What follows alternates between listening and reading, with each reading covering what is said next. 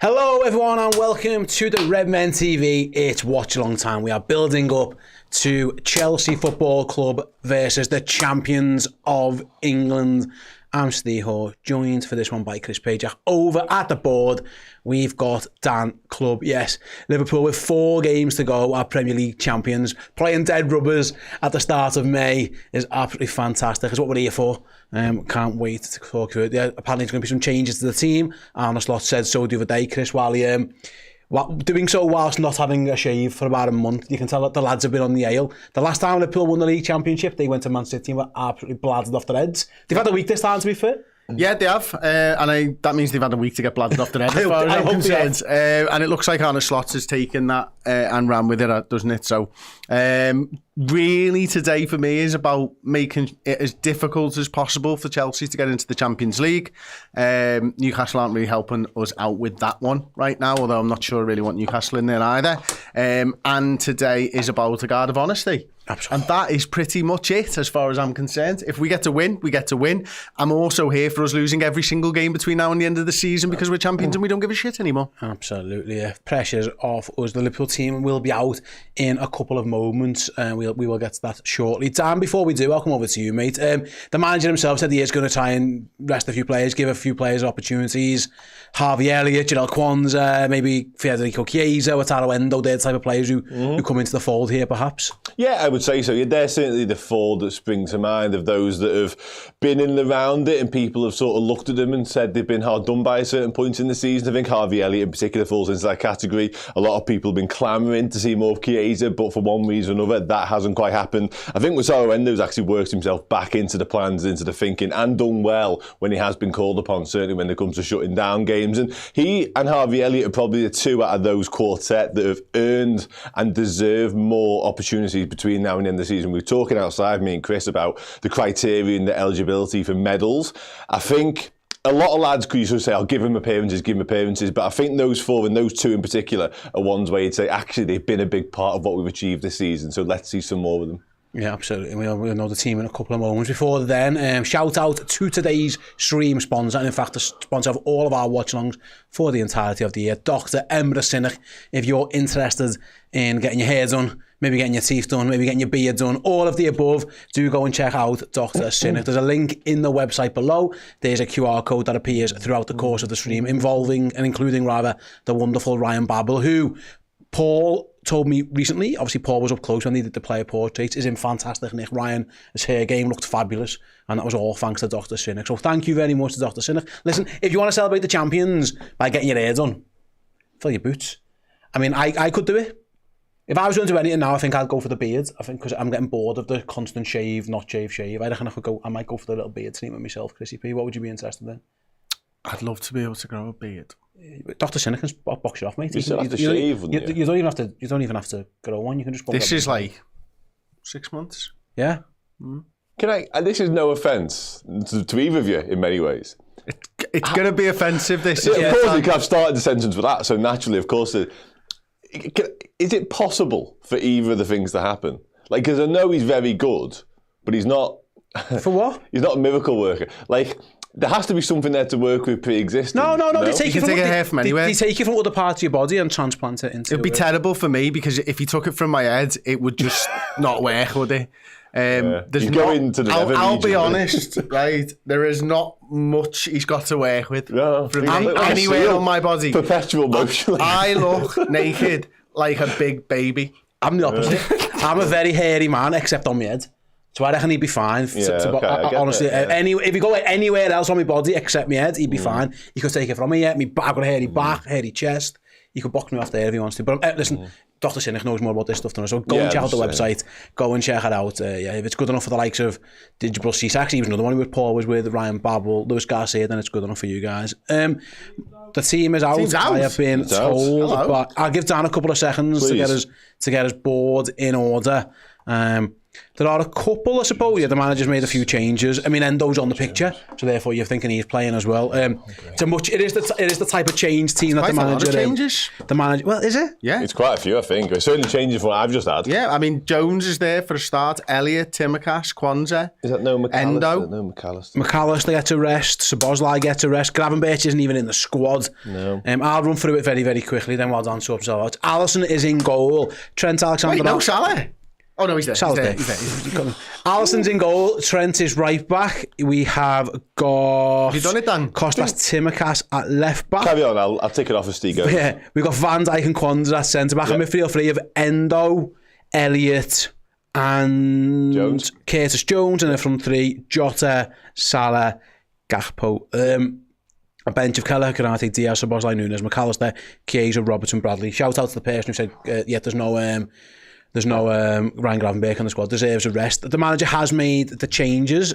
Chris, I'll come to you first while Dan sorts all that out. I mean, who cares really? It's the ultimate. He's giving lads a game there. But anyone you're excited there to see start? Honestly, Elliott. I mean, Dan mentioned him before and stuff, but I felt like certainly over the last sort of 6 weeks, games have been screaming out for Harvey Elliott. And I know the importance of Dominic Szoboszlai, so you don't need to sort of tread over that. And I think everybody knows the importance of it.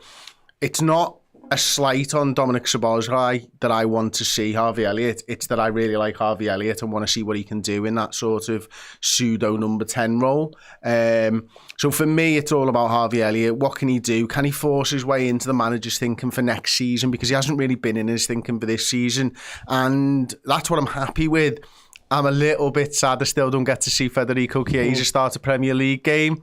I saw a stat on This Is Anfield today, Steve, that said if Federico Chiesa doesn't start between now and the end of the season, we will be the first league champions to not start a new signing the following season while winning the league since 1970-71 when Arsenal did it. Now, that's a great start, but we've actually already won the league without starting a new signing, which is pretty insane. But I'd really like to see Federico Chiesa. He'll get a game at some point, I'm sure he will. Dan? When Mo's broke the record? Yeah, because he's not getting a start on he's not until that happens, you might be right, you might be right. Dan, talk to me about Wataru Endo getting a guard of honour off Chelsea, please, and the LFC midfield. Is Lavia and Caicedo playing? I will go through the Chelsea team in a moment. Wataru Endo getting his guard of honour is the stuff of dreams, really.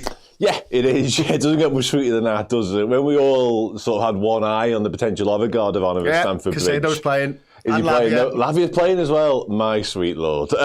Yeah, that's unbelievable. That is so good because it was, we were laughed at really by a lot of rivals when we did miss out on the aforementioned targets. And obviously you could throw Tchouameni and Jude Bellingham into that mix as well. And then we end up with, in inverted commas, Wataru Endo. And a lot of people looked at that as a real downgrade. And now the fella's about to walk out at Stamford Bridge and get clapped onto the pitch by two of those that we reportedly and seemingly missed out on. It's pretty glorious, to be honest. Absolutely. I will go through the Chelsea 11 for you then. Sanchez in goal.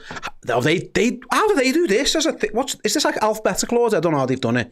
They've got Caicedo, Chalobah, Colwell, Cucurella. No, it's contract length. It's all of how long they've got left on the contract. Well then, yeah, fucking loads. Is Caicedo playing full back? Caicedo is playing right back. Go onto my screen, Aaron, if you want, mate. Okay, and then because we've got it up in where they think it's going to be. So okay, Caicedo, Chalobah, Colwell, Cucurella. That's interesting. Lavia, Enzo, and Palmer, I would guess, as a midfield, and then either side would be Madueke and Neto behind Nicholas Jackson. Yeah, so Moises Caicedo doing right back work there up against Cody Gakpo for Liverpool, of course, is interesting enough.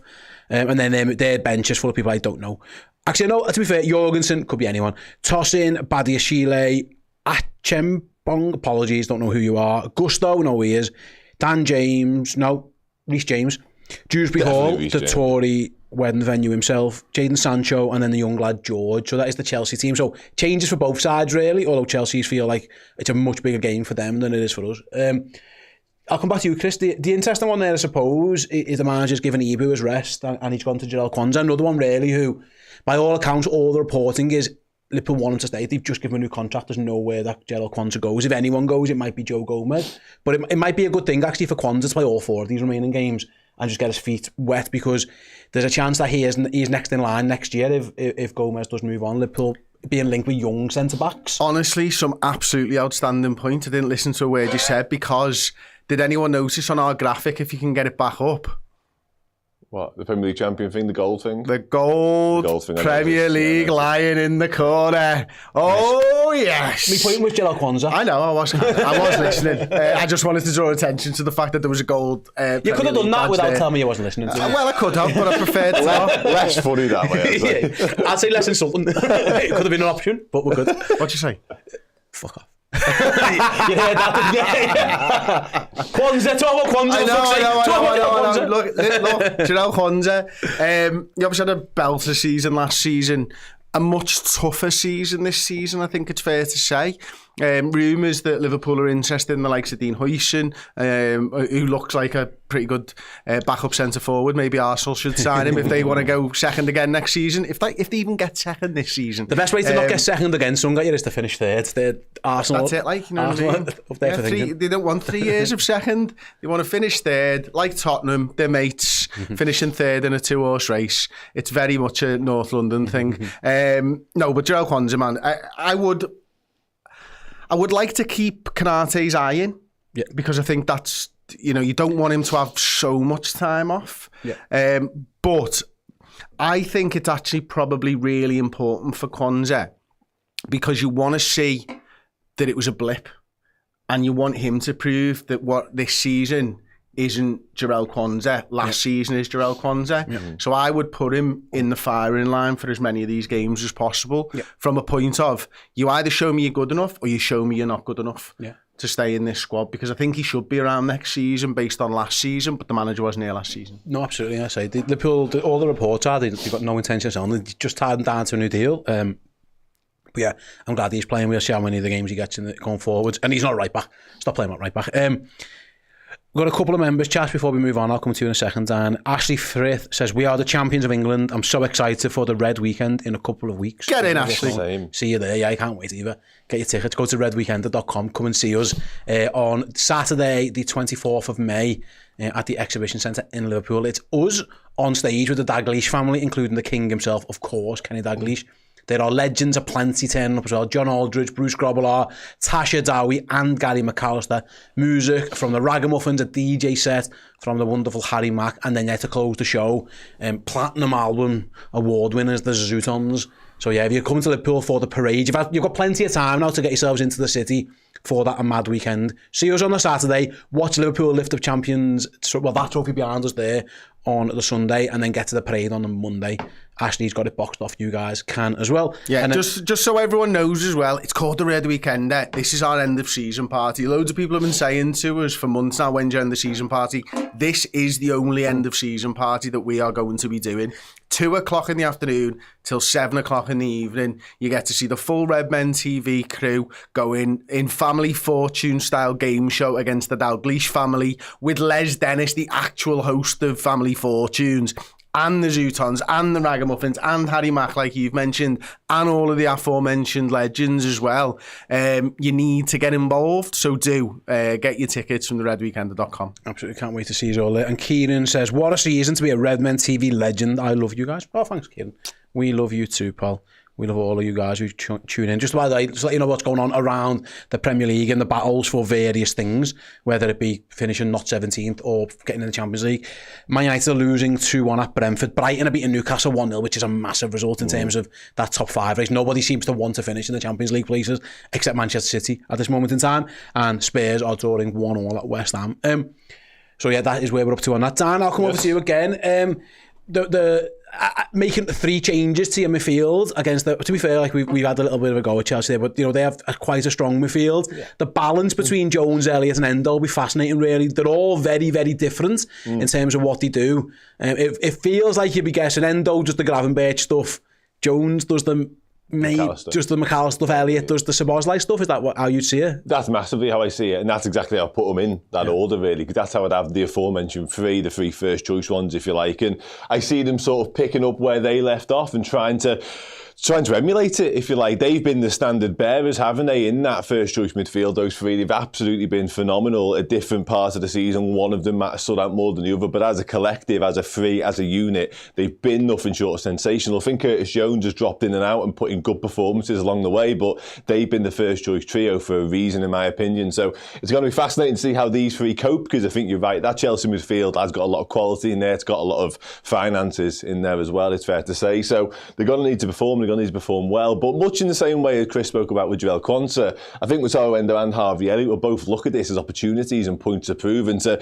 sort of make their claim for sticking around next season, especially Harvey Elliott. We've heard him recently come out and say he wants to stay and fight. This is his first chance to do that. This is the first opportunity he's got since those comments to get in front of the manager and put in a type of performance that means he's definitely part of the plans next year. So in terms of the balance, in terms of the way it's going to work, in terms of dynamic, I think he'll be looking to do a lot of the attacking stuff whilst also helping out Trent. Wataru Endo will be picking up the pieces at the back, and Curtis Jones will try and do this all-encompassing complete midfielder role. No, absolutely. Like you say, it's Harvey's first Premier League starting as well this season. And shout out, by the way, to LFC Mav, can I just do that comment, please? I've got it. Okay, afternoon, lads. Please give our Jamie a shout out. He's missing the game today. Been taken to the hospital now, about to have an emergency operation. He starts watching you guys while he is waiting. Good luck, Jamie. Yeah, good luck, Jamie. Hope the operation goes well. Hope you get the result that you want today, and thank you for being part of our community. It means a lot to each and every one of us. Feel better, Jay, as soon as you're out of there, mate. It'll all be right as rain. And yeah, don't worry. Listen, mate, it's not the worst match to miss.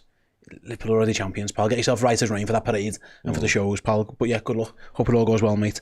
Yeah, I've got a few people in the comments saying good luck to you as well, mate. Hope it all goes swimmingly well for you, buddy. I suppose, Chris, the manager, again, you're looking at players who maybe are or aren't going to be here. There's a lot of talk about Kostas Tsimikas and his future, because, again, the noise is Liverpool are going to sign Kirkes from Bournemouth, probably going to lose a left back, and that left back is probably Kostas Tsimikas. That's the general mood around the club at the moment in time. The manager's gone with Tsimikas again. Are we reading too much into it? Is it a little bit of shop window kind of stuff? Is it just resting Andy Robbo? What are your thoughts on? Because a lot of the games here are meant to be building up to next season, but we're led to believe Kostas might not be here. I honestly don't know the answer to that. I think, judging on what Andy's done throughout his career, I feel more comfortable having Andy in the squad next season, and I think a lot of Liverpool fans would agree with me. You might be the vice captain, mate. Yeah, well, that's it, isn't it? Obviously, that leadership, the fact that he's been there and he's done it and he's won it, in any competition now suggests that you'd want that leadership in there. And he's been fantastic this season. Don't let anybody tell you different. And when I say fantastic, I've probably over-egged the pudding a touch there, to be honest with you. I do think he's been fantastic in the big games when we've needed him.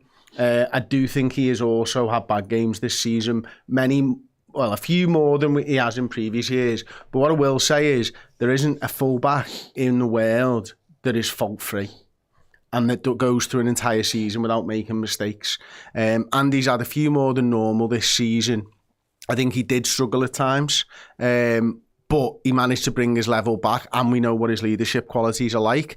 So I would have him in that squad all day, every day next season. But why I'm hesitating is, before the league was wrapped up, we were seeing Kostas Tsimikas play games ahead of Andy Robertson. Yeah. So do I think it's a shop window thing?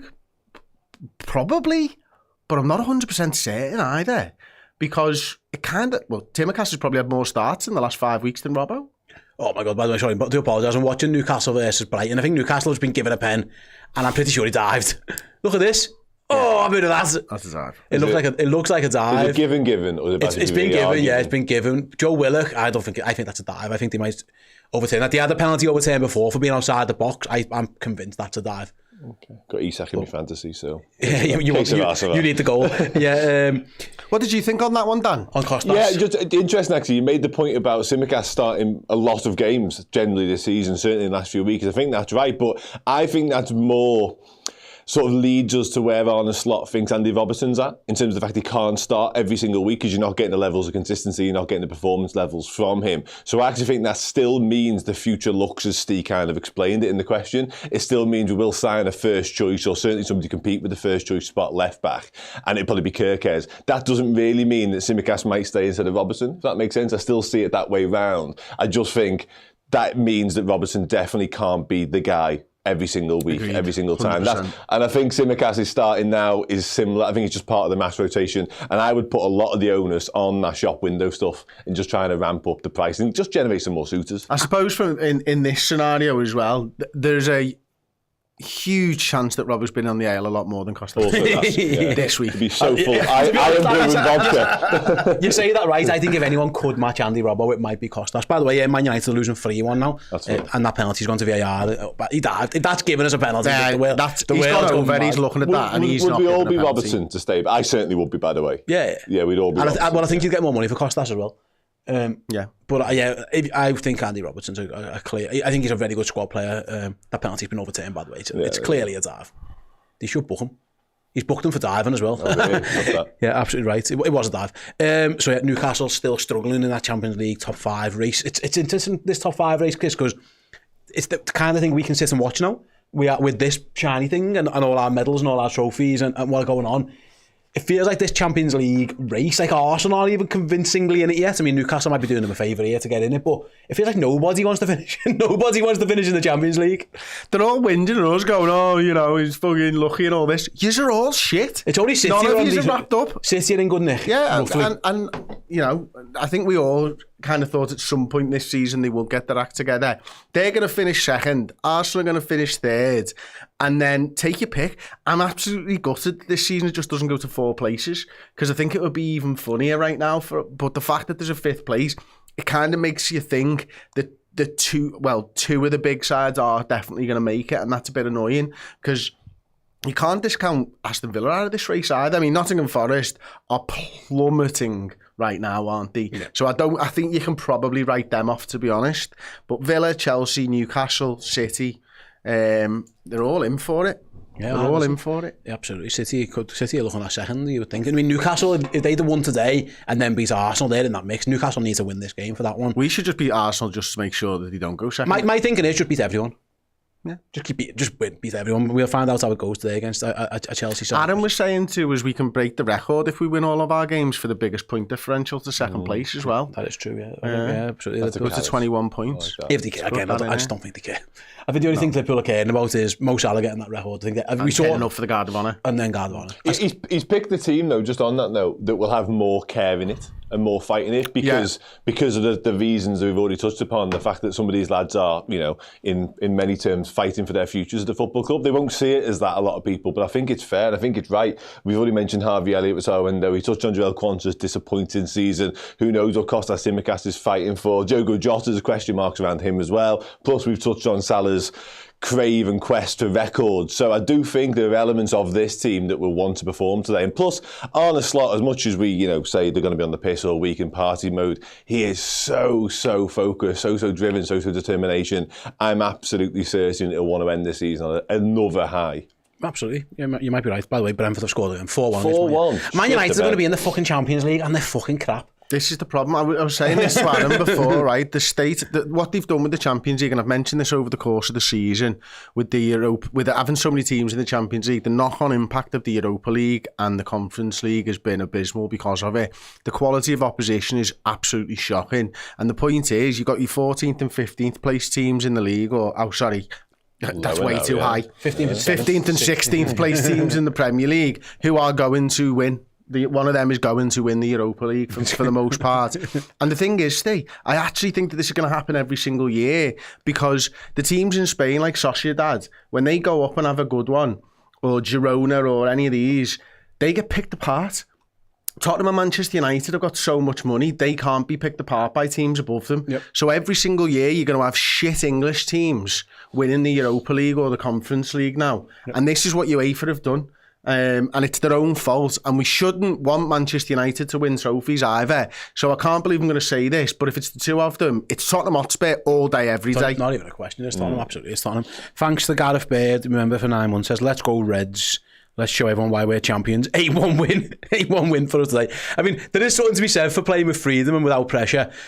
They all want Mo Salah to score. We saw that last week. So I think anything on Mo Salah shot attempts, all that kind of good stuff will be worth having a little look at for sure.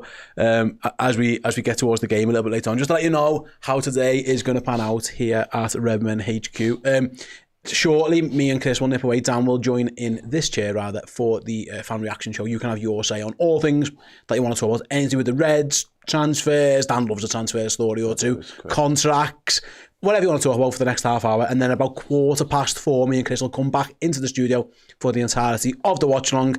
After which, here on YouTube, again, you'll be in with Dan with the fan reaction show to the game and the player ranking show at the board. Me and Chris will be over on redmenplus.com with the player ratings podcast. If you want to check that out for free, in honour of Liverpool winning this glorious, glorious trophy behind me. Ta-da!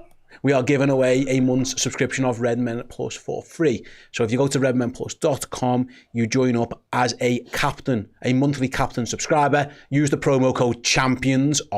Why did you pick that? Because we are the champions. Use the code CHAMPIONS and you'll get a month. Champions! Sorry, just want to say. Keep saying it. You'll get it completely free for the month. So if you do it from today, you'll get all the rest of the remainder of the season. Anything that comes from the parades, the start of the summer as well. Never been a better time. We're told people are going to be busy this summer, so there'll be loads to get involved in. Come and support us. It's probably some backstage stuff from the Red Weekender as well. Loads of all that kind of good stuff as well. There's loads to come. And we're already in the production of a little bit of a special as well for Liverpool winning the champions, becoming champions rather, that you'll be able to get your eyes and ears into. So yeah, go and check it out. It won't cost you a penny. If you cancel at any point in that first month, won't be charged ever again. If you like it and you want to stick with us, we'd appreciate it. Then go and get it yourself sorted. Yeah, Robin says, is it Robert? Says, was that champions, lads? It was champions. Promo code champions. I'll say it again, champions. One more time, champions. Because who are the champions? We are the champions. Champions, champions, champions, champions, champions. CHAMPIONS. Champions. Go and get it included. Honestly, it's brilliant. If you haven't already, go and check out last week's Final Word show on there with John Machin and Steve Plunk, kind of putting Liverpool's win this season into like historical context where it stands, because they've seen Liverpool win numerous titles. I think John said this is his 15th time he's seen us win the league, and he's also seen us get promoted from the second division into the first division. Unbelievable, like the best storyteller in the world is John. So yeah, you can check all that good stuff out. Here's a question for you, right, from Alex Kent. And I'm going to add to it, Dan, okay? Go on. Does it matter about getting 90 plus points, was the comment. Yeah. I'm going to say, can you rank what you want from Liverpool between now and the end of the season? So 90 points is probably one of them. Yeah. I'll give you another one. Salah's 30 goals and 20 assists, breaking the goals and assists record. Yeah. Can you rank your top three of what you want to see from Liverpool this season? Salah's goal and assist record will be top of that for me. But I think he's deserving of it, to be honest with you. And Steve touched upon how desperate his teammates are for him to get it. So I think it'd be a really nice, fitting way to end the campaign, actually. And obviously with his new contract already signed, sealed and delivered, that'd just be a glorious finale to another brilliant season for the one-season wonder. 90 points would be nice. Yeah, I'm interested. I'm keen on that 90-point barrier. Not that I really give a second thought to what rivals think of us, but I think 90 is a nice threshold of champions. And if you can get into them sort of realms, you'd win most Premier Leagues with that points tally. So that I'm keen on. What was the third option? It's up to you. Well, I can pick a third option. Whatever you want as a third, but you didn't have to be a third. No, it could have been your number one rank. Okay, it could be minutes for somebody. It could be breaking the amount of points by winning the league. I've got it. I would like to see some more. And this is very in keeping with my fondness of the academy lads. I'd like to see some more James McConnell, Trey Naoni and Mia Ngamoa in the final 3 games. Obviously not today. Like it. What would yours be? Salah is one. Break the record. Beat Arsenal. Oh yeah, good After job. Getting, it would be second. I don't care about anything else. Beat Arsenal. Hopefully they lose to PSG and then we beat them. Would be next. Chiesa starting a game. I'm quite interested in that. I do think next year we're going to lose Mo Salah for a lot. The AFCON being moved before Christmas is a bit of a stinker for us. So you're going to need someone. If they're not going to sign another right winger, which we don't think they are, someone's going to have to play there. So I wouldn't mind seeing a little bit more of Chiesa over there once Salah breaks the record. And then, yeah, the points margin is a thing. 19 is the record. In Man City in 17-18, that was the Centurions, wasn't it? They were 19 points clear. Liverpool are well within the range of potentially getting to 20. I'm quite shocked that nobody mentioned get a contract sorted for 10. I just don't think that's good. I think that ship sailed. Okay. If they want to do that, feel free. I would like them to do that. But in terms of, can I add to that then? In that case, I thought you were talking exclusively on the pitch. New deal for Arne Slot. Oh, straight away. I would, yeah. He signed a 3-year deal, didn't he? And he's already used one of them. So he's already in his final 2 years of his contract. He's won the Premier League. New deal for Arne Slot in that case. He ain't going anywhere though. After the comments about bringing players in and Anfield, he experienced that. He's going nowhere for the foreseeable. He's just on about a quarter of everybody, all the other big managers, isn't he? Yeah, just give him some more dough. Yeah. For what it's worth, in terms of the gap, if Liverpool win today, that takes them 18 points clear of Arsenal, I think I'm right in saying. 67 to 85. Like I say, the biggest gap. You beat them, it goes to 21. Yeah. The biggest, but I mean, and then it'll stay at 21 if they win the next ones. Yeah, so there's your opportunity. If Liverpool are interested in becoming the most dominant champions, I think I'm just double checking. I think I saw it was 19. It was City's Centurions. They won 19 of their first 20 games that season. Liverpool have pissed this one today. We were on for that, weren't we? Let's be honest. Had it not been for the way the season ended, we'd have probably eclipsed that, I would say. Yeah. We were flying, man. And Watford, you bastards. Oh, yeah. Back in you're talking about Liverpool. That year, so 99 points. That was Liverpool's 99-point season. But yeah, if they want to be the most dominant side, that's there for them as well. What's your answer, Chris? Mo, goals and assist record. But not just the goals and assist record. I want him to do the 2020 thing.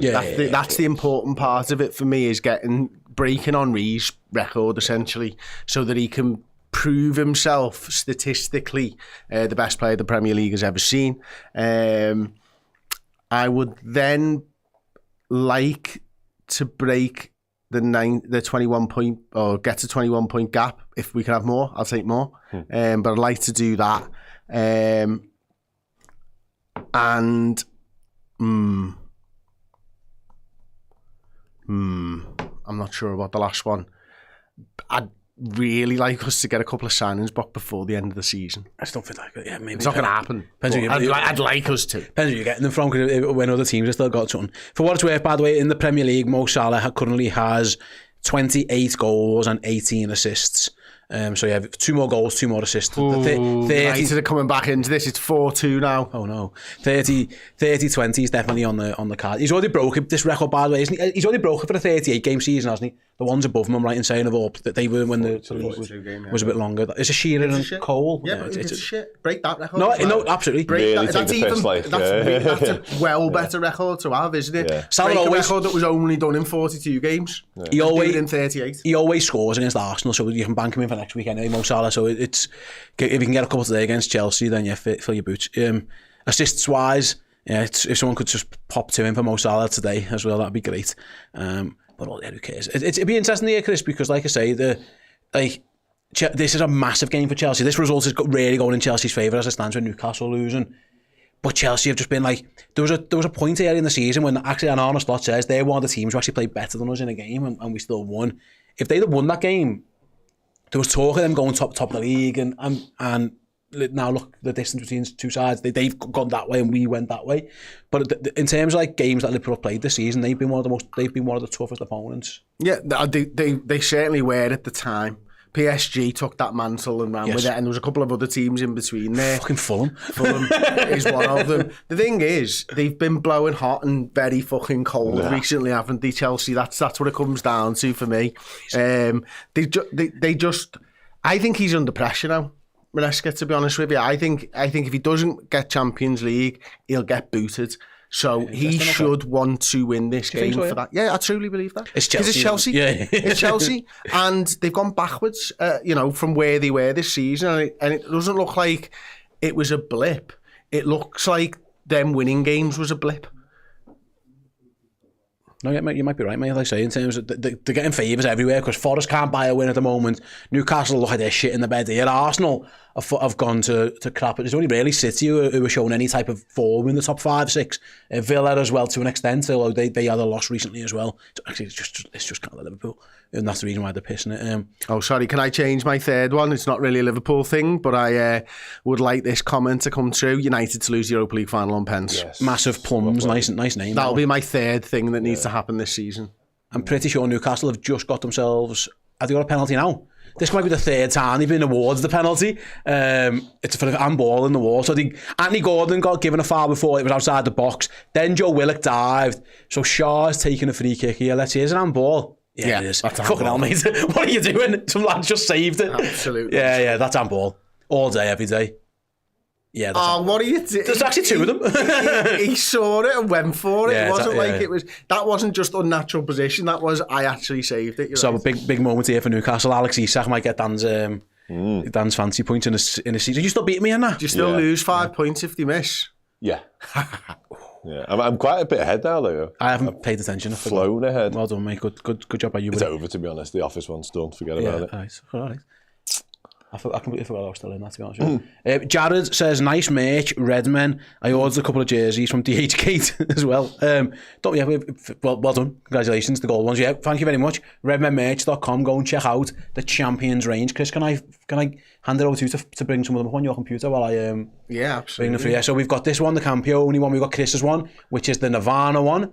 Haven't we all just been in Loads. Aaron, can you bring Chris's screen up? There you go, look at them. The Back to the Future ones proven to be very popular as well. We've got It's not Back to the Future. It's nothing to do with the film Back to the Future. It's a Back on Our Fucking Perch t-shirt. Sorry. And that is like nothing to do with Nirvana. That's Bliss. Okay, sorry, apologies, yeah. Bliss Campione. Ignore the fact that it's called Nirvana Campione too. But it means, the name Bliss. Back on Our Fucking Perch. We can't get sued. This next one's got nothing to do with the TV show. It's just the word Succession. What a coincidence. We've highlighted the fact that the success is the important part. Yeah. And Arne Slot's joined that now. You may have seen machines in the pub. This is a slot machine. This has nothing to do with machines in the pub. This is just about the song that we sing hand it over. This is the fact that we are champions, and this is them Scousers again. So yeah, just to repeat, Campione, Bliss, and Back on Our Fucking Perch. Nothing to do with the film. If you're watching this from any type of patent office or something, it's a massive coincidence. Like, absolutely. Yeah. I said, just come up with something with Back on Our Fucking Perch and a triangle, lads. The musical instrument, the triangle, the ding, ding, ding, ding, ding, and this is what we came up with. Yeah. No, it's just nothing at all. Nothing at all to do with it. So you guys, redmenmerch.com if you want to get yourselves something special, maybe to get ready for the parade in a few weeks if you're coming up to Liverpool or down to Liverpool or over to Liverpool. Yeah, Diane says my slot machine one came yesterday. I love it. I mean, that could be a euphemism. That my slot machine came. Yeah. Move on. And it'll be them Scousers again. Absolutely move on. Well, Never been more move on. Sorry. I'm sure you had a good time, Yeah. Quad Bod says, I've got the slot machine as well. Bet you did, pal. Bet you did. Please move on. Isak scored for you, by the way. Good, I'm glad. There you go, you're glad. You can have that one. So yeah, Newcastle very much back in this Champions League race. Now the goalkeeper and Isak having a right old ding-dong over getting the ball back. But thank you everyone who's ordered one of the shirts. By the way, the t-shirts, it really does help us out in terms of supporting all of this. We bring you all this good stuff for free on YouTube, and we do it in the best quality that anybody does on the internet, by the way. And we do it because people help support us in other ways. And yes, Jared, we do ship to the US. We ship to pretty much everywhere, to be honest with you, but the website will tell you. Thank you very, very much indeed on that one. Right then, it is just about 10 to the hour. So what we're going to do, we are going to hear from Arne Slot, who, with a not only stubble of the face, stubble of the head as well, which goes to show out what mood he might have been in, spoke to the press ahead of this big game. After you've heard from the manager, Dan Clubb will be in this very chair to chat to you guys on the fan interactive portion of the show. Me and Chris will be back at 4:15. See you on in a minute. Arne, first of all, congratulations again. What's the celebrations been like? What messages of congratulations have you had, and how much are you looking forward to lifting the trophy and the parade to come as well? That's a lot of questions in one. Of course, a lot of messages, and yeah, they are 9 out of 10 times they're the same. But it comes from a good heart, and it's always nice to get these messages. I've tried to answer all of them, not by sending big messages back, but try to answer all of them. It's been amazing, especially Sunday. It was maybe for all the Liverpool fans, but for many of them, one of the best days of their lives, and I think it was the same for me. The way the whole day went, arriving at the stadium, how intense the fans already were, then during the game going 1-0 behind, so it even felt like, oh, they're not going to give it to us, we have to work for it. Scoring the goals, seeing how much it meant to the players, but also to the fans was, and for me, was really special to be part of. Who was the most famous person you got a message off of? Congratulations. Yeah, I assume that's Jurgen. Yeah. And what did he have to say? What did he have to say? Yeah, what most of them said, congratulations. Now you know how special of a club it is. Now you are part of the history as well. These kind of things, and he was really happy for me, for the players, for the staff, for the fans. Like we all know Jurgen. So yeah, maybe I forget a few, but I think he was the most. Hello everybody, welcome back to the Redmen TV, your home of the greatest fan channel on earth who supports the Premier League champions. That's right, and that's a fact. How are we? Hope we're good. I'm sure we're all brilliant because, as mentioned momentarily ago, we are the Premier League champions. We're about to watch the Premier League champions. We're 40 minutes away from kickoff. Liverpool down at Stamford Bridge taking on a team that haven't won the Premier League, which is Chelsea. Chelsea, including Moise Caicedo and including Romeo Lavia, are about to give the Premier League champions a guard of honour onto the pitch, which will just be wonderful, won't it? How are we feeling? Are we excited? Are we looking forward to it? What we're looking forward to most? Who we want to see? How do we think the game's going to go? All of that stuff. Do we care? Do we really care? Or are we just in it for the good times now? And by that I mean guards of honour and seeing some lads who we've hardly seen kick a ball this season. C-Mac gets us going. We're still hungover from last weekend. Well, I have some sympathy for you. It was, if ever there was a weekend or a time of our lives whereby it was justifiable to be absolutely bladdered and the roughest possible person for the next week, it was definitely that. Because it was just the best of times. It really was. I'm not a drinker these days anymore. I've knocked it on the head for a good few years now. Used to be. But honestly, even I was tempted to join in the festivities. But I was just completely exhausted by the whole thing. But what a thing it was. It was just joyous. Joanne Alvito says, good morning, Dan. I hope we beat Chelsea. Too many Chelsea fans thinking it'll be easy today. Yeah, and I'm certain there'll be a lot of the teams we're about to face and the supporters of that team thinking this will be a free hit for them because obviously there isn't loads or anything at stake really. There's, we discussed earlier on, some point records and some points tallies that we might be aiming for, but in reality, what have we actually got left to play for? Bit of professional pride. I'm certain some of the lads will have that. These are professional footballers, these are professional athletes. They won't want to just roll over and get beaten by anybody. They haven't got to where they've got to in the game without that competitive spirit and that desire and that willingness and the want to fight. So I'm certain we're going to turn up for every single game. I don't think it's quite been the party and the celebration it was 5 years ago when the lads were absolutely smashed off their faces for the final games of the season. I think it's been quite different. They were back in training quite early this week as well. So I can expect a certain standard of performance. It might not be peak Liverpool. What it might be actually, it might be a Liverpool side that play with a bit more freedom because, again, no pressure, shackles are off. And also, I mentioned earlier on in the pre-bit of the show, there's a few lads in that team that have got some points to prove and will want to show the manager that A, they're worthy of more starts and more opportunities moving forwards, but B, maybe they should have been more involved this season as well. I'm looking at Harvey Elliott, to be perfectly honest with you. But anyway, sound. Let's dive into some more chat. We are here for the Caicedo giving the guard of honour. We're all here for that. Mostly Caicedo, to be honest. I think we're all semi-looking forward to seeing Lavia doing it as well, but the Lavia saga ordeal went on for a long time, but never quite played out in the same way, without the same drama as the Caicedo one did. And ultimately, the Caicedo one looked like it was a straight choice between us and Chelsea, and he opted for Chelsea. More fool him, and it does make it all that little bit sweeter about what we're about to witness as well.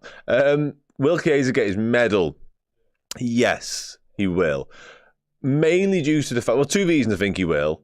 One, because he'll probably going to play another game between now and the end of the season. Might even come on today, and that'll be his fifth appearance. If you look at the minutes, oh, that's a good save. If you look at the minutes that have gone with those appearances, it's nothing. Like, it's tantamount to absolutely fuck all.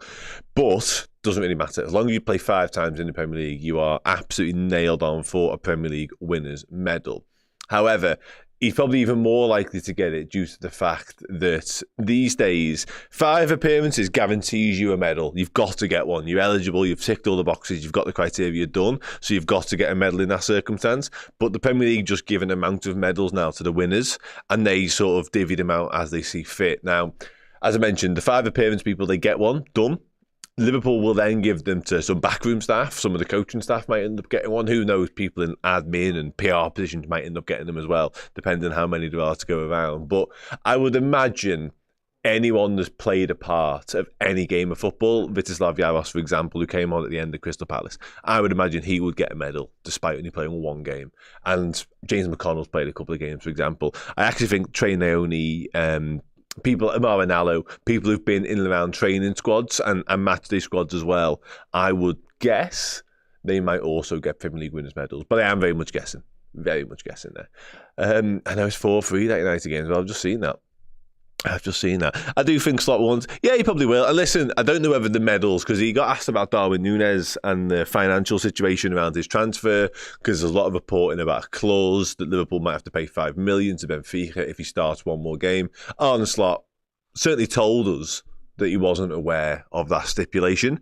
I'm not sure how aware of the medals and appearances criteria eligibility he will be, but I just think he'll want to play him again anyway. I can't see him not featuring at all in the final 4 games. He's on the bench today, which means the likelihood is he will probably get on today, I would suggest. The non-inclusion of Ryan Gravenberch is interesting to me, whether that's just because he's played so much football and he needs a rest and they decided to keep him away from the squad altogether, or whether he's carrying something, maybe picked up a little knock, a little niggle. If anyone's seen anything on Twitter, do let me know. But hopefully, whatever it is, nothing serious at all, because he's been outstanding today and one of the players who deserves to be on the pitch, I would suggest, for that Crystal Palace game. Because as much as you want to swap and change, I think you're going to want as many of your regulars on the pitch, or at least on the bench for that game, because that's the day, isn't it? That is the game. On the podcast, we are actually off Bank Holiday Monday, which isn't something I've been able to say often, because normally we never are. I'm guessing, I hope I'm not speaking out of turn here, I'm guessing it's because we've been so busy, and we're about to be so busy what's to come as well. So we've actually got a Bank Holiday Monday off, but we will be doing podcast stuff Tuesday. So all the usual Monday content has been pushed to Tuesday this week coming. So yeah, you won't miss out. It's just going to be a day delayed, which again is not something I've been telling. Having the producer just walked in, like, I can't get my head around the fact we're not in tomorrow. It hasn't quite sunk in yet. I'm sure at some point it will. Probably when I get here about 9:30 tomorrow morning and realise that nobody else is. Do I think Chiesa will come on today? I do think we'll see Chiesa today. Thanks, Nige. Appreciate that. Yeah, I do think we'll see some Chiesa today on that point. I was interested. I was looking at Salah a moment ago. I think the only way Salah, because he's the one who you'd like to see come off in an ideal world. But obviously we spoke a moment ago about the records he's chasing, the numbers he's chasing, the quite frankly ludicrous numbers that he's chasing as well. I think maybe if he gets a goal and an assist, or 2 of 1 and 2 of whatever, then maybe you could justify taking him off, or it would be okay to take him off. I think anything short of a proper, tangible impact on the game, he's going to be desperate to stay on, because he is so driven by the numbers, so driven by the records, and he's on the cusp, if he hasn't got it already, of an all-time Premier League season here. He could do 30 and 20, which is just next level crazy. And I think the more you can get out of him between now and the end, the more opportunities you give him to do that, the better. Russell Isaac says, Dan, do you think we'd have won the league with the players that turned us down for Chelsea? Oi, there's a question. Well, the question there is, would we have signed the ones we ended up with, I guess. So I guess the straight shootout is like Endo, Lavia, Caicedo. And I can say no, I don't think we would have done. But I think individually, Lavia's been badly hit by injury since he got to Chelsea. I do think he's a very talented player. Obviously, when we were heavily linked with him for forever during that summer, we obviously did a lot of shows about him. We did a lot of research on him. We spoke to people who know him really well. And all the feedback, all the reports was really, really positive. So I was very excited about the prospect of us signing him. So I'd be lying, I'd be disingenuous to sit here and say that I don't think he'd have been a good signing. If we'd have signed him and he had the same injury problems, he's been badly hit by it, like I mentioned, then that would have been fucking shit, let's be honest. But as for Caicedo, him and McAllister were brilliant together for Brighton, weren't they? So I do think we'd have seen a better version of Moise Caicedo than the one that went to Chelsea. And ultimately, we were a better equipped side. We had more stability, more continuity in that Chelsea side, because that Chelsea side's been fucking mental for the past 18 months in terms of the incomings and the outgoings. So I do think both Caicedo under Klopp would have been better. Caicedo under Slot would have also been better as well. So I think both of them would have had better individual campaigns than they would have done had they gone to Chelsea, which they did. And this is the point kind of as well. I think Arne Slot's coaching methods and the way he's improved the current crop that we've got would have again enhanced their game. So ultimately, yeah, I think we would have won the league with those two because they're both talented footballers, as much as you like to joke and say they're not. I thought we'd already beat football. Are these games the bonus level? Yeah, listen, it's difficult, isn't it? Even today, I went to the women's derby earlier on. I kept semi-forgetting that we were playing this game. It's that weird period now. I think all eyes, all focus, all attention is on that Palace game and the trophy lift. These are just sort of staging points along the way now. It'd be nice to see us perform, nice to see us play well and win, of course. But ultimately, from a fan perspective, it's hard to get really, really, engaged and up for these games now because, again, what's at stake just isn't there anymore. It's Slot with his staff, can't forget them. Really pivotal keeping our players fit and firing for 90+% of the season. 100% agree with that. And I've mentioned a few times recently that a lot of what Slot's done since he arrived, the tactical tweaks and just the slight alterations in how he's used the squad he had, have been brilliant. But one of the main things he's done, one of the elementary reasons as to why we've been so successful domestically in the Premier League this year is just keeping people fit. And that has been the biggest uptick and the biggest improvement we've seen from this crop, without a shadow of a doubt. There have been injuries along the way. Any rival fans that attempt to suggest that we've been completely lucky and we got away completely scot-free, that's just not true. We've seen the right-back situation swap and change time and time again because of injury. Alisson Becker was out for a sustained period as well. Ibu Konate missed a brief spell. We have had problems, but that's not to say that we haven't managed and kept the bulk of the squad insanely fit and available for the entire season. And there's a lot to be said for that. Whether we can repeat the trick next year remains to be seen. There's nothing to suggest we won't, because again, it's down to Ruben Peters and the way Arne Slot uses players. But yeah, it's been remarkable. And actually, it says here, the best ability rather is availability. Fitness can't be overstated. I do think we've seen, certainly the second half of the season, certain performances that haven't quite been up to the level. And I think fatigue's crept in every now and then. I think of the week PSG and Newcastle, certainly the Newcastle game. And that might just be off the back of what we had to do against PSG, ultimately, which ended in defeat, of course. But there was definitely a little spell there whereby I thought the Premier League results were okay, but the performances weren't quite matching or warranting them. And then, like I say, European exit, Carabao Cup defeat, maybe that's when we got a little bit leggy. And that's where I think the improvement in the squad and getting more players that Slot trusts and he can rely on, that's where we're going to have the biggest difference and the biggest improvement can be garnered next season anyway. Ares93 says, can you see us double swooping Bournemouth for Kirkes and Housen in the summer? Yes, I can. Because why not? I think they're both, if you'll pardon the pun, ripe for picking. And I think, obviously, we've got the Richard Hughes link. We've got a decent link with Bournemouth anyway, even prior to Richard Hughes arriving at the football club. But he should help grease the wheels for any move. And I think both players would be very keen to make the switches as well. Why wouldn't you? Come to Premier League champions. Like, what's more appealing than that? Not just the Premier League champions, but we are Liverpool. So that holds its own gravitas and its own weight, of course. It's always been a very popular destination to come play football. Plus, like I say, Premier League champions. So yeah, I think it's very doable. And I think the price of both individually makes it very plausible too. Both right in Liverpool's sweet spot in terms of the 40 to 50 million pound mark. Why not? I think they both, sorry, I just saw a comment there. I think they both have what we're looking for as well. I think Kirkes, I think we need that competition for a first choice left back. And I think he's the ideal solution to that. He reminds me a lot of Andy Robertson in terms of energy. His quality delivery, certainly for moving ball, is exceptional down the left. And he's 21, he's just the right age, he's just the right profile in terms of the amount of games he's playing now in the Premier League. So yeah, I'd be all over Kirkes. And as for Housen, I think adding an additional centre-back, certainly if Joe Gomez was to leave, is just smart squad management. I think he's 20 still, so he's very young. So he's got loads of room to grow and develop. And yeah, he looks a wonderful talent too. And again, 50 million release. There's a release clause. Liverpool love a release clause. It cuts out so much complicated bullshit. We touched on the Caicedo stuff. We touched on the Lavia stuff. Why get embroiled in that nonsense when you can just go and pay somebody's release clause?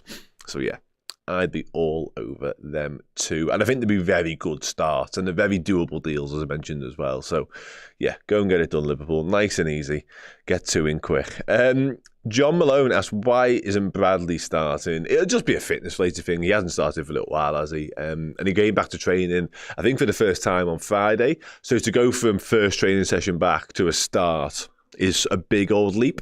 I don't think he was ever really in line to start this game. But it's interesting because we touched a moment ago on Tsimikas and the fact that at the minute, when it comes to the left-back conundrum, he looks like the one who's likely to leave, but he's starting today. And we know Trent is also, as it stands, like to leave the football club on a free transfer.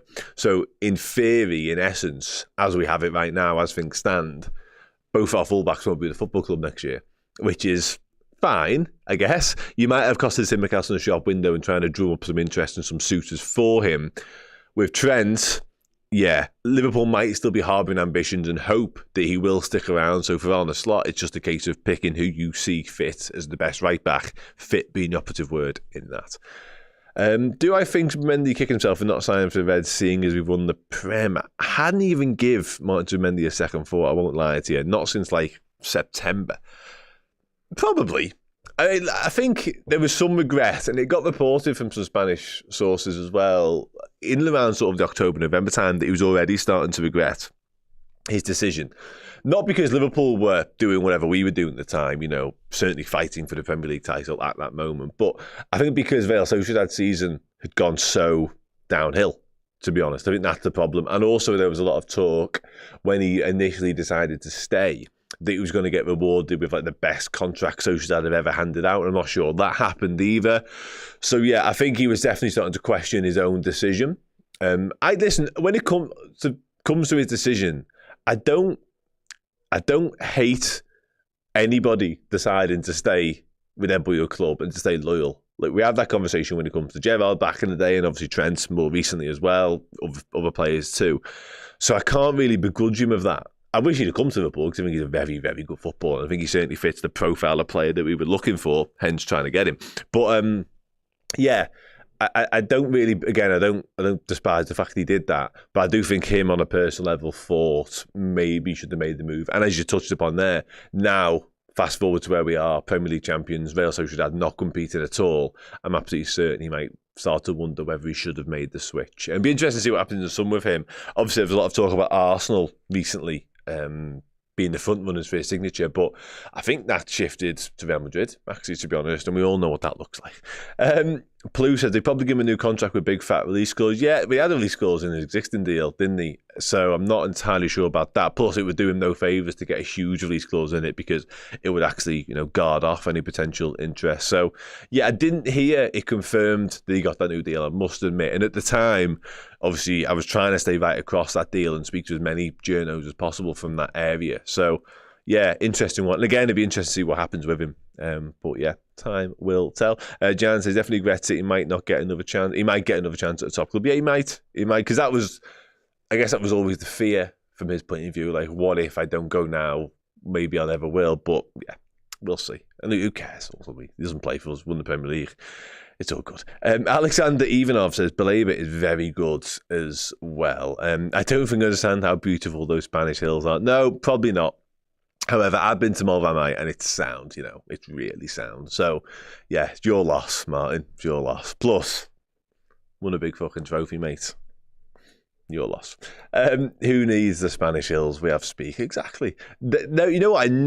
I absolutely knew someone was going to ask this question in this chat. I've seen it everywhere, obviously, clearly, because I exist. I've been alive. I've not been under a rock for the past 2 days. It is 100%. 100% a gorilla. I'm sorry, but that gorilla would absolutely dominate every single one of them fellas.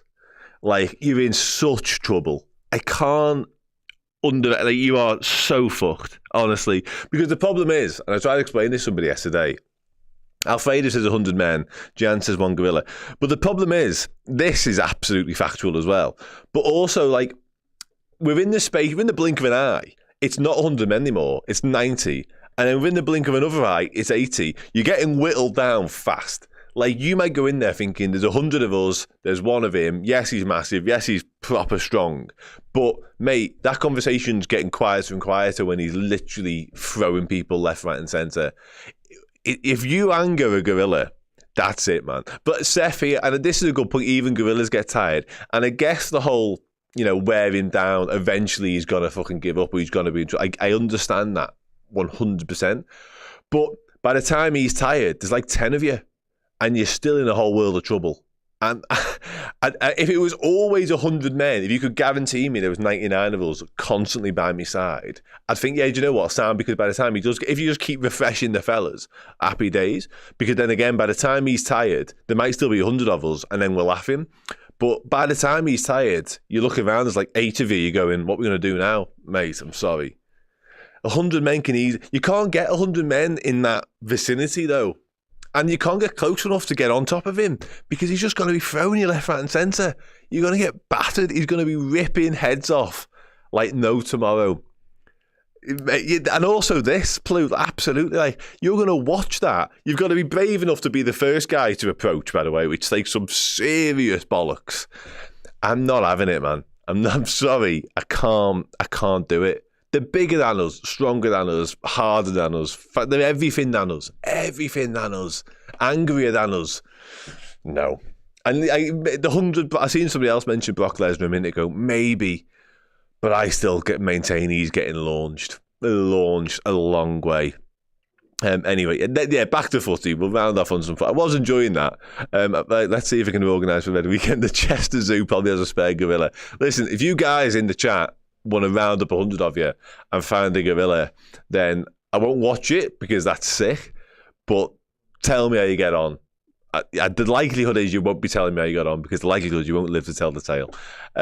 But my God, I can't see that chat, by the way, because my eyes are terrible. Somebody put that chat back in. It's gone from my screen and my eyes are really bad, so I can't see it on that screen. I do wear glasses. I'm not just like forever suffering. And now I'm just filled with gorilla chat, to be honest. Mate, this though, Baloo, thank you. Somebody is on my side. It's been all over social media, C-Mac. I've seen it. I think Chelsea lads actually did a little thing on it as well. And some of them said to them, what if it's George Foreman gorilla? Nicely done. Mike Tyson would be the one. You'd want Mike Tyson and people as scary as Mike Tyson. But even then, I think Mike Tyson's in a bad way quickly. Big up, Lee. How are you, mate? Hope you're good. If we don't get Isak in the summer, back to footy. Somebody mentioned Ste and Dan's a minute ago and I want to speak about it. Who do you think we should get? João Pedro, Ekitike? Both options. I think there are other options out there. Obviously, Gyökeres. There was a Mark Goldbridge. Fair enough. There's Gyökeres. Liam Delap's been mentioned. Not for me. I think Julian Alvarez is a wonderful footballer, and if that deal was any way possible, I would be all over it. Marco says Jonathan David. I don't hate the Jonathan David suggestion. What I don't like about Jonathan David's suggestion is if he's the one, he's the frontline guy. I think if you sign one, let's use Julian Alvarez. Let's live in that fantasy world for a moment because Isak is probably the one above.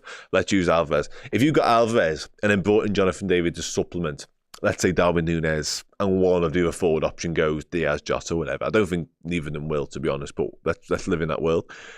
Then I think Jonathan David's viable. I think that's fine, but you need a marquee signing. Jonathan David on a free from Lille can't be your marquee 9 signing. I'm sorry.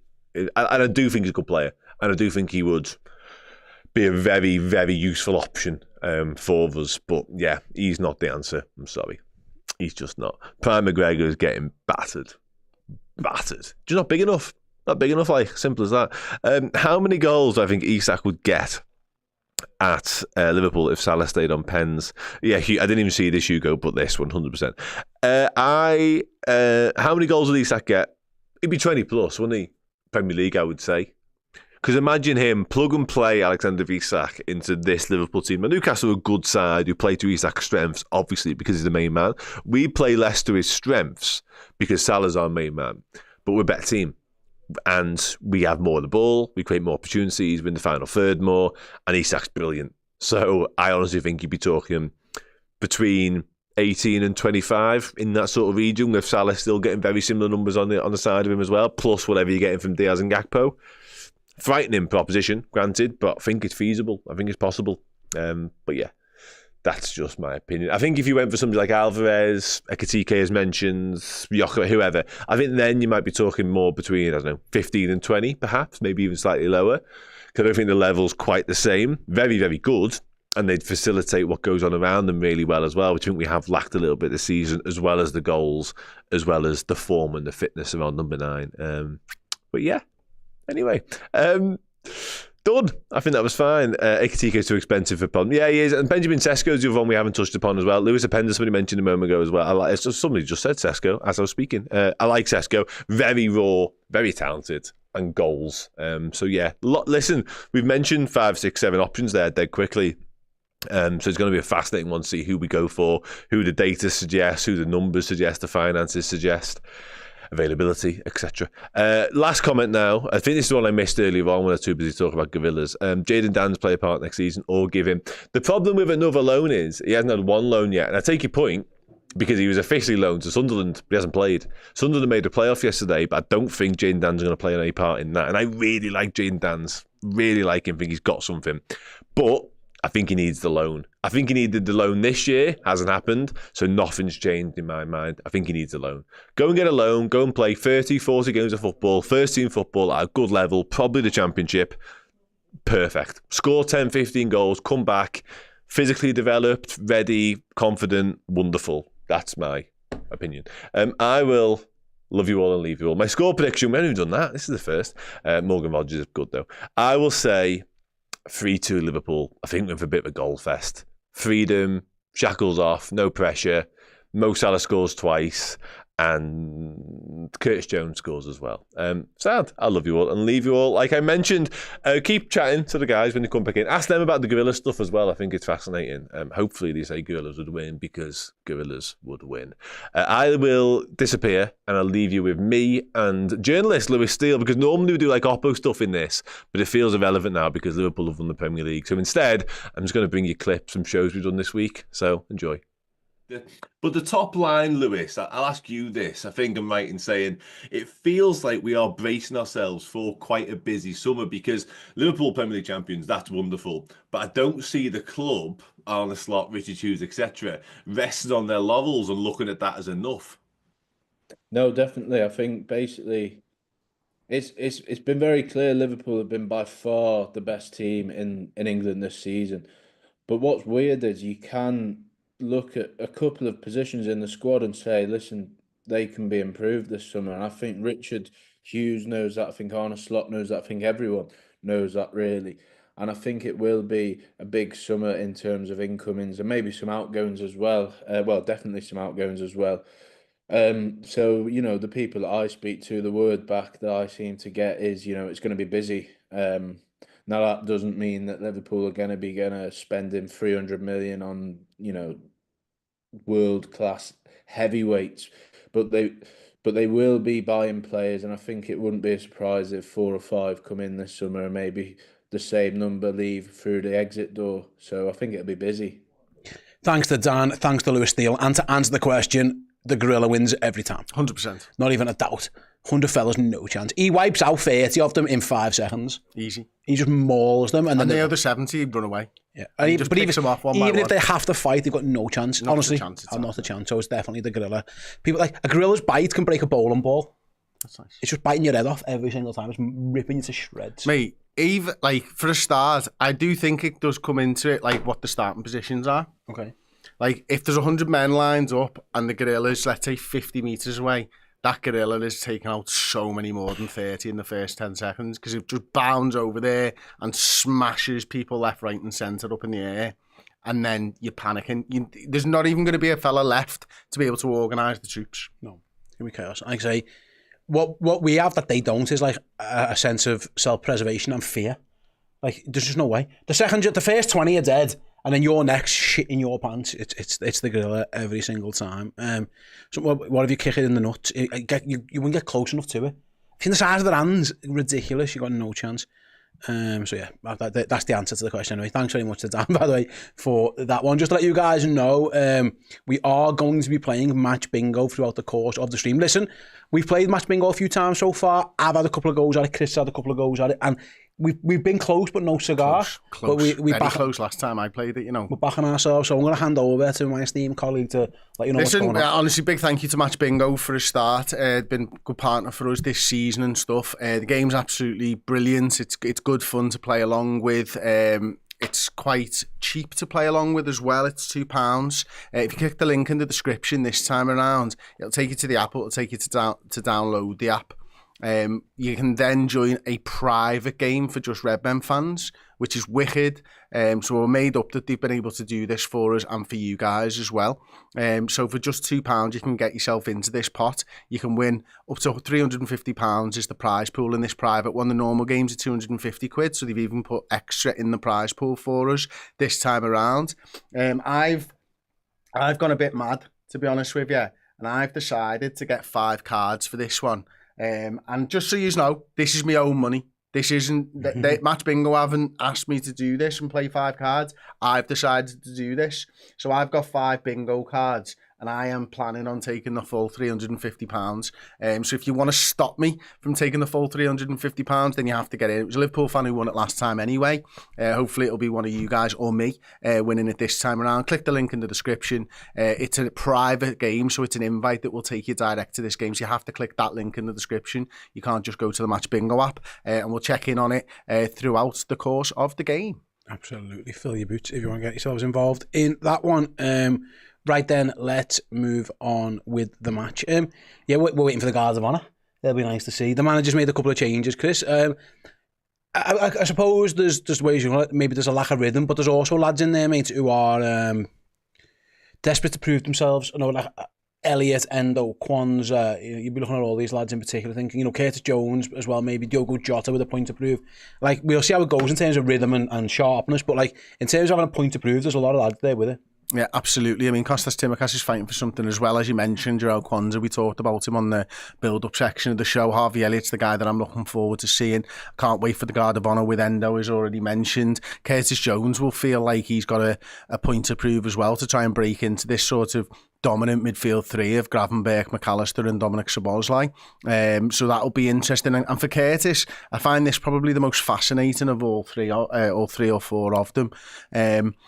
Curtis is going to be playing in a slightly different position to normal, because when he's been playing recently, I know he's played for McAllister a couple of times, but it has tended to be Dominic Szoboszlai's position that he's played in. I fancy him to have shifted over to the left-hand side, take that sort of more box-to-box role that Alexis McAllister's played. And see what he can do in that role, because he is good in part of it too, and sort of defending and stuff, but he is also good when he gets into the final third, and because he's on that left-hand side, used to be a left winger when he was younger and stuff as well, he'll be able to sort of rotate over there with Cody Gakpo at times, I reckon. Might help Kostas Tsimikas over there on that left-hand side, and give us a good idea of what we might see from Curtis Jones next season, or between now and the end of the season. Absolutely, we'll see how it goes in a few minutes. By the way, thank you, there's a couple of thousand of you watching along. If you could all press that like button and share the stream, it would be much appreciated. As we get to watch the Guards of Honour, me and Chris have come readily equipped. We've got the trophy, we've got the medals, we've got all of it good to go. So yeah, do check it out. And well, do press the like button, rather. It really does help us out. If you can do that for us, doesn't cost you nothing. Just pressing the thumbs up, innit? You like in your middle? Yeah, I've just got it perfectly over the circle, so now I can't move forever. Okay, good luck with that. We'll stay where we are. Your can of Fanta's kind of ruining the vibes of the trophy, I'll be honest, but perfect. I mean, that genuinely is. Yeah, fair play. That worked. Yeah, Arne Slot had a shave anyway. He's ready and willing for the game, and for this one, that's for sure. And Maresca was just on before saying that he's happy to do the Guard of Honour as well, after Rio Ferdinand coming out and saying it's embarrassing. What do you think of Rio Ferdinand, Steve? He's a dick. You know what? He was a very good footballer. Being a good footballer does not make you a good pundit or person. But there are better pundits than him who are way worse footballers. Like some of them like really, really bad footballers. A better pundit, he's just the absolute worst. The away ends in full voice there. Again on the boys and the ladies there having a jolly old time. The 20 balloons. The Champions Tour, mate, innit? Champions That's what it Tour, comes down to. Yeah, absolutely. Bring on the Champions 20. Either they're celebrating the trophy or the big Diogo Jota fans. One or the other. I'm guessing it's probably the other. Oh, yes. Get the end up. Where's the end? Get it up. We're champion. There we Thank go. you. It's deflated. Oh, no. Oh, no. Just like Arsenal's title challenge. Completely deflated. Slots happening, lads. Yeah, the way ends in full voice. Chloe did message before saying that she's having a whale of a time down there, and why wouldn't he be as well as the Reds? Yeah, parade the Champions Tour around London. Where else we going? London, Anfield, Brighton, Anfield. There's the 4 stops on the Champions Tour, and then all of next season, of course, the Champions Tour as well. Can't wait. Bring it on. We had a question actually. We didn't do score predictions earlier. Chris, have you got one now? You've seen our team, their team. Maybe the stakes are bigger for Chelsea than they are for us, that's for sure. But what do you think? 3-2 Liverpool. I said 4-3. Fancy it to be a tasty little game, actually. I do. When the pressure's off, I reckon Mo Salah gets a couple. He might break the record today. 2 goals, 2 assists. Ooh, I like that. I like that a lot. 4-3.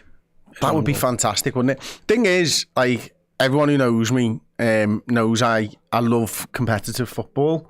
So I'm in a bit of a weird place today because I think it's different going on a Champions Tour, isn't it, when you're in the ground? Yeah. It's a little bit different watching it on the telly when the stakes aren't really there. Like, I don't like pre-season football. There's a few parts of it that I do like, you know, looking for little moments and stuff, and maybe to get an idea of how the team's going to be playing this season and stuff. With this one, I don't really know how to feel, so it probably is more around what you were talking about before, the Endos, the Elliots, the Joneses and stuff like that. Like, if we start getting beat today, I'm not going to feel bad because we're the champions. Yeah. But equally, I don't want to live. I know I said earlier, I joked around like we could get beaten all of them. I would hate that. I would absolutely hate that. It'd be miserable viewing experience. Just the Chelsea players are making their way out onto the pitch, of course. I like it. The trophy's wearing its medal. Yeah, I think I'll take mine off now. It's uncomfortable. It's quite heavy, actually, isn't it? It is heavy and uncomfortable, and I couldn't get it lined up with that little circle all the day, so that'll annoy me, OCD-ness. There we go. Leave that there. Here come the Liverpool players out on to the Stamford. Come on then, pitch. Bring it on, people. Mo Salah at the back as Virgil van Dijk walks through. The Chelsea players give them the round of applause that they deserve. Have a bit of that, lads. Enzo right at the front. Have a little bit of that. Casado. Clap your boys. Some of them are. I mean, they're not the biggest, most enthusiastic claps you've ever seen. Manzawaki's hardly clapped at all. That's so funny. But the champions. It's so funny. Oh, Mo going back as well. The refs even clapped them on there as well. They acknowledge your champions, Chelsea. That's exactly what they've done. That away end. The flares are on, the balloons are on, the banners are on. They're having a whale of a time. Do you reckon Liverpool put Endo near the front just as bants there? Definitely, 100%. And Colwell as well, he can fuck off, can't he? Because he turned us down. Yeah, all of them. Absolutely. We have had a super chat here from, oh my God, I don't even know how you say that name. I can't say that without swearing. Apologies. I'll do it. Who out of our midfield 3 do you think is upgradable? I love Jones and can see him playing all 3 positions. I can't see him replacing any one of them. At this point in time, not. I think maybe Szoboszlai in terms of you might be able to get someone who can do the running and maybe score a bit more. You're not getting better than McAllister. He's the best midfielder in the league. It would be hard to get a better 6 than Ryan Gravenberch. So maybe Szoboszlai. But I think it's tough.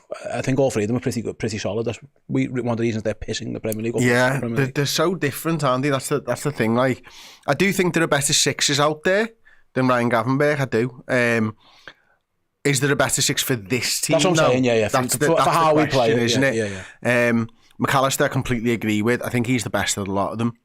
And I think overall he's had the best season as well. I think Gravenberch had the best first start of season, but consistency-wise, McAllister's been the best player for me. And Szoboszlai is one of, if not the most important players for Liverpool because of that running that he does. So yeah, it would be very difficult to upgrade on any of them. Szoboszlai runs, so Mo Salah doesn't have to. It's kind of that works.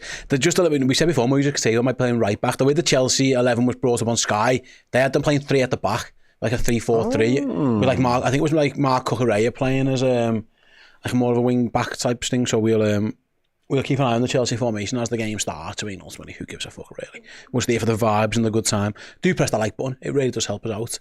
If you can, like say, if you want to get involved in our match bingo game as well. If you don't, that's absolutely fine. But if you do, go and click the link, come and play along with us as well. It's only a bit of fun. And but seriously though, you do have to gamble responsibly. It is for stakes, so we need to say that as well. Absolutely. If it's not for you, it's absolutely not for you. It's not a problem. But a couple of quid is. But if you don't want to, completely fine as well. But we'd like you to if you want to. All that kind of good stuff. And you might be Chris, which is more important. The Chelsea players huddle up. I mean, I'm not sure about having Robert Sanchez giving me my team tour. I tell you what, he needs a new towel. Look at the kip of that. I bet you that's his fucking one from when he was a kid. Like his security blanket or something. It can't be as good luck towel, can he? Because he's been fucking rubbish. Lavia there as well, nearly joined Liverpool in the summer. Moise Caicedo could have joined Liverpool as well, of course. There's Levi Colwill was linked with Liverpool. There's a lot of connections between these two sides. Enzo Fernandez was even at one point. I mean, ultimately we got Endo and we won the league, so suck on that, Chelsea. But yeah, Liverpool's players huddle up in front of the away end as well. Who's giving the speech today? It must be the captain. Endo's first start of the league season. Elliott's first league start of the season as well. Liverpool have made loads of changes. Six changes from the team that beat Tottenham. The manager said he was going to do it, and he's absolutely did that. I love this comment. Go on. Jack said, "Made them beds, lie in them." Absolutely. Too fucking right. Enjoy the Conference League, lads. Right then. Champions says Sunil, let's end the season strong. Well, we're going to get underway at Stamford Bridge in a matter of moments. Liverpool kicking off, and here we go. The Reds, champions, are on the march down at Stamford Bridge, and let's see how this all pans out today. Well, it starts with a 5 at the back for Chelsea, so probably is 3 at the back. Yeah, look at Costa straight away. Curtis playing that left-hand side role, which we thought he would. Gets on the ball straight away and cuts inside. Curtis Jones, mazy run. Bang it in, lad. I want him to score now. No, he wasn't. Trent goes to Salah straight away. Mo Salah into the box, doubled up on. Little 1-2. Salah across goal into Sanchez's arm. Oh, that's a move of champions. 30 seconds in and Liverpool cut Chelsea open really easily, if I'm honest. Yeah. Are you surprised though? The goalkeeper did well actually because... Jota got away from his man there as Jota, well. It'd have been tight between Jota and Chalobah, but the goalkeeper does well. And Chelsea are now playing off on the back with Cucurella as that left wing back. It is more of a 3 at the back for Chelsea, isn't it? As Virgil van Dijk just says, get on the floor to Nicholas Jackson. Quanta's got some work to do. Does well. Not too back to his keeper. I'm just checking on that team then. Who's playing there back for the Chris? Is it Chalobah? Colwell, who's the third? Oh, don't know. I don't know who it could be. They've got Caicedo, Lavia, Enzo or Cucurella. So I've got no idea. Maybe it's Cucurella. Playing like left side of it. He was almost left wing back then. Liverpool asking Chelsea to press them. Alisson's got the ball at his feet. Now he's going to pick it up and throw it out. A bit of a twat of a ball to Trent to deal with, really. He plays it down the line. Salah tackle. See, Cucurella's playing left back. Is it a 4 then, Steve? It's Caicedo, isn't it? That's Caicedo over there. That's a 4 then, isn't it? No, yeah, maybe it's a back 4. With Caicedo just playing as an unorthodox right back, it looks like.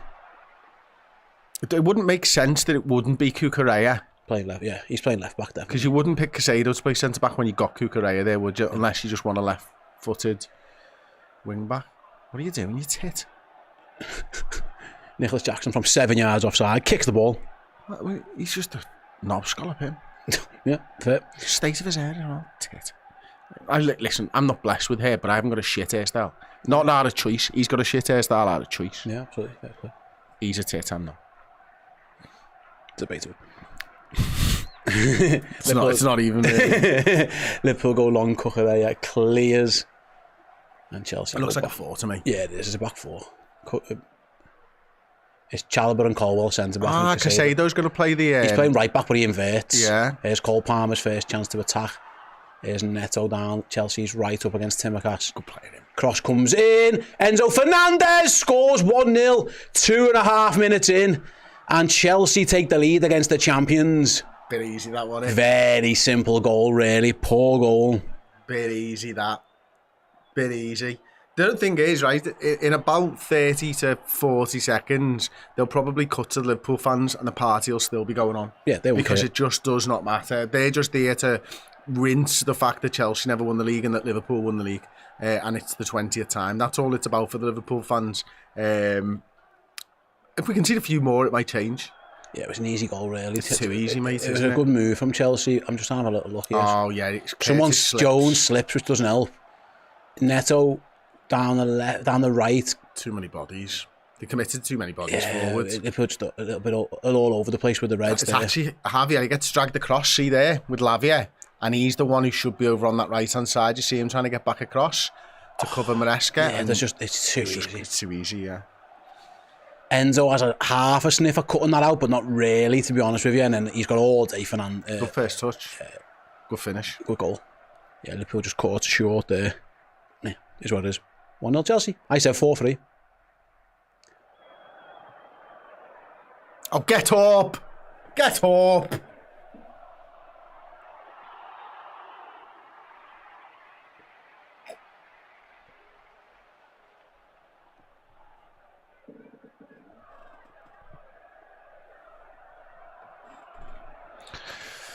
Right, not the best start for Liverpool Football Club, eh?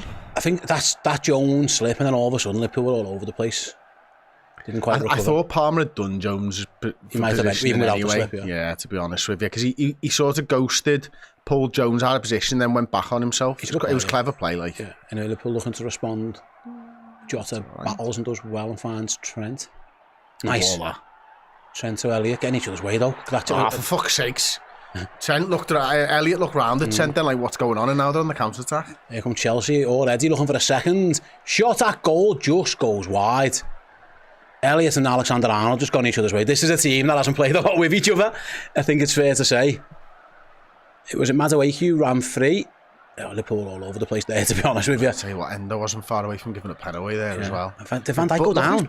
He does bundle into him a touch. Yeah. Alisson was pretty comfortable with that, I think.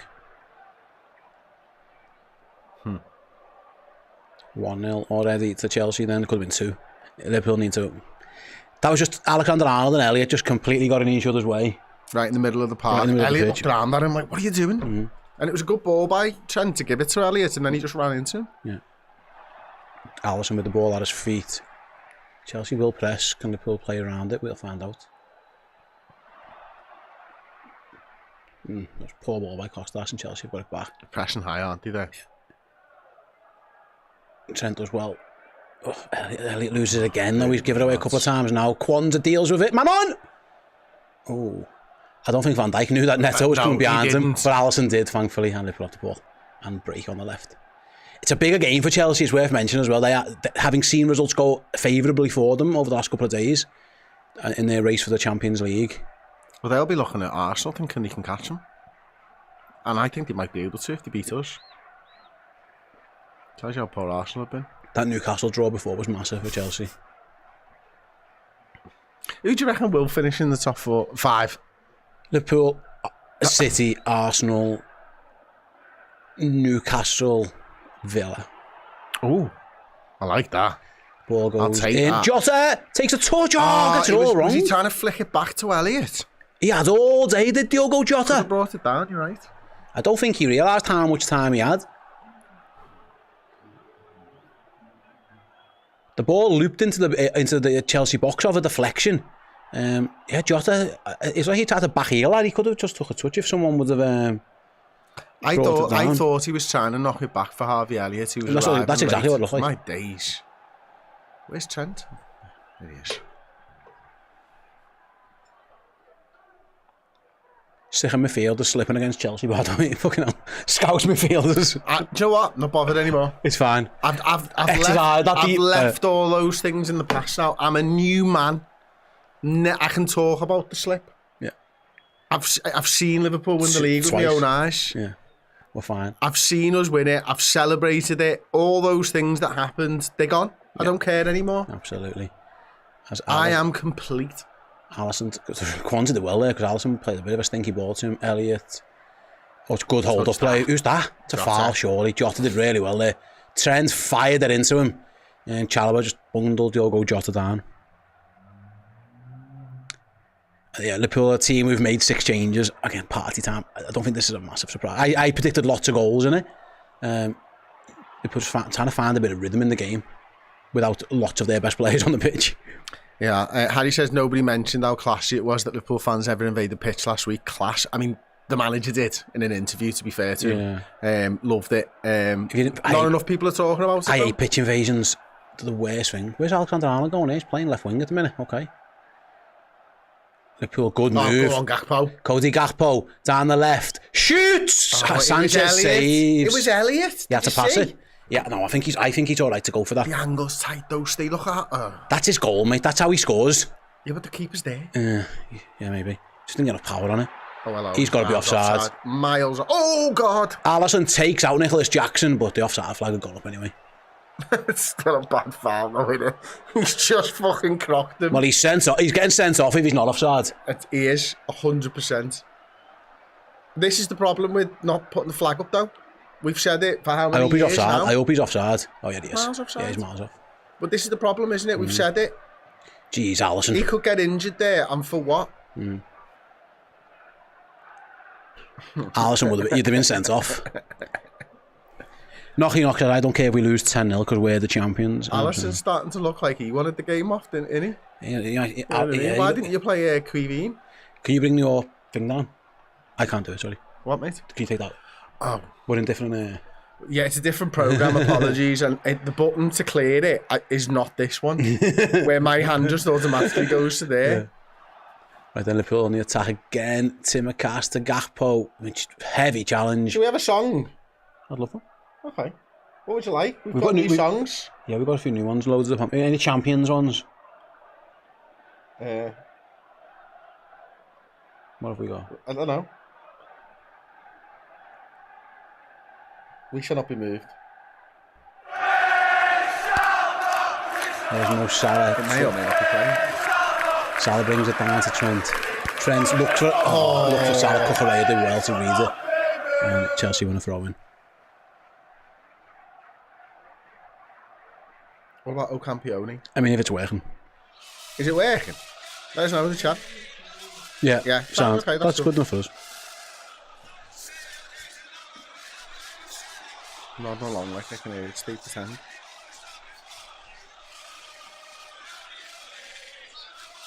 Chelsea just kick it long into the long board, coming down with snow on it. Costas did really well. 10. Curtis Jones goes past one. Carl Palmer gets back though. That little individual battle of England midfielders. Palmer's having the better of it so far. As Sanchez clears. It's a pork. He got away with that one. Throw into Liverpool in the end.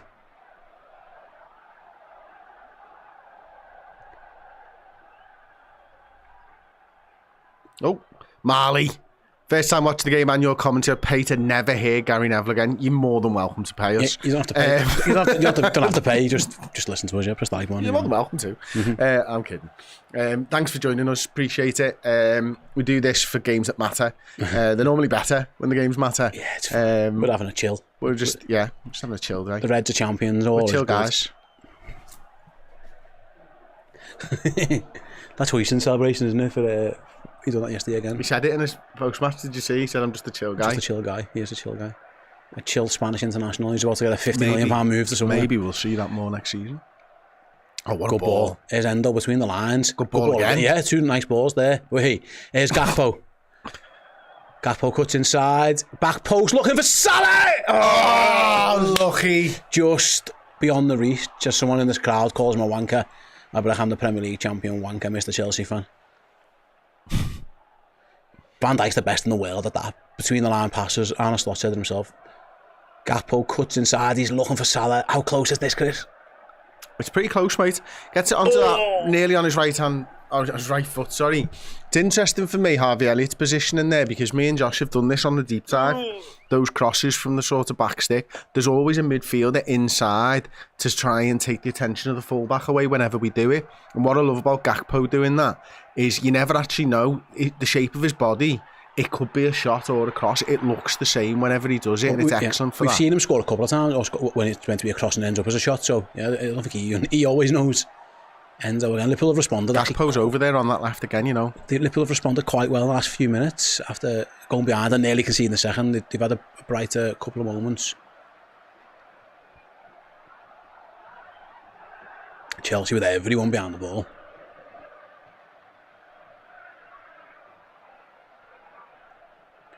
They're trying to stop us playing through the middle, aren't they? Yeah, they're not really doing a good job of it. But you can see just by sheer numbers that that's what they're attempting to do. To go get wide if you want. Probably not scared of us crossing it into the box because we're not the tallest team in terms of attacking threats. No, you're right. Liverpool are just happy to be patient though. Yeah, it's an interesting one from basically Vedas. I feel like we're playing for Salah to break records rather than win. Yeah, kind of feels a little bit like that as well. Yeah, it is what it is. They've won it. See Palmer there, and then he's done him anyway, hadn't he? Yeah, it was really good by Palmer. He freed up space. Someone has to get back though. You know, Liverpool are jogging backwards a little bit as well. Chelsea have too many men over. This is the problem though for someone like a Harvey Elliott. It's a big game for him. And look, he gets dragged all the way across there, and because of that, Enzo goes... And he's out the game. And he's out the game. And when Curtis slips, he's out the game. Yeah. So you've only got Endo there. But I suppose the point is, Steve, is that he's fighting someone who is going to run back and defend on the penalty area every single game, every minute of every game in Dom Sabah's like, that doesn't do him any favours whatsoever, does it? No, you got when you lose the ball, sprint. You've got to... Thanks very much to Ziggy with the super chat. I mean, there's nothing on it, but I appreciate it. Thank you very much, Paul. Adam is asking a question about the merch. I'm about to check out and get the same shirt you've got in red. How's the fit, lad? This is 2 to size. Yeah, I'm an XL. I am just under 16 stone, 5'10", and it's a fine fit on me, like, you know what I mean. So yeah, whatever size. If that helps, and I've got a massive arse. It's irrelevant for the t-shirt, but I just needed to share that with you. Ball comes into Liverpool's box, header over the bar. There was a wrestling match going on between Kwanzaa and Fernandes. I think it was, and it come through over the bar in the end.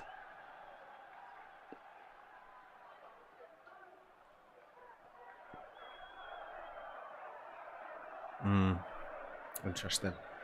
Kwanzaa's not even trying to get the ball. Just bear hugging each other. I think it's 6-1, isn't it? There we go, it's the big switch. Too long.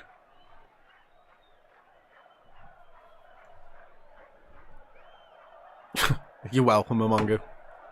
And Benjamin. Should we have another song? You feel free, mate. Let's have Live a Bird upon my chest. Oh, we've got them.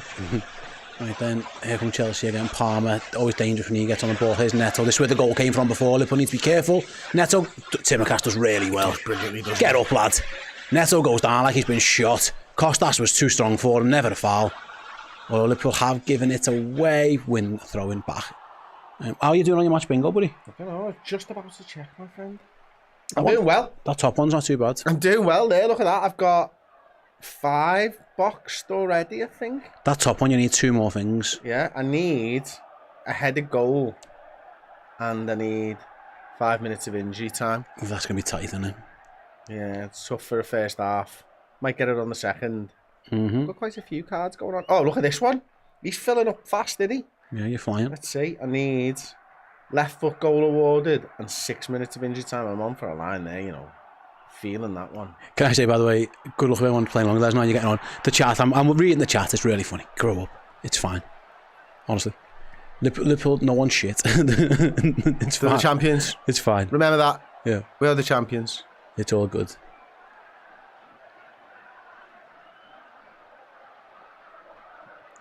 Some people just like having negative things to say. It makes you feel better about yourself. It's all good. It's all good. Oh, look at that, James. Don't know why today, but the stream is perfectly in time with my TV. Normally it's slower than my TV. It's spot on. Which was meant to happen, James. Honestly, it's because now we're the champions. They upgraded our internet free of charge. And we are, you know, superb. You are watching the Champions Fan TV. So it'll be like this for a year. I can't promise that. Right then, 17.5 minutes gone. Chelsea lead 1-0 after that early goal from Enzo Fernandez.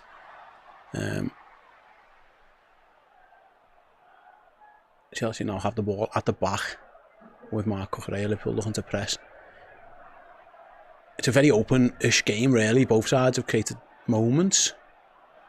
Yeah, would you say our best piece of play was that early Elliott Salah one? Yeah. Gakpo had the effort as well. Jota had maybe a better touch. Lots of people on Jones's back already. I mean, it's always the same with Curtis Jones, and he really does divide opinions. And I think people seem to think that we like him more because he's Scouse, but I don't know. Maybe I do. I don't know. I don't like him more because he's Scouse. I just like him because he's a good player. The midfield balance looks weird. Yeah, and it's going to be, he's made 3 changes. Like, rotating players is fine. When you rotate all 3 at once, it can be a little bit difficult. And we've seen a couple of times the communication hasn't just been quite right.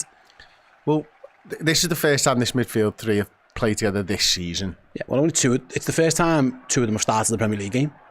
You know what I mean? So, but what I was leading to with that is they may have played together under Jurgen, but it's a different setup in the midfield, isn't it? Yeah. So now with this setup and everything else, you know, it's going to take a little bit of time. And ultimately, our midfield being so strong is one of the reasons we've won this league this season. Yeah. And that's because of a lack of rotation. And, you know, maybe this proves Slot right.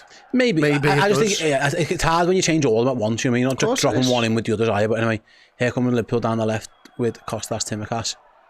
Cuts back inside to Endo. Endo's been a bit more advanced at times than sometimes I would have thought. Liverpool could do it. Yeah, look at him now. He's off. Yeah, Liverpool was in the 10.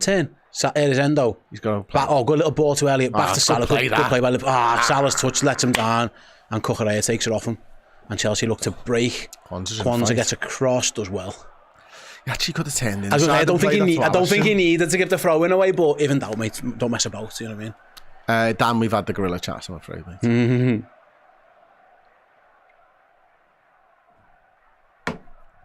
Right then, we haven't even hit 1,000 likes yet. That's probably why we're losing. There's 3,000 if you're watching. Press the like button, get us to 1,000, and then Liverpool will score a goal. We know how this works by now. You know the drill.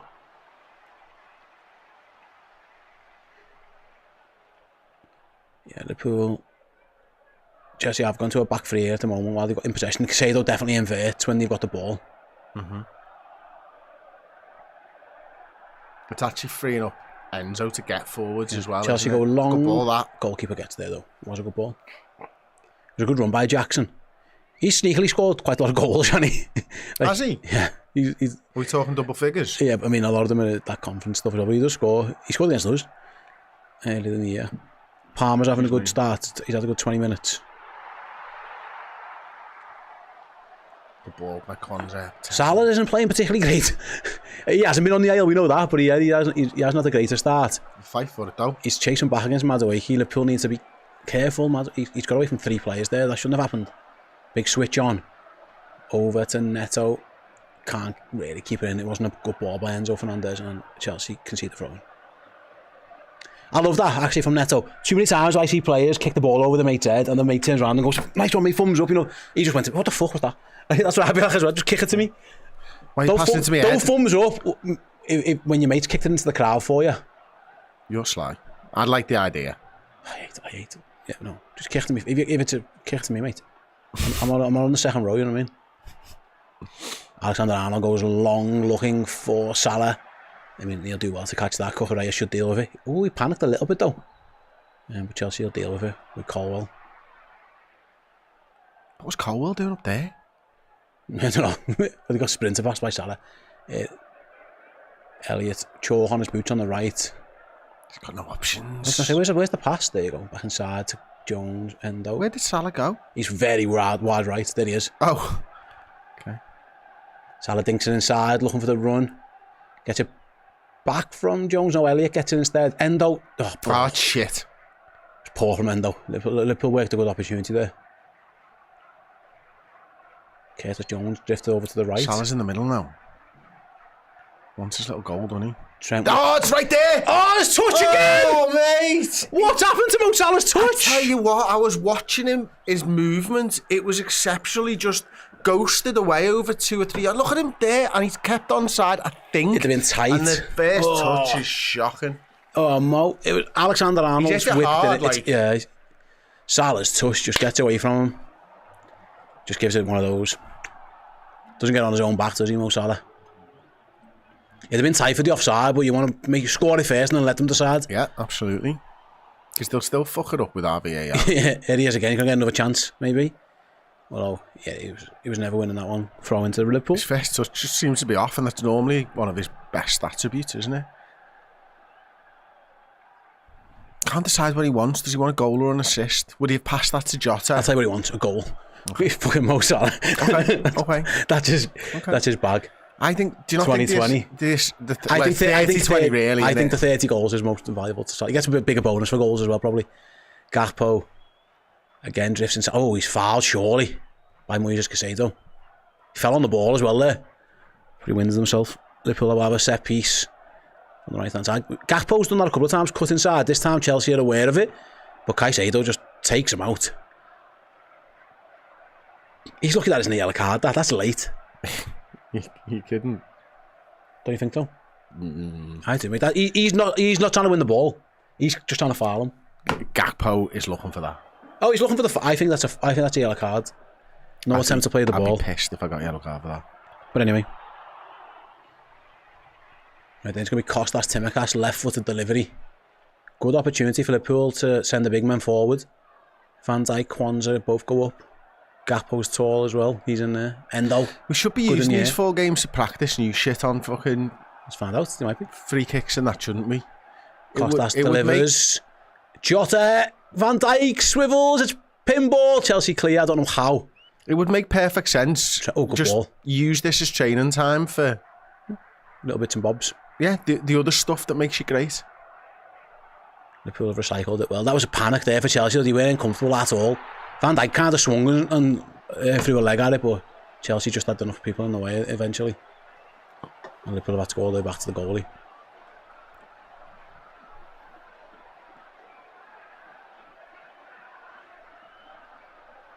Yeah. 25 minutes gone already.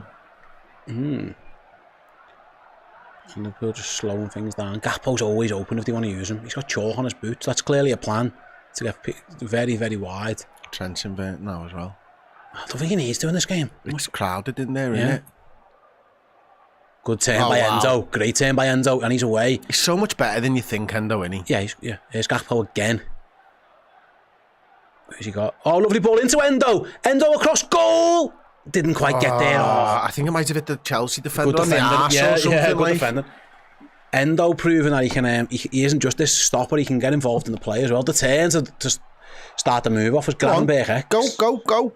Gakpo again. Needs a pass though, boys. He just looks fitter again now, doesn't he? Yeah, looks sharp. Can he get there first? No, we're not far away from getting a goal here, you know. Or a penalty. Chelsea have made a couple of last gasp challenges. That was Chalobah that time. Liverpool playing well now.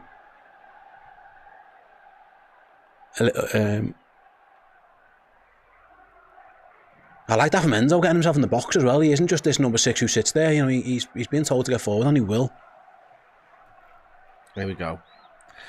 This feels a bit mad, me answering this, so let's ask Ste. What about 100 Pajax versus 1 Virgil?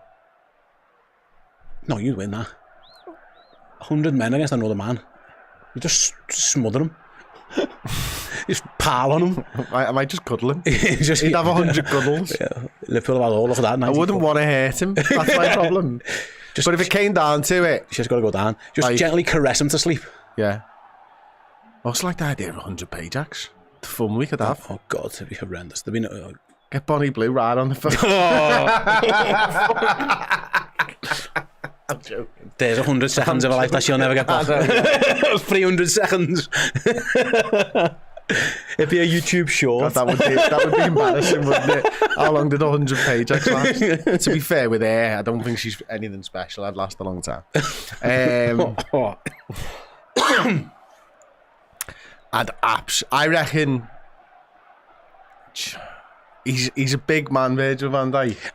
I reckon if 20 of you jump on at once, 3 of me could take him down. Depends how if he knocks the first one out with a dig. I'm more committed than he is. Yeah, maybe. It depends. It depends. Can you take a punch?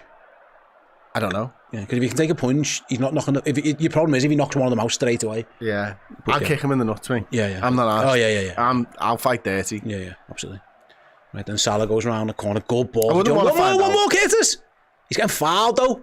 Referee says play on. Liverpool have kept the ball nice. Yeah. Kostas back to Gakpo. He's fouled but playing on as well. Into Elliott. Takes too long. I'd definitely do him with 5. Oh, Alexander-Arnold. Shoot blocked. By Cucurella, he needs to get back now because no matter way he might be free. Liverpool trying to pen Chelsea in, win a throw-in. No foul given, it wasn't a foul. So Dean's asking, keep seeing people saying about appearances for medals. Oh. Yeah, so basically Liverpool get given a certain amount. 40. But if you get 5 appearances, you get 1 as well. So that's the difference. Well, you have to get one of them 40. Yeah. So you get 40 medals. If you make 5 appearances, the club have to give you one of those 40 medals. Yeah. They can give the others to whoever. So they could give one to Chiesa, they could give them to backroom staff, they could give them to kitchen staff if they want, kit men, don't matter. But if you get to 5, you're guaranteed one. Here's Alexander-Arnold, ball whipped in, headed away by Chelsea, only as far as Elliott to Jota. Oh, just cleared in the end. Chelsea a bit last gasp defending at times. But they're getting away with it, to be fair. They're keeping the ball Goals away. coming though, Ste. It's all Liverpool now, though. Oh, nice ball by Kwanzaa. Salah isn't having the greatest game. The ball was 10. Yeah, and there comes Chelsea on the counter. Liverpool needs to be careful here. Get back. Palmer's drifted over to the left. It's up against Kwanzaa. Does well, Joshua Kwanzaa. Got back corner to Chelsea. It all started, really. Salah's touch again. Let him down. Harry said, I'm sorry to say, but Jota is done. He hasn't had to kick the ball, mate. How is he done? Liverpool haven't given him the ball for him to be done. No, it's true, but... What are you seeing that I'm not seeing? He isn't playing badly, he hasn't got the ball. Playing number 9 for us is hard, lad. You don't get the ball. Yeah, it's difficult, isn't it? It's all been Gakpo, and if it hasn't been Gakpo, it's been a little bit... Look at the party in the away end. Mm-hmm. They're just loving it. Enzo give them a look like, why are you still happy? It's like, mate, we've won number 20. Just Campione chance. They don't give a toss there. Anyway, Chelsea have a corner that Enzo is going to take. 30 minutes in. Corner goes near post. Liverpool half cleared it. And Neto has a shot that was blocked. It opened up for him on the ball. Who was it? Was it Timikas? Yeah. It wasn't a great header. It wasn't a great header by Costas. That is something that Robbo was exceptional at. That first man. That will go straight across. And that had to go back to where it came from Costas. He tried to be too cute. It was a good block by Trent.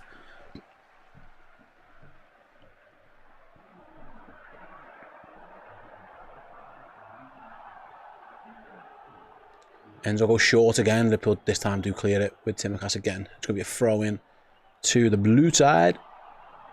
Oh, here's one. MH10 says, what are your thoughts on the tremor? Yeah, Liverpool made an earthquake, didn't he? 1.74 on the Richter scale, was it? The Richter scale? From McAllister's goal, yeah. Awesome, that. It's the pumped into crowd noise speakers, boys. So John Reed, contributor, he worked on that project, didn't he, for the university and stuff? So we saw it before it hit the echo, which was pretty cool. Like. Oh, good skill by Madueke. He's into the box, plays it to Cucurella. Danger! Liverpool clear. Not quite away, 100% though. As Casado's won it back and crossed it in, and it hit the bar. It hit the top of the crossbar there, and went out in the end. It's pretty cool that we can do that. I would have loved to have actually found out the decibels, because you get that in the NFL, don't you? Where like they tell you how loud it is. Like, it was ridiculous inside that ground. That was nearly very, very lucky for Chelsea. Casado trying to cross it. It kind of dinks off the top of the bar. Alisson couldn't do much about that, but then it goes Surely out. That went out. It did eventually, but yeah. Liverpool have the ball back with Kwanzaa. Chelsea press to high, don't they? Yeah, they're really good at it as well, aren't they? Yeah. Salah, I mean, come on. It was clearly a foul by Cucurella, but Salah didn't get it, and it's back with the goalkeeper. He was dragging him by the arm there, wasn't he? Sanchez plays a poor ball. It got all the way to Liverpool in the end. Along the floor, all the way through to Joe Kwanzaa. Luca Vazzetti, thank you for the super chat. Would you rather keep Chiesa or cash in? Go on, Steve. How much are you going to get for him? If you get your money back, I don't know. Listen, ultimately, if the manager thinks he's shite, sell him. If the manager, why isn't he playing him? Is the reason, isn't it? Because at this moment in time, he's just a waste of. He's 150 grand of nothing. So you probably sell him, but if they sell him, he's going to have to buy someone else. They're going to have to buy a right winger he trusts. So I don't know the reason he hasn't played, but. I think if it was me, I'd give him a chance. I'd go one more year, I think. I mean, you might see it again. Go back to the AFCON next year. We're going to lose Salah for a lot of football, so he's going to need something. And get him a full pre-season and all that kind of stuff. But come back to that. Here's Cole Palmer, plays it through. Liverpool defend that just about. come on, another foul. Yeah, if it was me, I'd give him a chance, but I don't think Liverpool will give him a chance. I think the chance has been given and he hasn't grasped it. There was an article that came out recently. Someone in the coaching staff said, didn't he, that it was all to do with the Plymouth game and how he didn't really sort of play well in that one. Felt that was a bit harsh, to be honest, because it was such a mad team. And I've seen loads of good players play in mad teams and do shit. Apparently he wasn't fit though at the start of the season. Well, we know that, but like for me, I can see the manager getting rid of him. Yeah, I could. I think I would go again. I think he's worth a gamble. He's not going to for one more year, where he has a full pre-season and maybe gets the Liverpool fit rather than just like not fit. Depends, doesn't it, on what the budget is. If you need to clear up space to make room wages wise, then that's a big piece of your puzzle, isn't it? Yeah. You know, a lad that's started no games in the Premier League this season, maybe started 3 or 4 all season long on 150 grand a week, as you said before. It's mental. Yeah.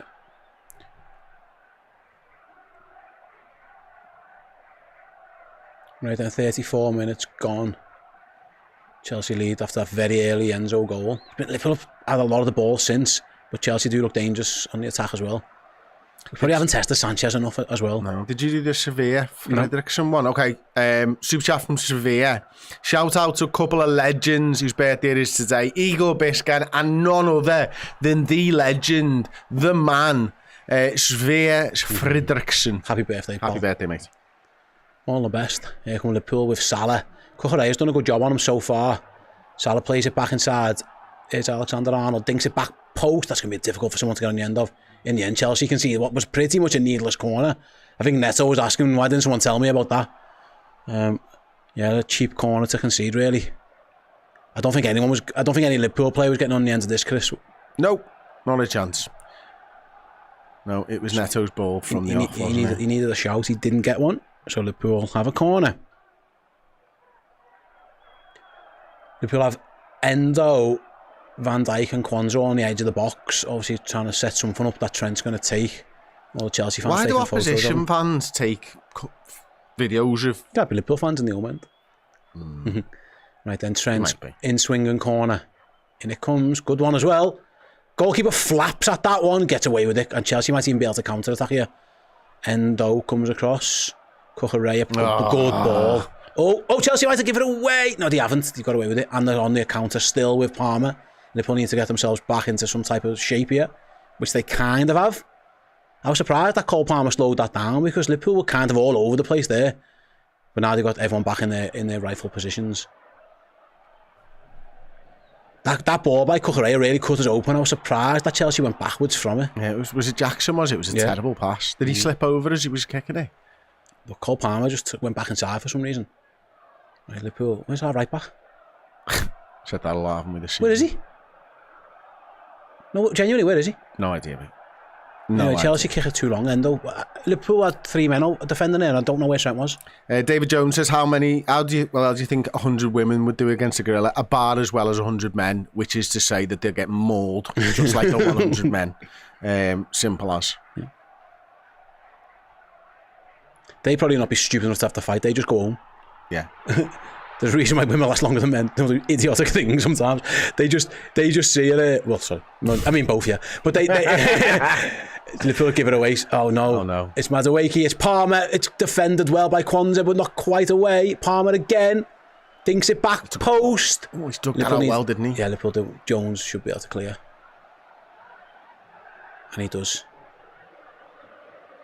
Ooh. Back with Alisson. Oh, all right. We're going to play. All right. Liverpool don't want to go long yet. Might have been worth doing it at some point. Oh, he's just smashed that, hasn't he? Hey, that's our ball, that. Did give a foul against Jota on Colwell. The girls were going, you know what, I'm not fighting the gorilla. I'm just getting off. And he'd be right too. Because they don't want to die. Men would be like, let me try though. Yeah. Would you be one of the 100? No, I'm going to die. What position in the 100 would you be? Because what's worse? Watching 99 people die and then knowing that you're going to die last, or being the first one and running at the gorilla. Yeah, they're both bad, aren't they? I think I'd like to be 100 just in case the gorilla gets tired or like as a heart attack or something. But you don't think it's going to? You think the gorilla's more than 100 men? Yeah. So you know, heading in, that you're going to die. But if I'm number one, I'm dead. So is it worse to get beaten up by a gorilla who's tired and maybe it lasts a bit longer? I'm just hoping it has like a heart attack. don't know, it's like an unhealthy gorilla. It's just eating a Big Mac. Yeah, like he eats the 100 fellas and like collapses in like food coma.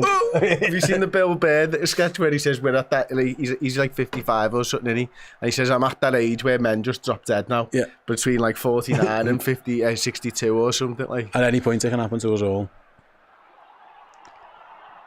Right then, 38 and a half minutes gone. It's been quite an even game, really. Other than that very early goal for Chelsea when Liverpool called Cole, but Chelsea do pose he was offside him. Liverpool are starting to play, like, it feels like they got a bit of rhythm now, Chris, after, like I say, they looked a bit disjointed, but there are clear patterns of play.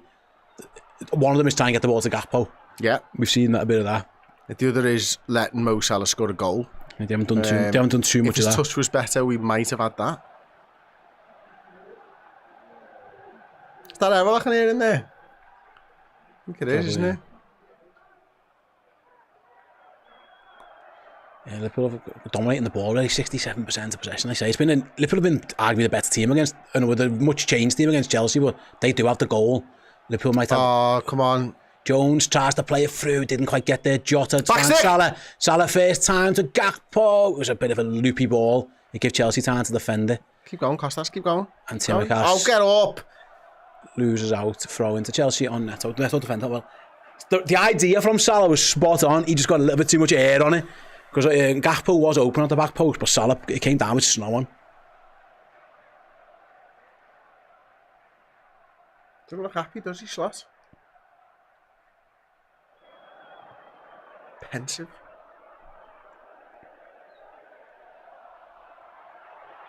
Right then, come up to 40 minutes. People are asking why we're talking about the gorilla thing. Is it not all over your social media streams either? 100 men, one gorilla who wins in a fight. It's a simple question. A lot of people seem to be getting it wrong and picking the men. Don't know why.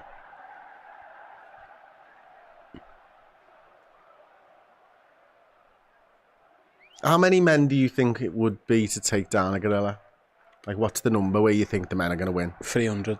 I've got a chance because he'd pile on it at once. Big, heavy men, just like suffocate it. Okay. What do you think? 200. Yeah, I can see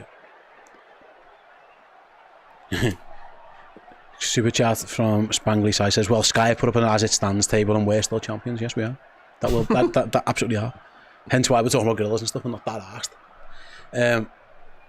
41 minutes gone then at Stamford Bridge. Liverpool still saying, like I say, it's been a very even half really. They just got the sucker punch early goal.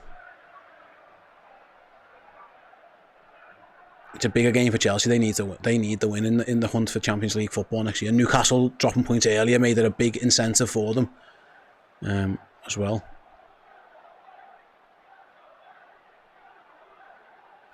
Someone's asked, is it a female gorilla? Does it matter? Mm-hmm.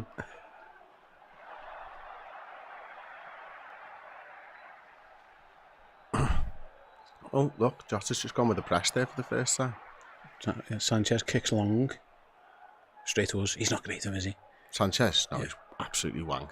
Gakpo tried to find Jota, just didn't quite get there. And Chelsea, this is where the danger is when they find Cole Palmer in space. He plays a lovely ball out to Neto. This is where the goal came from before. Tsimikas up against Neto. Neto cuts inside, shoots just wide. I think Alisson might have had it covered. Though, isn't he? Neto. He's direct, is what he is. Palmer in space is dangerous for us. When he can pick a pass like that and then Costas does pretty well there as well. I don't think Alisson is. I think Alisson hasn't got this covered. I think this could sneak in behind him. Watch this angle here. Oh, they're in tight. Yeah, maybe. Might be right. Just a little check on. I do well on this thing. I've got loads, but no lines yet. Oh, Chelsea played the he's offside, he must be offside. He's miles offside. Madueke, he goes round Alisson. He does score, but the flag should go up, surely. He's offside. Jackson looked offside. Yeah, thank you. We'll double check it. Madueke nearly missed that from like a yard away. Alisson nearly got a hand on it, didn't he? Actually, look at our left back. Get back, get out. Oh yeah, he's well up. 2 yards offside. It's a good line from Liverpool. Costas did well getting back up there, didn't he? Yeah. It was a terrible finish, wasn't it? He was offside. Made it well hard and needed to be. He was offside. Good. Yeah, on the old match bingo. Look how many I've got here. Good luck, man. Keep going. I'm doing good. I'm doing good. I've got a few chances. Salah's just getting mauled there. Finally gets a free kick. At last, Cucurella all over him.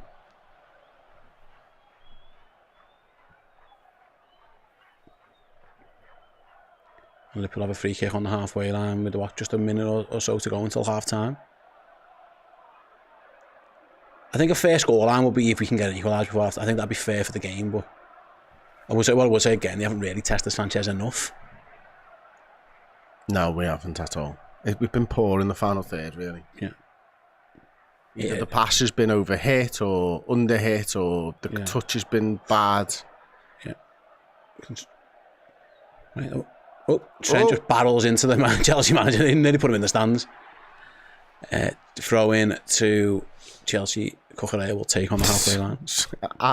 Alex just wants Mach on. I feel you, mate. I feel you, but we're champions. Give him a break. It's all good. It's okay. Yeah. It's fine.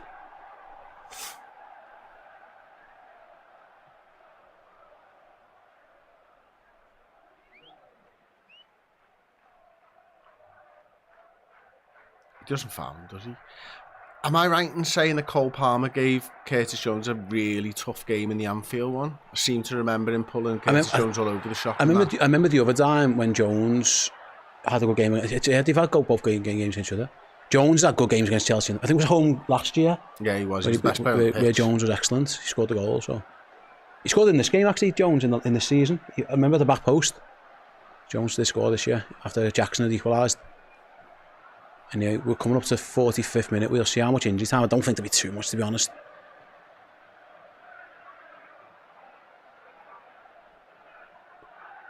Yeah, just the one.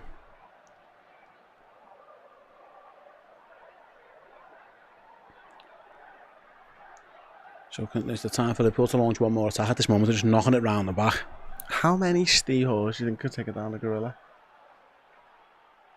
You're a big man and you're strong. Yeah, maybe 250. I'd back myself. I think less. Maybe.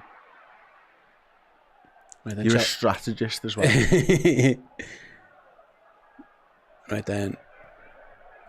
We'll see if McAllister does come on, Alex, at half time. We'll see if you get your wish. We have to get there first.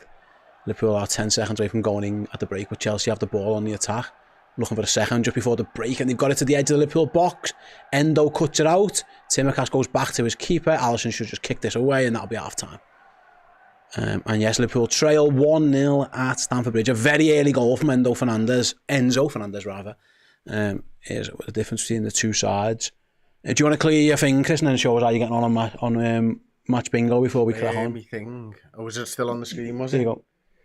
Right, okay, so 2 away from a line there, I had a goal and 5 minutes of injury time. It's going to be full time before you get that one. Yeah, 8 minutes of injury time. Oh no, a goal any time in a minute that ends in 8. Okay, that's a tough one to get.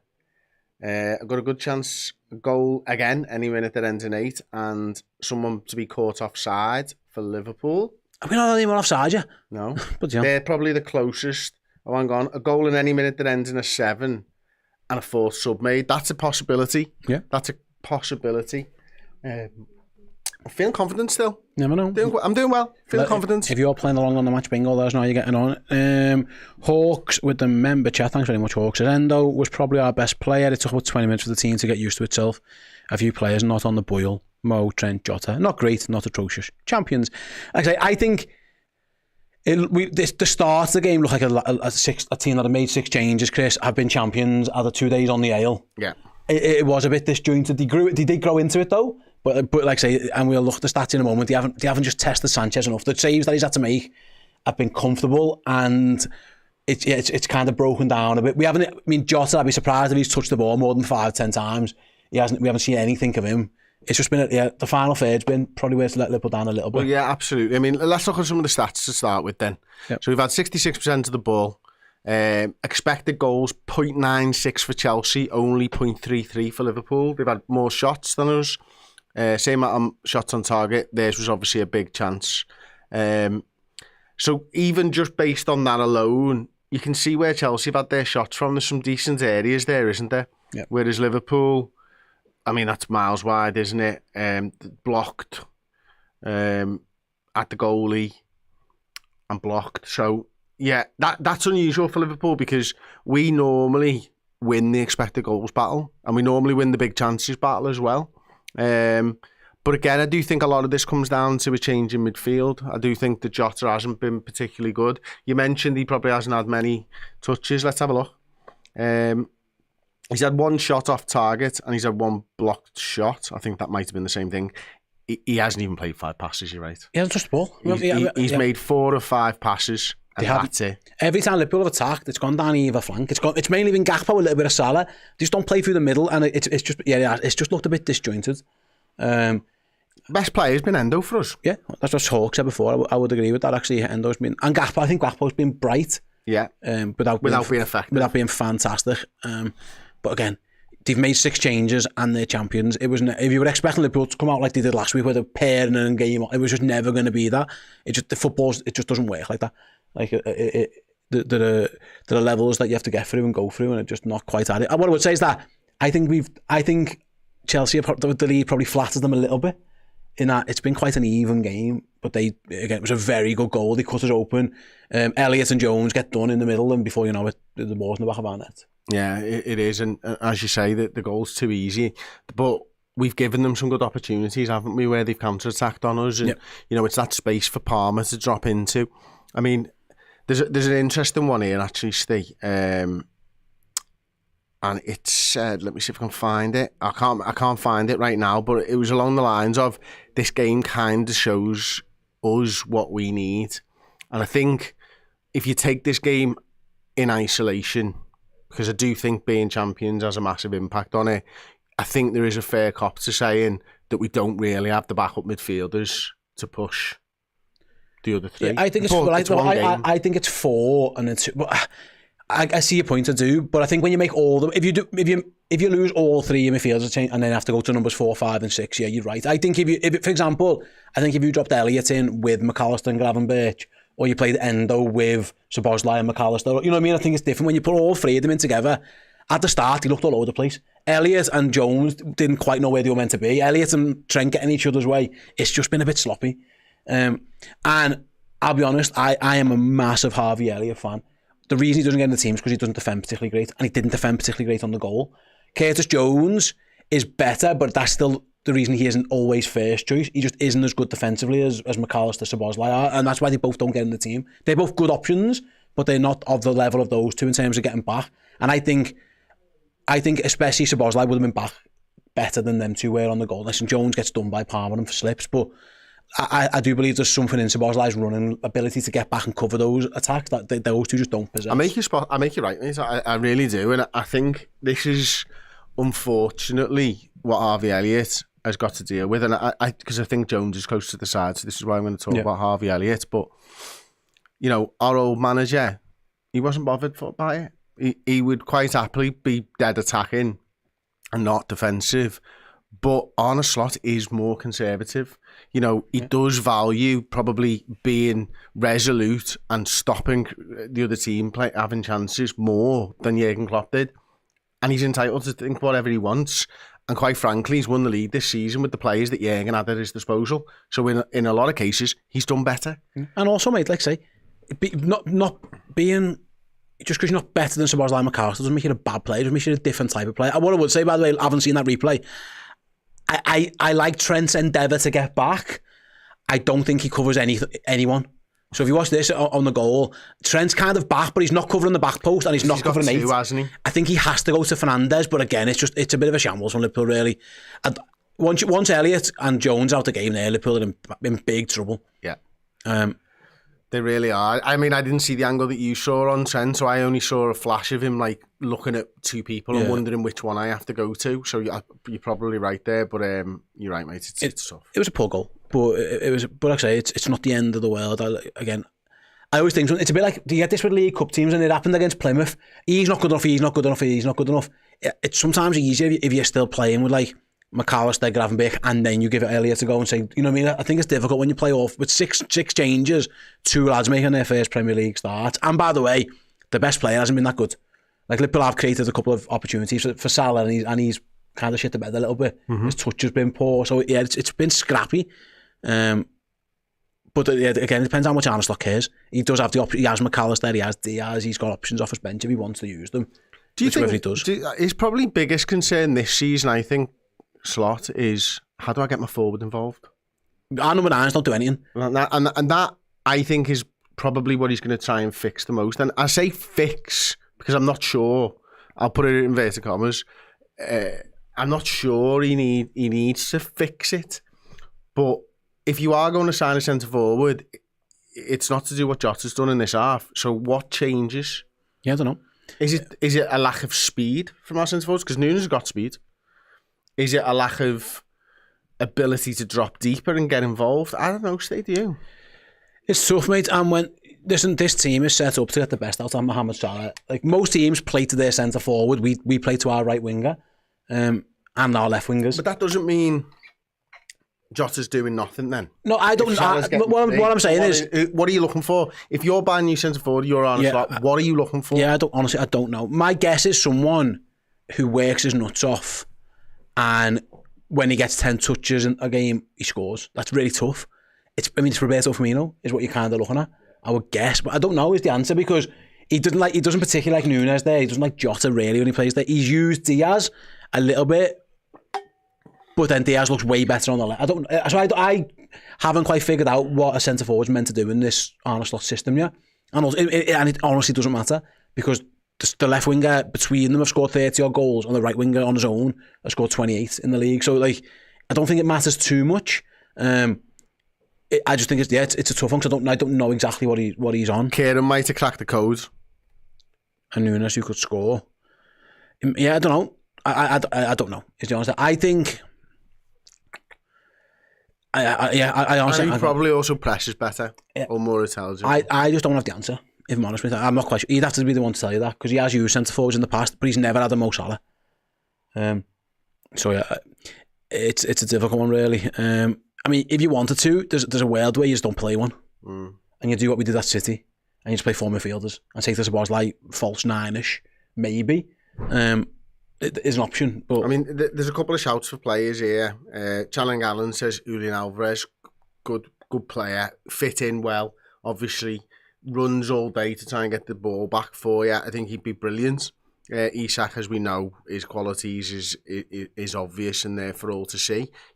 It might make Mo Salah a little less central to your plans, but as long as you win the league again next season, go back to back, do you really give a shit? I do like the Alvarez shout as an outside one. He's a very good player. He might cost you a bit of money to get to. Right then, we are less than 5 minutes to go till the start of the second half. We're going to go and take a quick break. Let us know during which in the chat, whether you're in the Discord or in the YouTube chat, any subs you'd make a half-time, anyone you'd like to see a half-time, anything you do there. We'll be back with the second half of the watch-along after this quick break. See you in a minute. What's happening, everyone? There has not been a better time to join our Redmen Plus subscription service. Liverpool are the Premier League champions, and we've got so much content for your eyes and for your ears. If that wasn't enough, if you subscribe to Redmen Plus as a legend subscriber, either on a monthly or a yearly subscription, we will be giving away this signed Gary McAllister shirt at the end of the month to one of our legends. So yes, go over to redmenplus.com, join us as a legend, and at the end of May you could win this, a 2001 UEFA Cup final shirt signed by the baldy headed legend himself, Gary McAllister.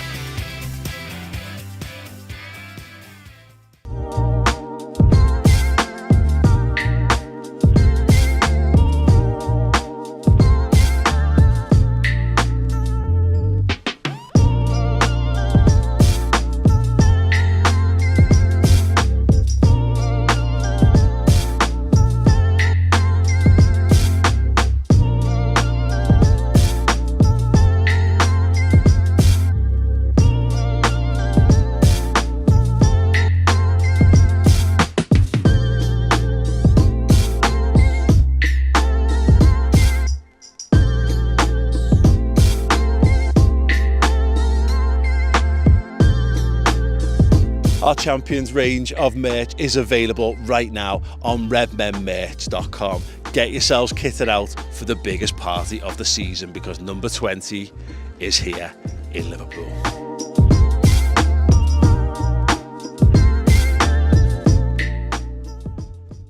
Just needs a bucket hat there, doesn't he? Yeah, welcome back. Welcome back. Notice him holding the mic like I did on my fan reaction. You as did, well. yeah, you were viral, didn't you? Chris, TikTok sensation.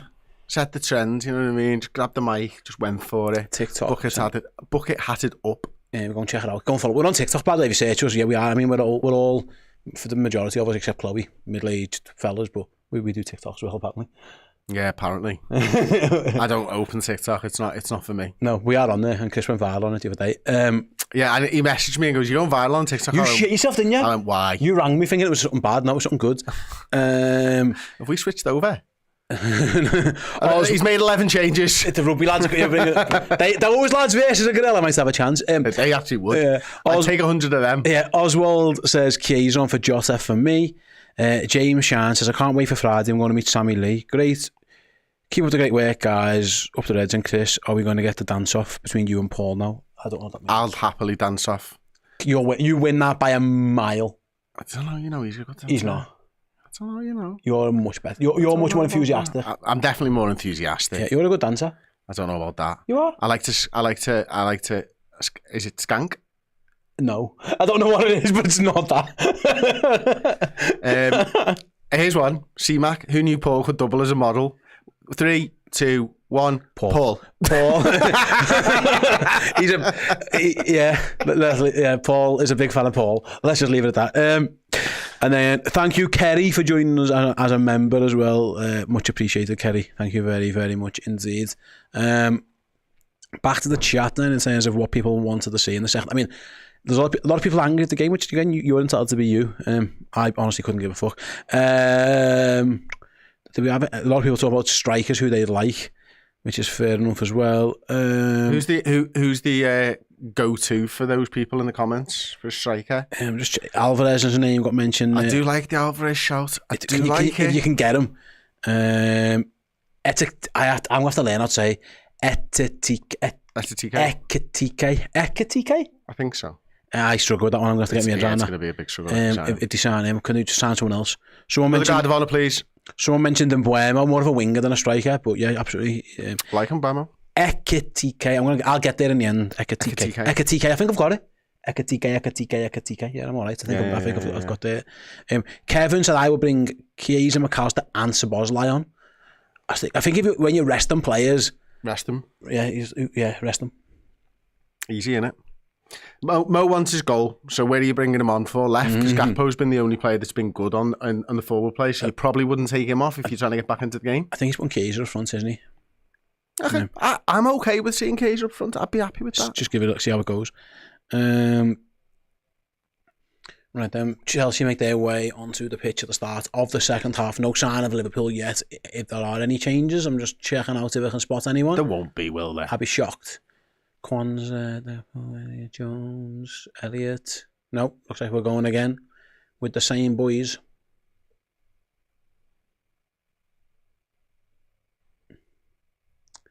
Come on then, lads. Bit better this half, please. Little warm-ups. Harvey needs to get in the sun, doesn't he? Yeah. A little bit white there. I think I might be browner than him. My head peeled yesterday. I know. I felt it before when I rubbed your head. Yeah, it was bad. So I got sunburned in Ireland, which happened, and then I went to watch my son play cricket the weekend before we went. There's not many people that get sunburned in Ireland. No, it wasn't even sunny. Before the Champions Day on Sunday, and yesterday and the day before, it started. I got a shower. And it started. My daughter's like, "Dad, your head's bad," and I was like peeling, and it peeled off. So moisturiser away, I did go as Chelsea get the game underway. Start of the second half, Virgil wins a big header. I mean, if Liverpool could start the second half better than they started the first, that would be kind. Pepe Santiago. My take is if we get Alvarez, then Salah's output doesn't drop next season. Do you know what? I'm warming to it. I like it. I like him. He's a good player. It's whether he can get him out of there after 1 year. Be a big fee. Maybe that's why he left City. Just to do it 1 year away. Us. Maybe that was his thinking. There was talk that there was something to do with Diaz last year going to City and was getting Alvarez. That was kind of mooted. Liverpool would definitely be interested. If he's available to ever Atletico want to lose him after a year. And didn't he leave Manchester because he hated the weather and his missus? Liverpool's well better though. I mean, just about. Well, he hated his missus. No, it's Mrs. hated Manchester ever. Liverpool's not that much. It's been better, not that much. I was going to say, that only works if he left his missus in Manchester. I hate Manchester and the weather. So I just left it there. just left it in the Arndale. Just got off to Madrid. Right then. Liverpool had the ball at the back with Virgil van Dijk. I'm getting flashbacks here. Someone just put in the chat, let's get Fekir and Konoplyanka. Oh, God. No. Those are the days. Those were the days, my friend. Oh, how the mighty have risen. Since then. Van Dijk looking for a pass forward, didn't find one. Jones coming to left back, which is interesting. Little good ball, that. Wrinkle. Gakpo's done well. That's a stretch, didn't he? That's a foul. How can you argue that isn't a foul? It's clearly a foul. Oh, Liverpool take it quick. I'm not sure why, but we have. Poor that. That was rubbish by Curtis Jones. Played the hospital ball to Kostas Tsimikas, who's done really well, bless him. 3 lads in the end take it off him. He might have kept Curtis's 100% there. 100 Tsimikas or the gorilla might be in trouble. Kostas is game. Kostas, all day. That was a poor pass by Curtis Jones. It was an easy pass. Dogs as well. You would. It was an easy pass by Jones there, and just, yeah. Liverpool take the quick free kick, looking to exploit the left, and then it was a poor ball.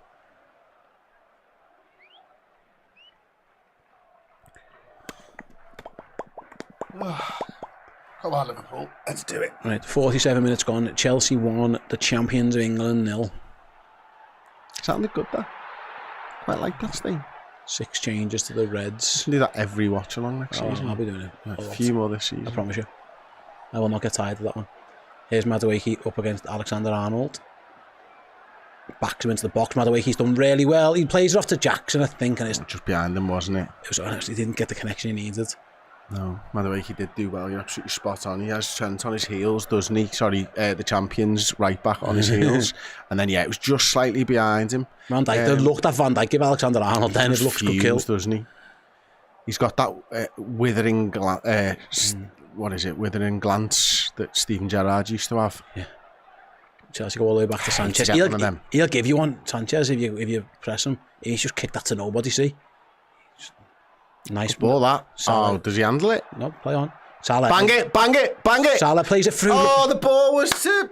He tried to play in Curtis and it hit Jones on the heel. I thought he was playing Gakpo in, you know. Well, either way, Curtis and Chelsea can break and Liverpool are exposed. They've got to get men back, ball into the box. Kwanzaa does enough now. It's a big scramble. And in the end, Endo. Brilliant. Bails Liverpool out. No. Tell you what, Endo and Curtis Jones legged it to get back. I was going to say, I wondered they got a bollocking for the first one because they sprinted back then. Well, you think Curtis was the lad whose heels it hit in the penalty area not 15 seconds before? Yeah, and he sprinted back, didn't he? He's there now still. He's centre back. Salah, I think he was trying to play, I don't know, but maybe Gakpo, maybe Jones. He should just shot. Anyway, Liverpool go long looking for Gakpo. Caicedo should deal with that and does. It wasn't a great ball by Salah either way. No, it was poor. I do think he was trying to play through Gakpo and just hit Curtis on the way through, but maybe the ball would have been Curtis.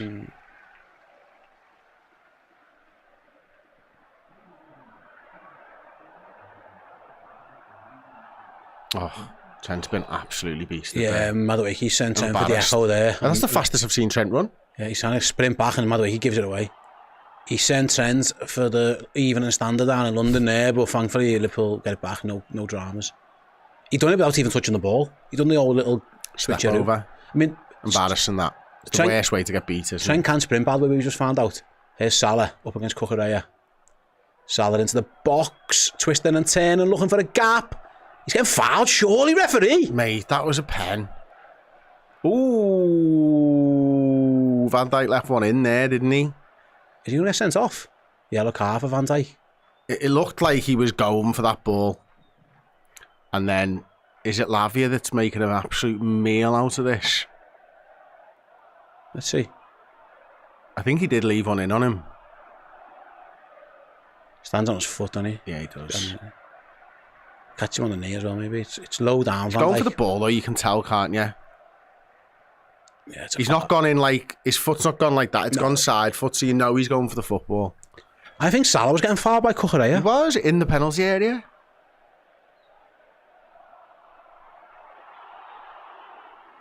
I'm not sure he's holding his left leg. It was his right toe.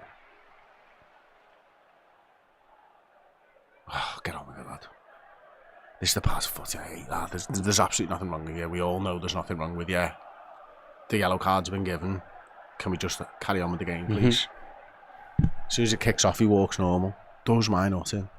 And that goes for Liverpool players as well. See, you're fine! Tit.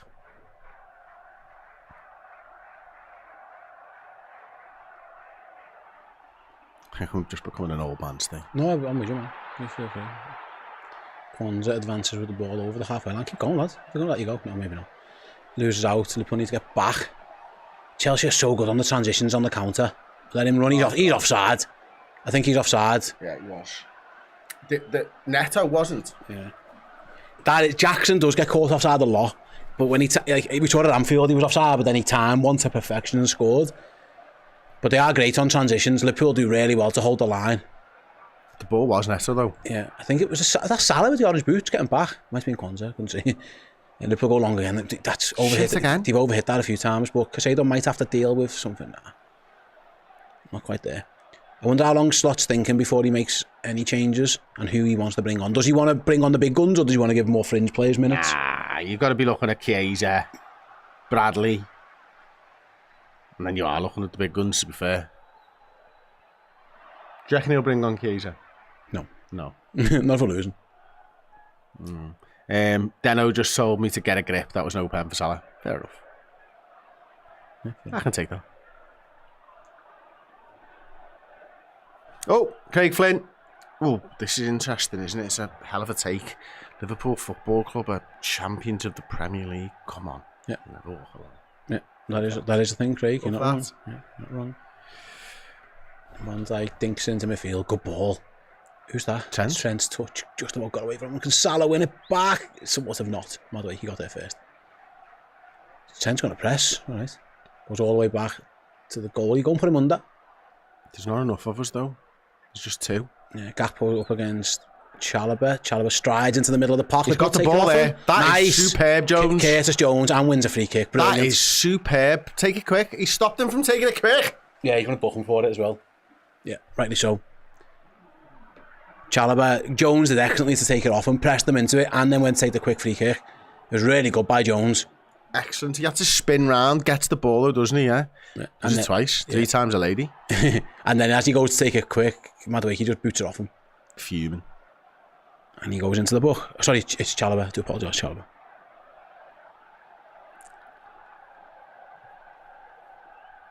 Come on, give us a goal, lads.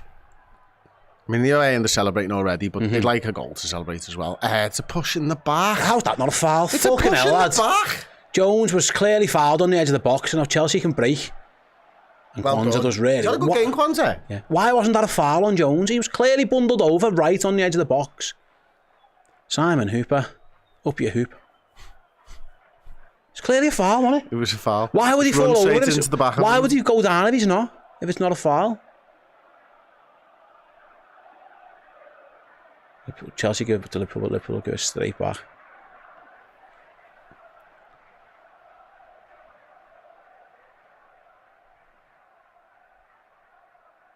Good lad. Yeah, Jota's. He'd give that as a foul though, hasn't he? He's saying it was a shoulder barge. Jota wasn't happy with that decision either. No different to the other one. In fact, that was more of a shoulder than the other one.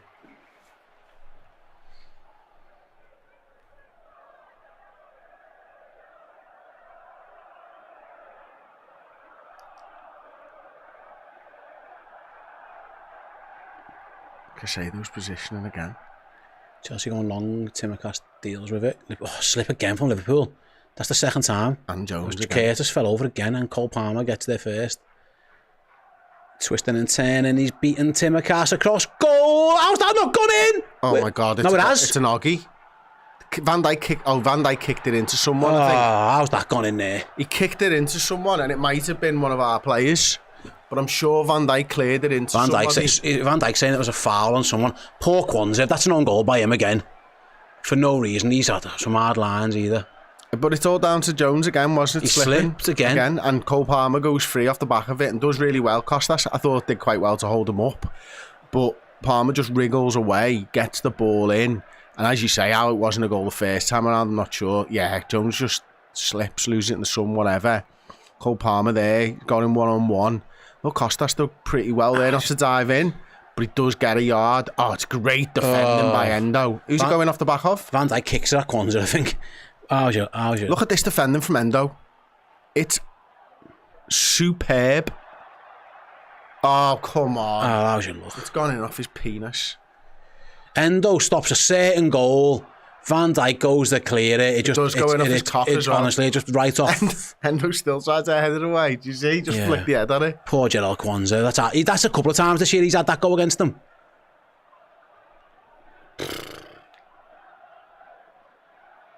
Liverpool 2-0 down. What are you checking here? Oh, they're making subs. Nunes and Bradley are coming on. Okay. Well, it's Chen going off and it's got to be Jota then, surely. You think so?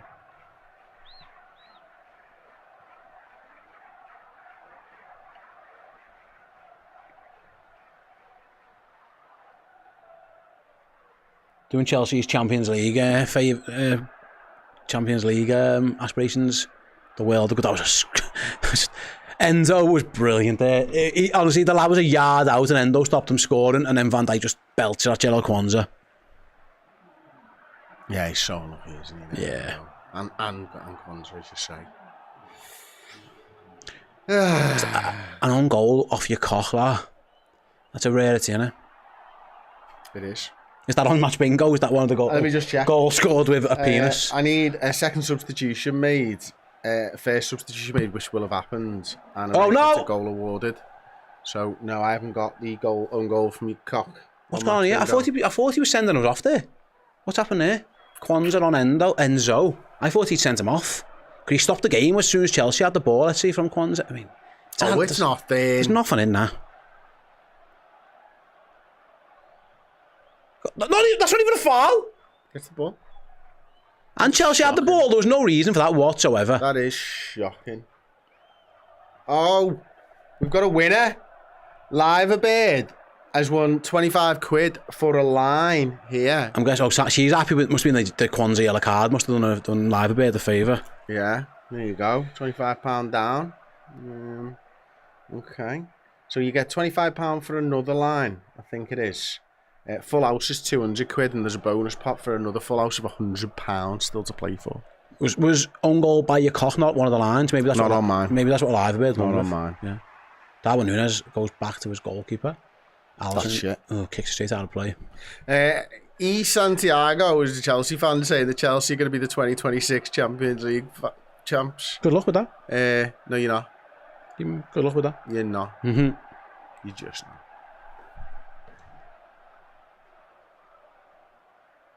You're a lovely guard of honour though, wasn't it, mate? Did you enjoy it as much as I did? Oof, heavy. Thank you for the ad rev as well. Much appreciated. Yeah. Supporting Liverpool fan channels like a true Chelsea fan. Got another one in the cock there. And here's Neto wide right. This reminds me, like, I'll come back to it in a moment. Ball into the box out.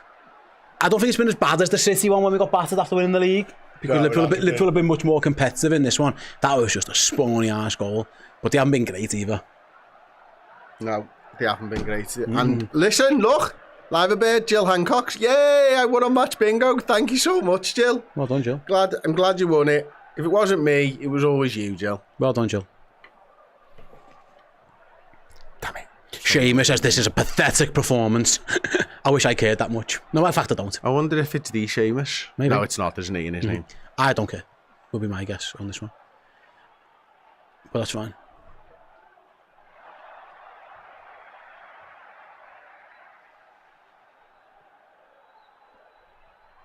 Oh. Free kick to Chelsea that they take quickly. Palmer is the danger man. Every time he gets the ball.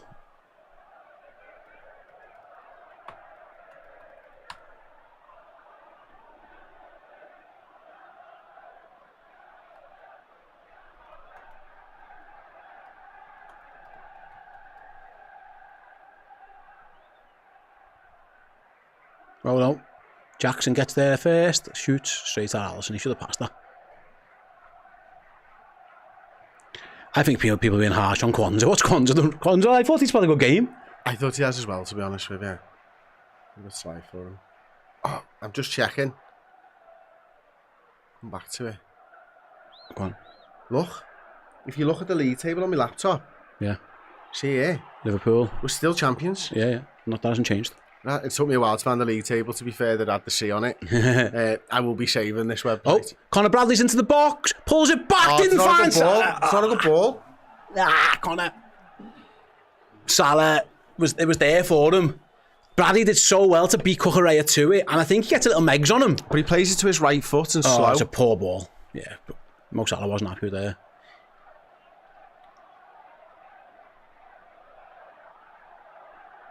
Ooh, Surab Patel. Thank you for the super chat. Hot take, Chris. We want to sign the realistic players that we link with. We win 2 more leagues in 2 years and maybe a year for Champions League. The fucking Reds. The fucking Reds, indeed. Who would they be? Surab. Are you thinking like a Kerkez or something like that, and then maybe a striker? Liverpool into the box with Salah. Salah to Bradley. Bradley across goal. Corner to Liverpool. We look better for having just a normal right back, don't we? Straight away. Certainly in this game.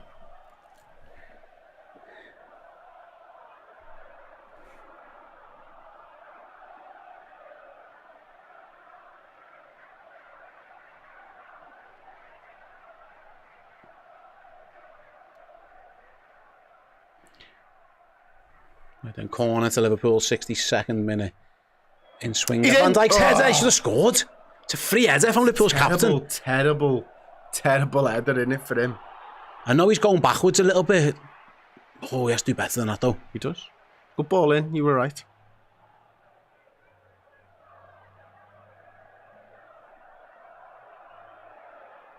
Man, why are people so angry? Like, genuinely, why? Each of their own. No. But why? I don't know. Life is good. It's a game of Togger that matters not a jot because we are Premier League champions. Isn't it, though? Right hand side, ball into the box. Jones does well, gets the ball there ahead of Palmer. Could have been 3-0. I think if Cole Palmer gets the ball there, he's probably going to score. Curtis Jones does really well to stop him doing that. He slipped again, though. It's a really good challenge, actually. Great challenge. It's a great tackle. Because Palmer's probably going to score. Yeah, you'd fancy it. He waited for it to go onto his left foot and everything, hadn't he? Right, lads, come on, give us a goal. Can Salah at least get a goal or an assist if we're going to lose? Just get him closer to this record. I mean, ultimately it's meaningless. Liverpool are champions, but... Edward, no disrespect here. Why does it matter? Just let me know because I'm struggling with it. Yeah.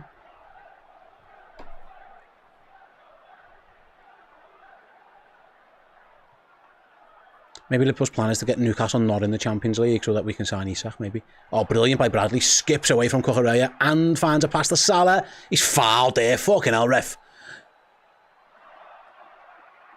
Lavia goes into back of him. No Trent on the pitch. Use a free kick taker from this. Salah going to take one? Salah, maybe, yeah. Have a go, Mo. Elliot, maybe. It's got to be a left footer, so Elliot or Salah should be the two. It's brilliant play by him. Bradley's looked good since. Yeah. As LFC 1892 says, I think in answer to the last one, we've won the league already. You could use the exact same excuse if we lose all the games coming up. You still expect standards. This, I do, honestly. I do expect standards, but this is the game after we've won the league. Also, and Chelsea are fighting for Champions League football. Can I say I wouldn't be that arsed if they lost all the 4 games? No, I said it joking around at the beginning. It's one of them, innit? Like, look, listen, I do expect standards, but I also understand. Yeah, is a real world scenario. If you've ever played a game against someone who's not as good as you, have you ever played your absolute best? Because I struggle with it, and I'm a competitive person. Liverpool, quick free kick, Elliot into the wall. So, as an example, play paddle every week. If I play people that are better than me, I try dead hard. If I play people at the same level as me, I try dead hard. As soon as there's one person on that court, especially on the opposition team, I just stop caring as much. Because I know I'm better than them already. These guys all know they're better than Chelsea. Yeah, it's one of them. It's just, and also, mate, like I say, it's just Chelsea away is not easy, and they've made 6 changes. If it was Liverpool's first team in a competitive game, then yeah, but it's completely different. But they're still going to try. They're still having a go. Where's Gakpo having a go at it? Gakpo crosses in. Oh, he's missed it. It wasn't. It was a corner. The defender got there first. It was Colwell beat Nunes to it. Wow. I thought he chested it, but no, you're right. Good ball by Gakpo. Good It's a defender. good header, isn't it? Yeah. Eddie says, I always want us to win. That's fine. Yeah, no, it's totally fine. I totally get it. And I normally do as well. I'm just not today. I'm just not going to lose sleep. Fine. The away end are having a good time. Everyone's having a good time. Tsimikas, ball in. Where's that? How's that not come to a Liverpool player? Bounce away, and now Chelsea can maybe look to counter. Although Liverpool are going to try and stop them. Sanchez just kicked that straight out of play. Don't know why he's done that. Throw in to Liverpool. Jaden's life says, can we have a song? Yeah. One. Sure. This one is for all the Chelsea fans in the chat.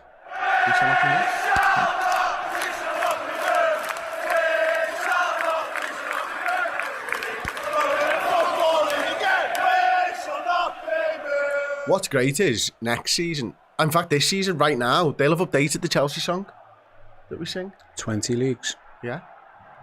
6 European Cups and 20 leagues. Just flow. That's what we call history. Here's Gakpo. He's Fuck off, Chelsea FC. You ain't got no history. Elliot does well in the end. Oh, good touch. Elliot, that's what we call history. Endo wins it back. And it's fouled, surely. Fucking hell, ref. Play on. Salah's got it, okay. Salah dinks it in. Headed away by Chelsea. The late defender's been a bit scrambled at times, but they've done all right when they've got there. Tsimikas is in the box. Oh, nearly. He should have went down, but he didn't. A couple of ricochets didn't quite go Liverpool's way. Liverpool are going to bring on Szoboszlai and McAllister. And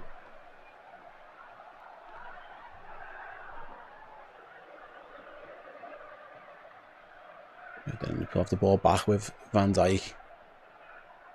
Plays it inside to Elliot. He's got Salah to his right. Salah, Cucurella up against them. Mo Salah cuts inside. He's going to shoot. No, he's dinked it back post. Nunes! Oh my God. I've seen better headers, Chris. That nearly went for a corner. What? I mean, if Mo Salah wants that 19th assist, there was never a better chance to get it. Well, there was. He'd have been offside. You know what? He'd have been offside. Well, so, yeah. I mean, it's absolutely it's shocking. A bad miss. It's absolutely shocking. It's a terrible header by Darwin. It's the wrong side of his head. Okay, it's just his face. Either one offside anyway. But yeah, it was a bad one.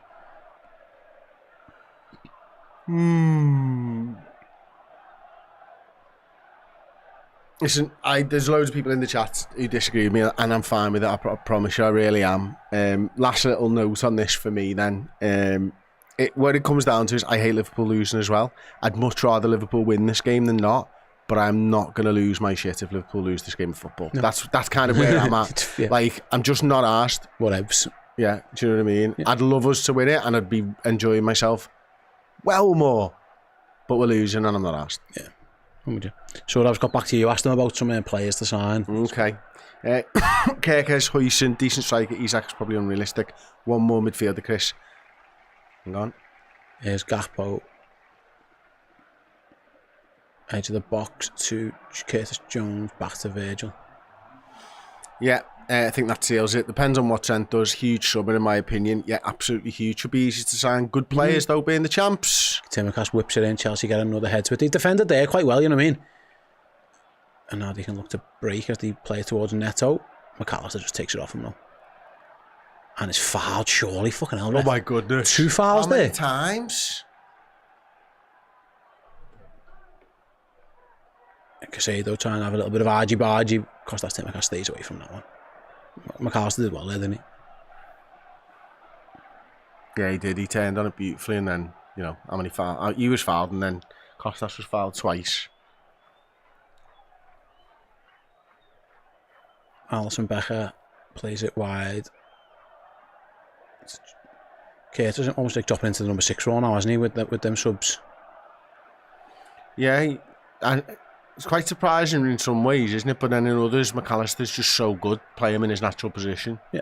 Or his normal position. Here it is, Jones. Good ball to Elliot. Oh, good touch to Gakpo. Right ball through. Can Darwin get there? Nunes! Oh, it's good defending. Chalobah gets a vital touch on that one. That was excellent centre-back play. They have defended just about. It hasn't been pretty all the time, Chris.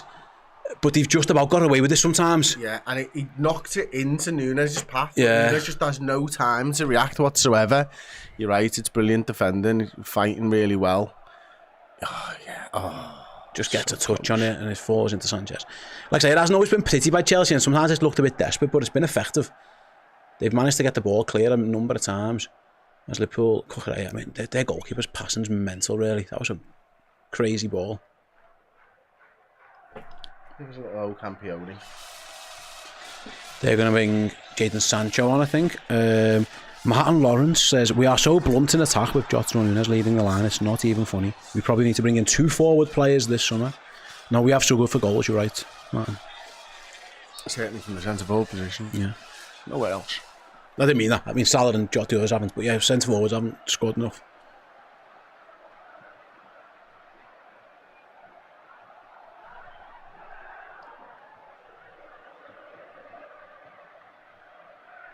Chelsea bring on Jadon Sancho. Liverpool take a throw in.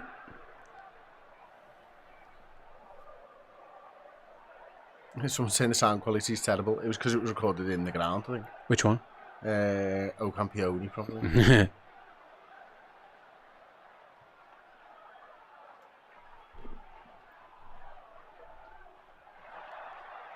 Go on, Cody. Nice ball inside by Gakpo to Curtis Jones. He plays it down the line to Gakpo. Into the box. Left-footed cross. Headed behind by Cucurella. He couldn't wrap his foot around it, could he? It was the touch before. He goes to control it and it just gets away from him. Watch, he goes to control this right-footed and there, poor touch. Yeah. And because of that, he couldn't dig it out. Yeah, he knew as well. He claps his own hands in frustration. But Liverpool do have a corner. Someone said there, but those who don't give a shit, that's the away supporters. They do not care. They're the most people who don't care. Trust me. They're having a ball over there. As the corner comes in, header down. How? It's just somehow they always get it away. How? It bounced perfectly, and then Chelsea are able to clear and maybe counter. Liverpool needs to be ready for the counter attack. Here's Madueke. He's played a good ball round the corner to Neto. He's got McAllister in front of him. He's cut inside, and Liverpool. God. Curtis Jones. Curtis Jones did well there.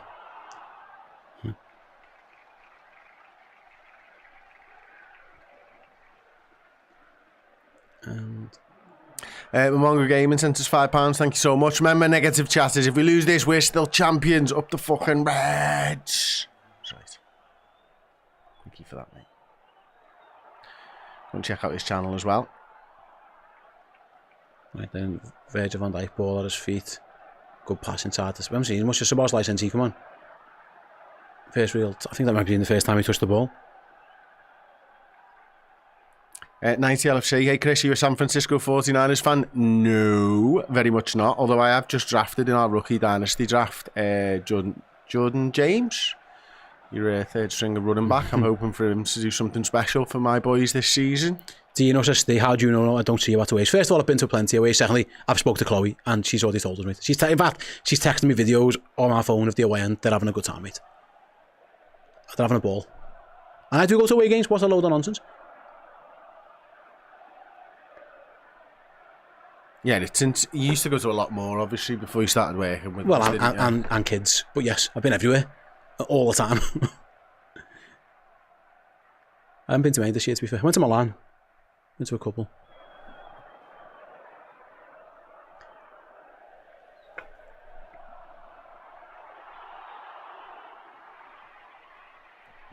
Knocky Knock says the Reds are losing 2-0, but we still won the league. Thank you, mate. Van Dijk strides forward, finds Cody Gakpo. Van Dijk's going to play centre forward here for a little bit, maybe. Cody's looking for a pass or a shot. Someone's going to have to give him an angle. He goes up there and just gets Salah his goal or assist. Yeah, I'll box it, lads. He wants him to go to the other side, though, because he's this side. Yeah. For now, though, Costas has got the ball. Oh, he kept it in just. He's played a poor ball back, though.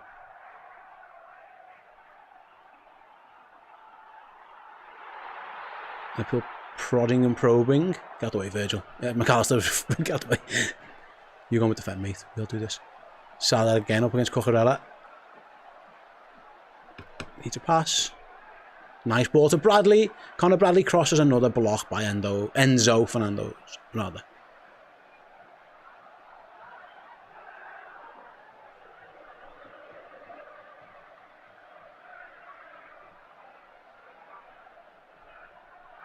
Walker, I'm telling you, Salah's done our right wing. He needs a Ronaldo style. That's what he says in the chat. He's played right wing all season. He's about to break the goals assist record. He's done at right wing. He can't play there anymore. Mate. Corner comes in. I'm sorry. I'm sorry. You need your head testing. I didn't make it up. It was a comment there. It is there. He has done it. He's been rubbish this year, Mo Salah. Just hasn't scored or assisted enough.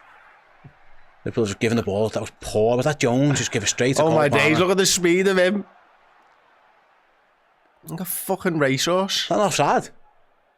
Nah, I think he got back in time, yeah. I think Curtis is having a stinker here. He might be the next one off. Although we haven't got who's left to bring on. We haven't got Gravenberch. He's on the bench, is he? They'll change the formation, maybe. Palmer, nice little back heel to Madueke. Oh, Costas looks tired. It might be him. Kwanzaa comes across, does well. I think Robertson might be the last sub, Chris, because I think a little bit of fatigue from Costas there. Yeah, maybe. I'm really like just dumbfounded at some of these comments, you know. it's mad. It's the internet, so laugh it off. It's all, everyone's entitled to an opinion. Salah, edge of the box, plays it out wide to Costas. One more. Plays it to Nunes, back to Costas. Ball in. Salah header! Just wide! Oh, so close. Oh, such a good ball in by Costas. Harvey, Salah who played it out to him, and then Nunes is probably offside there, and it was a great ball in, and Salah was onside, but the other two weren't. It might have been, yeah, there'd been a question. I think Nunes was off, mate. It was tight. They'd have had the lines out on the first movement. So curled that header as well. I've seen a curling header. We've got a couple of super chats here. I'll get them up. We have got Andy App. Thank God we've got real fans in the away end and not the ridiculously crying plastics that seem to have forgotten who we are.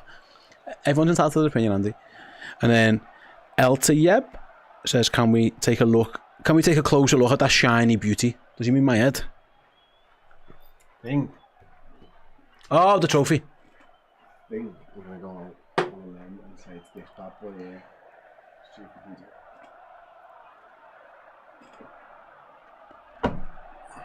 There you go.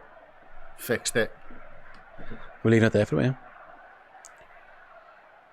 Just to remind everyone, you know, we're the champs. Yeah, that's true. This looks ridiculous. I'm going to put it back. I thought it meant my head. Yeah, fair. Liverpool had 81 possession in the last 15 minutes, but yeah, still no shots on target in it. That's the problem.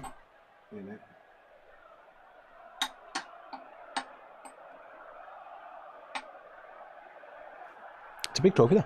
It's a big trophy. Liverpool go long again, headed away by, I think it's Gusto who came on for them. Wasn't really paying attention. And Chelsea, they are defending for their Champions League lives, you can tell. Good ball by Palmer round the corner. Madueke on his bike up against Costas. Cuts inside. This is danger for Liverpool. Good block by Kwanzaa. Falls straight to a Chelsea man. Straight to another Chelsea man. What a save by Alisson. Denies. I think it was Sancho.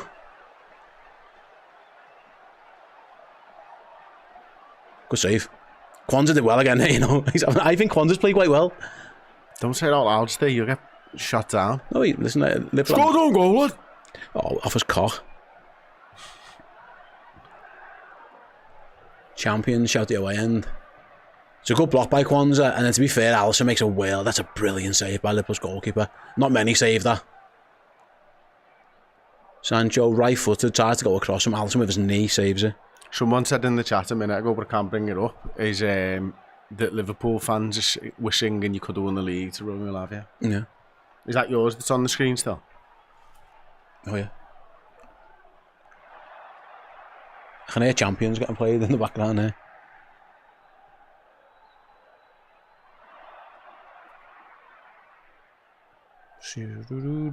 Right then, 10 minutes to go. Liverpool are probably going to lose this, to be honest with you. Yeah.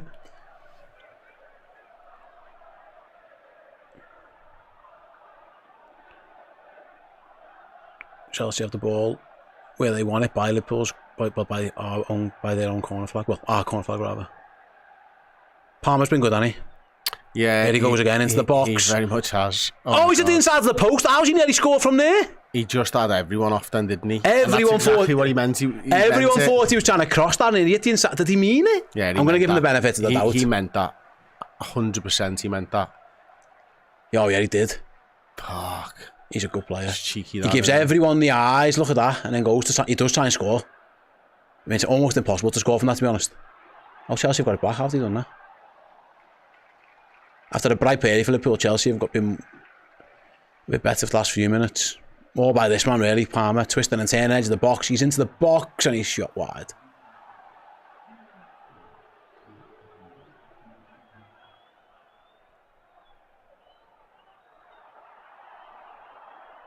I remember seeing like Luis Suarez score from that angle once. But he wellied it. He's ridiculous. He gave, as you say, he gave everyone the eyes. Looking at that, though, that's impossible to score that. Because he's curling away. You'd have to tow it, wouldn't you? Yeah. I told you before, Costas was looking tired. He's going off. Chiesa coming on. Bloody hell!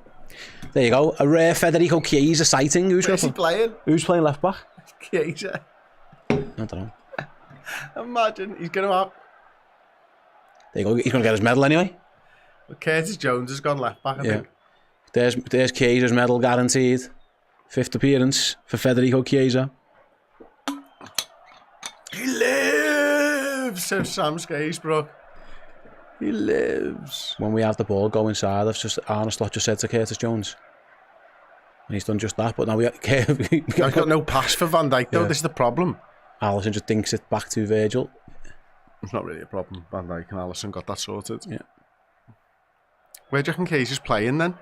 Because we've got Nunes on the pitch, Gakpo on the pitch, Salah on the pitch, and Keiser on the pitch. Yeah, I'm not sure. Let's find out. Can we get forward so we can have a little look at this? There he is, there, like number 10. Yeah, like it. He's very central. Yeah, you're right. He'll be playing number 10 if Curtis is... Here's McAllister. Here's Gakpo. I wouldn't put it past him to score, you know. Left-footed dink towards the back post. Nunes. Salah. Give an assist. Oh, he was looking for Chiesa, didn't quite get there. Tell you what, Keiser's always looking to score in the right place, mate. Jones wins it back. Back to Salah. Salah crosses, blocked by Cucurella. He's a good game, Cucurella, isn't he? He's done right. Oh, Salah's kicked that straight out of play. No, he kept it in. Bradley's done well there. Szoboszlai. Salah. Salah keeps going, wins a corner. We haven't really looked like scoring up on, that's the problem. Oh, I need a right-footed goal from a Liverpool player to get a line here. Hasn't that ship sailed? Not for a Liverpool player. No, I mean, someone's only watched. No, there's 2 lines. Oh, yeah. There's 2 lines for everyone. Mate. Sound, yeah. Yeah, you're That's the closest I'm getting. A right-footed goal. Mm. Well, it's not going to be Mo. Is it?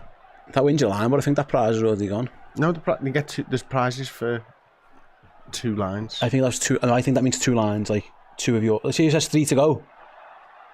Yeah, there's 2 lines. Okay. Anyway, Liverpool corner. Van Dijk header, goal. Oh yes. Hello.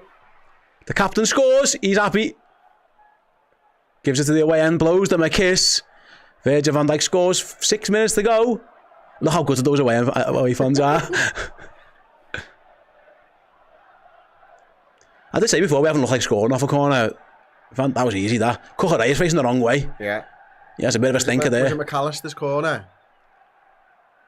I think it was. It's a little bit of a block off, I think, by Cody Gakpo. Yeah, you're right, it is. Easy as you like for Virgil. Keeper's shit, isn't he, Sanchez? It's Stro. Hello, pal. Stro. Says the Campione t-shirts look fire. Thanks very much, man. Hope you're doing well, buddy. Yeah. Liverpool have got a few more minutes then to try and get an equaliser. We're officially ambassadors for football teams with Stro. Oh yeah, they are. We're looking forward to it. You need to send us the details of that, mate. We're looking forward to more, getting involved more. Oh, good ball by Palmer. Definitely going to come down for a game. Absolutely. Here's Madueke, right-hand side for Chelsea, up against Curtis Jones, left back. Jones holds him up. Darwin Nunes getting back to defend, but here's Palmer. Shoots. Saved straight to Alisson. Relatively. Liverpool might not win the game, but they might be able to upset the apple cart in terms of Champions League qualification. Yeah, that would It'd piss Chelsea off, wouldn't it? Let's just do it for that. Yeah. Let's just do it for that. Right, there's a super chat here. Someone's saying, read my super chat. So what have I done? Did I miss one? It wasn't on my screen, sorry. Brian. Sorry, Brian. One for Chris. I saw Craig Finn last year in Dublin. Met him after the show and had a pint with him. Sound lad, he is absolutely fucking superb. Who's that? He's the lead singer of the Hold Steady. Oh, your favourite. I've had a pint with him myself. In Liverpool after a gig and in London before a gig. Nice. Yeah, he's absolutely sound. Mosh Pit Josh as well. He's fucking sound. That's not Craig's agent. He's sound. Yeah, they're all sound and they're the best bar band in the world. Mm-hmm. Right then, here's Gakpo. Twisting and turning and trying to find some room up against Gusto. He's got Jones if he wants to use him. Eventually, it took a while. McAllister down the line to Kiesa's first touch was dreadful. And here come Chelsea 4 against 3 on the counter. Liverpool sprinting back though. Is that Sancho? Yeah. Sancho dinks it back to good ball Jackson, that as well, edge of the isn't it? box over Skied. the bar. Skied. Pedro Neto puts it into Rose edge of the shed end. That first touch from Kitties, it was stinky poo poo. And then Liverpool were sprinting back. Thankfully, Neto fired. We're going to get a chance here, you know. Yeah. There'll be a chance. Hopefully it falls to Mo. What are you looking at? No, I'm just trying to think of else would be interesting in form too. Yeah, I mean, Just Mo. Yeah, that'll do me. Mo Chiesa. Enzo Fernandez is going to leave the field.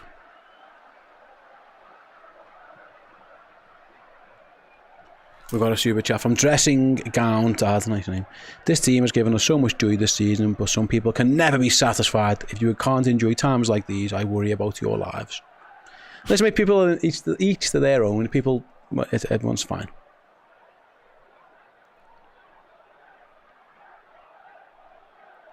LFC 8E92 says, "What's your fault on Nunes?" Yeah, he scored big goals in the league. If there's one thing Nunes can do, it's score injury time goals. We've seen him consistently do that. It's like a superpower. I don't think he's good enough. No, would you? Listen, we all, there's a clip going around on Sports Joe where I compared him to a puppy, but yeah, he has done. That is something he has got history in doing that. Oh, look at that as it stands. Liverpool still champion. Right then, Casado knocks it back to Sanchez. He just kicks it on. It's a bit more nervy for Chelsea now. They look to get this win. We've just got no midfield now because no one's on the midfield. So every time it's just like a basketball game. It's going to be one end to the other. I badly want us to score though, just to fucking hurt Chelsea now. It'd be funny. Sancho nips inside. Bradley's done well since he come on actually. Conor Bradley wins it and plays it down his line. Oh hello, little chance for an attack. Oh, don't wait for it, Mo. Salah waited far too long. Here goes Colwell on the attack. He gives it back to Liverpool. There's no midfield now. It's just going to be back and forwards. Keep that in. Corner for Chelsea in the 89th minute.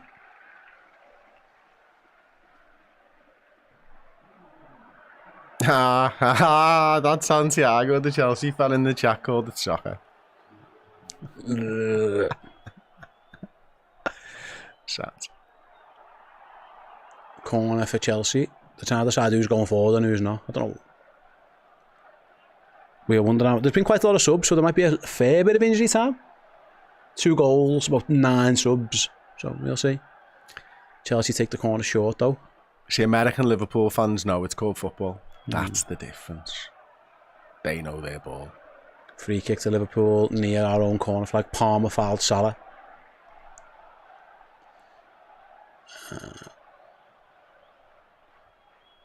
Alisson's going to go across and take it. Pepe Santiago saying this mofo's giving other Santiago's a bad rep. Yeah, don't tar all Santiago's the same. I know, he is. I hate you now as well, Pepe. Right then, we're into injury time. The ball goes long. Chelsea win the first header. 5 minutes added on for somebody. Imagine coming on and trying to give us shit. We don't care. We've won the league. Casado, we've beaten you. You're done. Chelsea on the attack with Madueke. You're nothing to us. They wanted the free kick, I think, but never got it. Reece James on, I didn't see him. Come on. Oh, he must have gone for Fernandez. Anyway, Chelsea are keeping the ball, go back.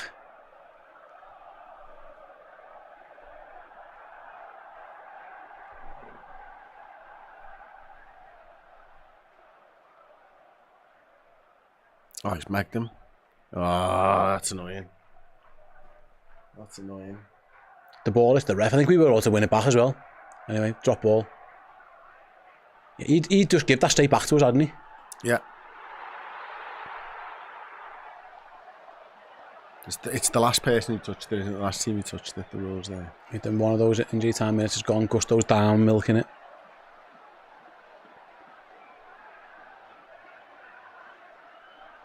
It was a foul by McAllister, to be fair. He loves a little bit of the needle, doesn't he, McAllister? He hasn't gone down today. Feigned injury. It's very unusual for McAllister. We're losing. See, even he doesn't care. Oh, yeah, true. Right, then Chelsea have the ball at the back. They just kick it long. Straight out of play. Go on, let's get a goal now. Equalise, piss him off. Right, let's press the like button. Let's get to 1,500 likes. And I reckon we might score. It's worth a go, innit? As Alisson goes long. Liverpool win the first. Caicedo does really well to win the second. Go on. There are 5 minutes added on, by the way. We've played 2 of them. I think your match bingo days are numbered, pal. Yeah. Chelsea give Cole Palmer the man of the match. I think that's fair enough. He's been good.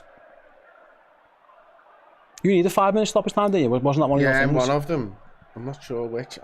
Yeah, I've peppered the old bingo card now. Have a little look. Without actually getting it. As many as you needed. But just not quite got what I needed to get, which is a shame. Oh, that's nice. Szoboszlai finds Salah. Go on, Mo.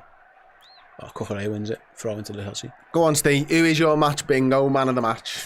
For Liverpool, obviously. Ooh, it's been tough, that, isn't it? Endo was good, maybe. Kwanzaa's been pretty good on goal. You can't really give it to him, even if it wasn't his fault. Salah plays it into the box. Away by Chelsea. Oh, Salah's won it back with a little flick. Go on, Mo. Oh, he's lost it again. Probably Endo was probably the best of them, would you say? I think Cole Palmer's rightly the man of the match of the game. Yeah. For Liverpool. I thought Endo had a good game. Even on their goal, the second one, he stops a certain goal. And then Liverpool get a bit unlucky. Yeah, I think Endo's a good shout, mate. I'm happy to go along with Endo. Yeah. Happy to go along with Endo. Right, then 2 minutes to go. Liverpool have the ball with Gerald Kwanzaa. Here's McAllister. Can they score from there? Can they score? Maybe just upset the apple cart in terms of this Champions League stuff. Here's Chiesa. I haven't really seen much of him. He's drifted out to the left.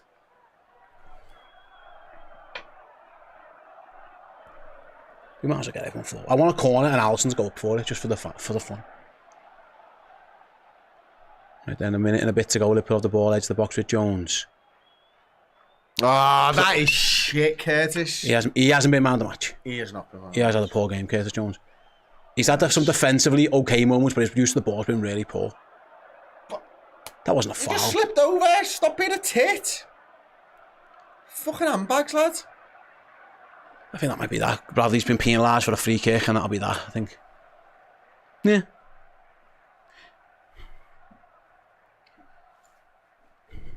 Who cares? Yeah, I'm with you, Diane. I hate that Cucurella too.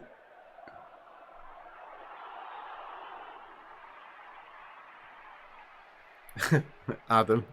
The hungover lads, they're playing pretty well. They've got 30 seconds on the ball in their own box, Liverpool. They might give a penalty away, though. The producers are more annoyed because that Chelsea might score. Chelsea have got a penalty in the last couple of seconds. So Szoboszlai tried to give it to Kwanzaa. Jackson got there first, gives him a penalty. Caicedo, rather, I do apologise. It was a penalty as well. Yeah, penalty. Okay, cool. Right, we've given our man of the match. We'll probably just go to Dan now before we see another goal. Let's do that. Thanks very much for joining us. Poor Gerald. I thought he'd had a good game, but that's just that. He scores an own goal with his knob, and then he gets an absolute hospital pass. There was a poor ball by terrible by Szoboszlai there. Oh dear. Okay. Cole Palmer against Alisson. Yeah, he's scoring this. He tends to score them. He's going to go bottom right. Panenka and Alisson just catches it. I like that. He might actually think top bins is where you need to beat Alisson. So I'm going to go top left now. Let's see. Cole Palmer scores. Bottom left. Good penalty. Was a very good penalty. He's been the best player. He deserved the Man of the Match award. Yeah. Tit. Oh well. Oh my God! Look at Sanchez. Like it's the fucking biggest goal in the. Well, it's a big game for them. Of course, it is. They're playing the champions. It's a match, and listen, they need this Champions League place, don't they? There's been a lot of I don't know why criticism. he's celebrating. No, if they get in the Champions League, Sanchez ain't going to be there next season. He's celebrating his exit from Chelsea Football Club, although he's probably on a 7-year contract.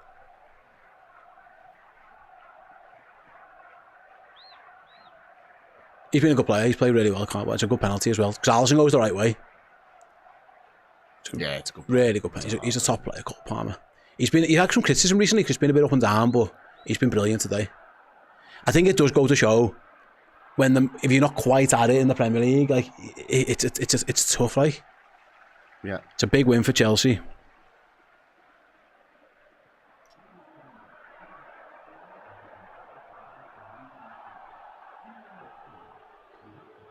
Can we just end the game now? I'm sure when we kick off, that way the game ended, won't it? I think so. Just end it now, mate. Nice. Fucking hell, lad. There you go. Get a grip. Chelsea win. Oh. 3-1. That is the end of the stream. Poor Dan's got to do all these post-game shows. It's not the end of the stream, but it's the end of the match, certainly. I pity Dan a little bit here because he's gonna have to put players into boss sound and you're messing. Good luck with that. Stick around for him to do that. It was He's gonna get some abuse. yeah, it's fine. Don't abuse him. He's lovely. Yeah, but I felt sorry for Kwanzaa on the own goal. It just feels like bad luck follows him. I don't know if is that just bad voodoo and he's got to go. Because like he got the ball kicked at his bollocks, and then in the last kick of the game, someone passed the ball back to him like an absolute hospital. But I actually thought he'd played all right, and I kept saying it before. But it's bad things tend to happen to that lad. He scores loads of oggies, he gives penalties away. I don't know, maybe it's just bad voodoo. He wasn't our worst player. I thought Curtis Jones was our worst player today. Elliott wasn't great. There was quite a few of them. Salah wasn't great. Wasn't involved. Salah wasn't great. Again, Salah was crap. This was a game of where the champions just underperformed. Again, Arne Slot claps the away, and he won't be. He doesn't look happy, and it's one of them. But like it is what it is. It is what it is. Nice to get a guard on it. That was the highlight of the match. Yeah, the Liverpool Reds applaud a very jubilant away, and they're not that bothered by the results. As Chelsea win the game 3-1. Right then, do stick around. We're going to go to a quick break. After which, Dan will be here with the fan reaction show. Then. Liverpool lose the game 3-1. Ben Alty, anyone know how this affects our title hopes? It doesn't. No. We're still champs. Thanks, Ben. Appreciate it. Yeah. Love that. Yeah. Still champions. Still champions. Liverpool still the champions. Right, we're going to go to a quick break, and Dan will be here very, very shortly with the fan reaction show. Catch us all in a bit.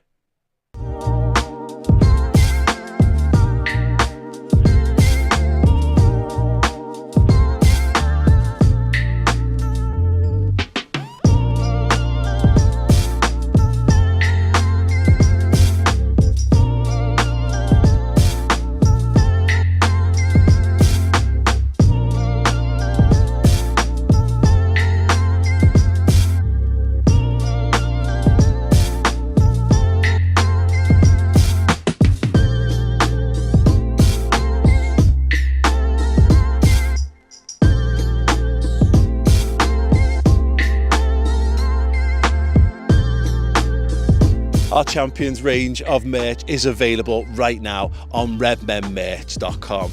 Get yourselves kitted out for the biggest party of the season, because number 20 is here in Liverpool.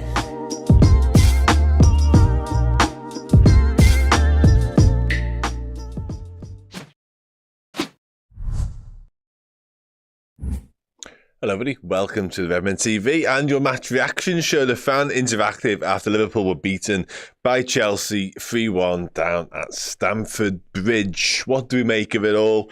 Listen, I'll say this right away. I don't think it's time. I can't believe we even have to say it. I don't think it's the time for head loss. Let's put it like that. We are sitting here as Premier League champions, crowned, signed, sealed, delivered, done, dusted, all over.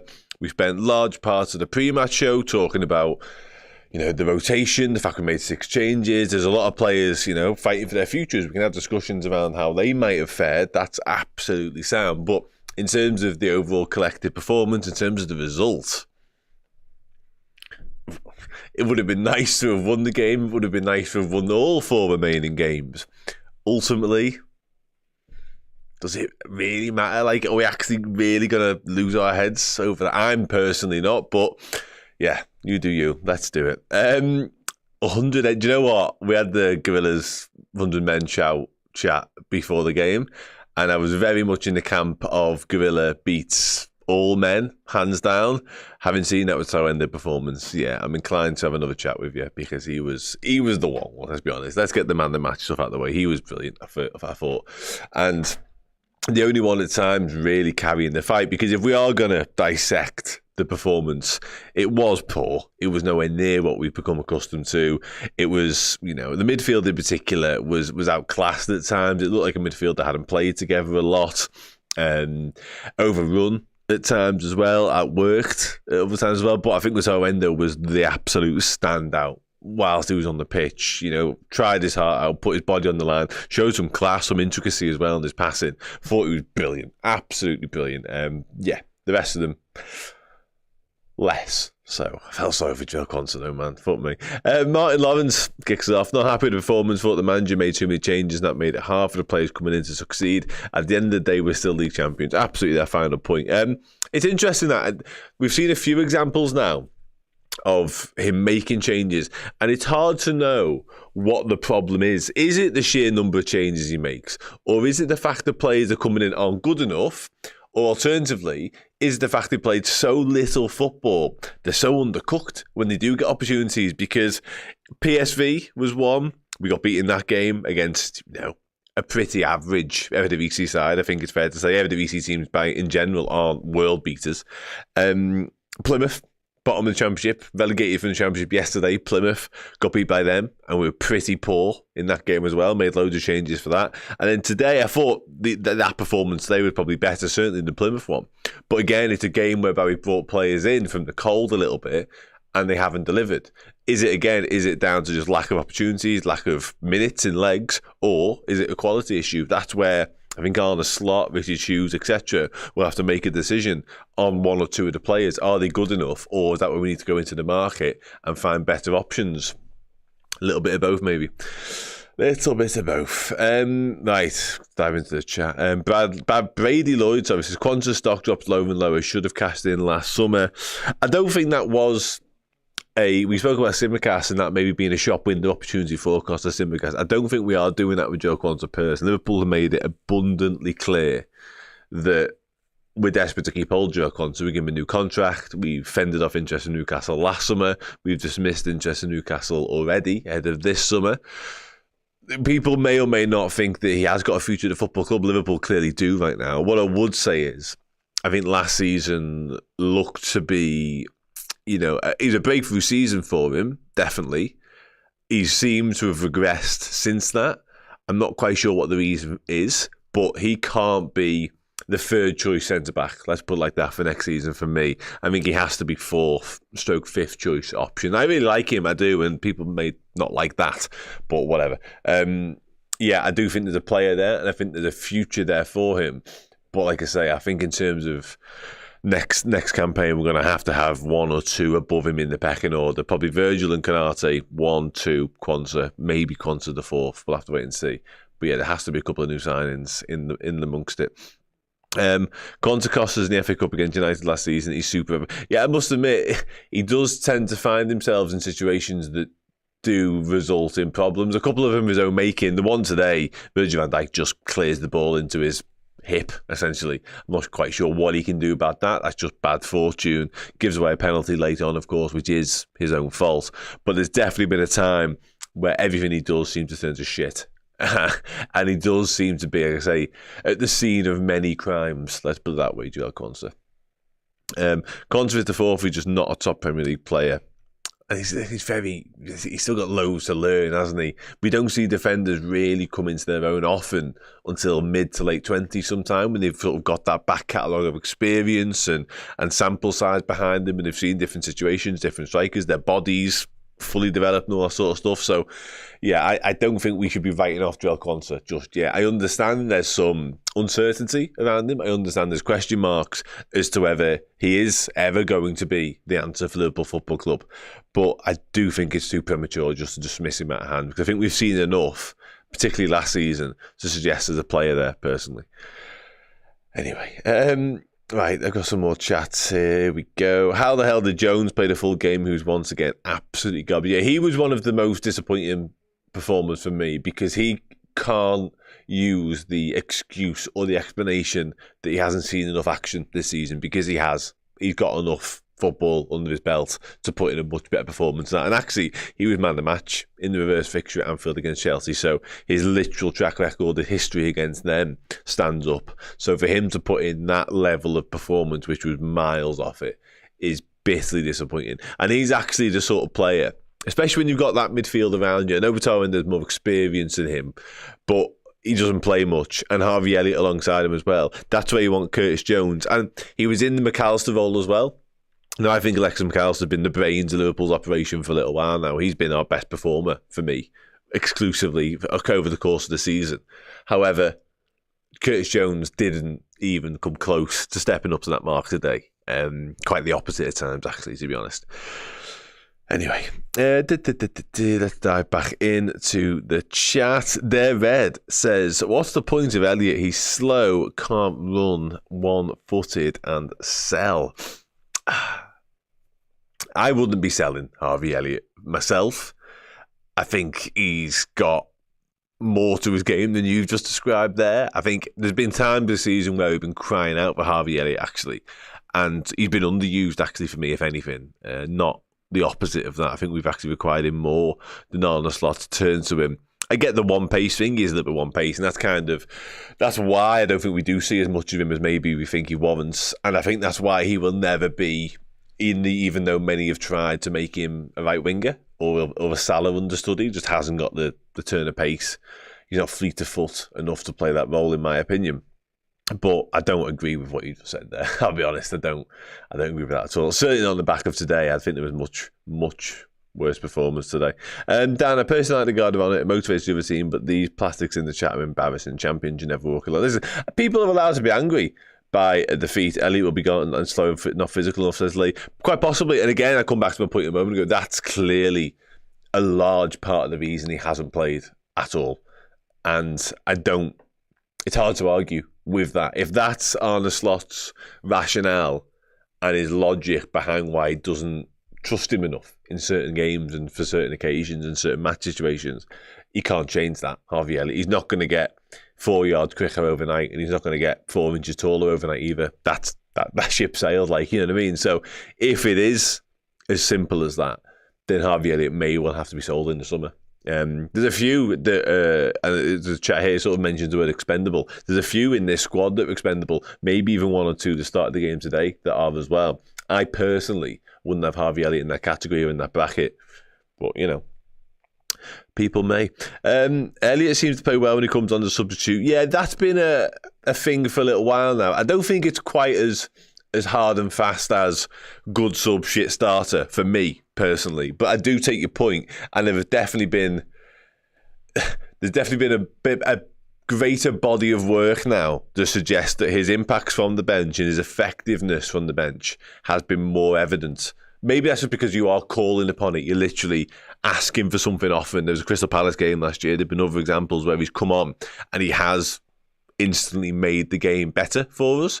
But yeah, I don't know whether that's just because of who he is as a player or whether those have been the situations that have arose and there's where he's capitalised on, you know what I mean? But he did speak about it himself last year. He said he sort of, when he was on the bench, he was assessing where he could come on and have the biggest impact and have a positive effect on the game. So maybe there is some credence to that at the same time. I'm just going to get this super chat up on my screen if I possibly can. This chat layout has changed dramatically and it's not making life easy for me. Well, so can somebody read that out on the chat? Because I cannot read that. My eyes are dreadful. I've already made this point earlier on today, and I don't have glasses with me. Let me just try and find it. 1 second. Here we go. Right, the game showed how crucial Maka and Tommy. Yeah, listen, I didn't need that game to underline just how crucial certainly Alexis McAllister is. Let's use him first off. I said it a moment ago, I think he's been pivotal to Liverpool this season. I think Ryan Gravenberg start of the season was a revelation, clearly. Nobody really expected. We had the upheaval and the unrest around the 6th position in the summer when Zubimendi turned us down. We all went, oh fuck, what does that look like? Everyone relax, it looks like Ryan Gravenberg being an absolute Rolls Royce boss. Dom Szoboszlai's had moments, he's had games in the season whereby he's been the standout, but for me, all the way through, Alexis McAllister has just been a consistent, the complete midfielder every single week, putting in levels of performance, 7s, 8s, occasionally 9s, always in that bracket, never below it, never really putting in a stinker, just a constant performer. And I think in recent weeks, actually, he's been better than that. He's been more in the 8.5, 9.5 bracket for me. So yeah, I didn't need today to tell me just how important those two were. But McAllister, for me, is the one who we miss most of all. And maybe that's something we need to look into in the summer, because can you be so reliant on one or two? Perhaps not.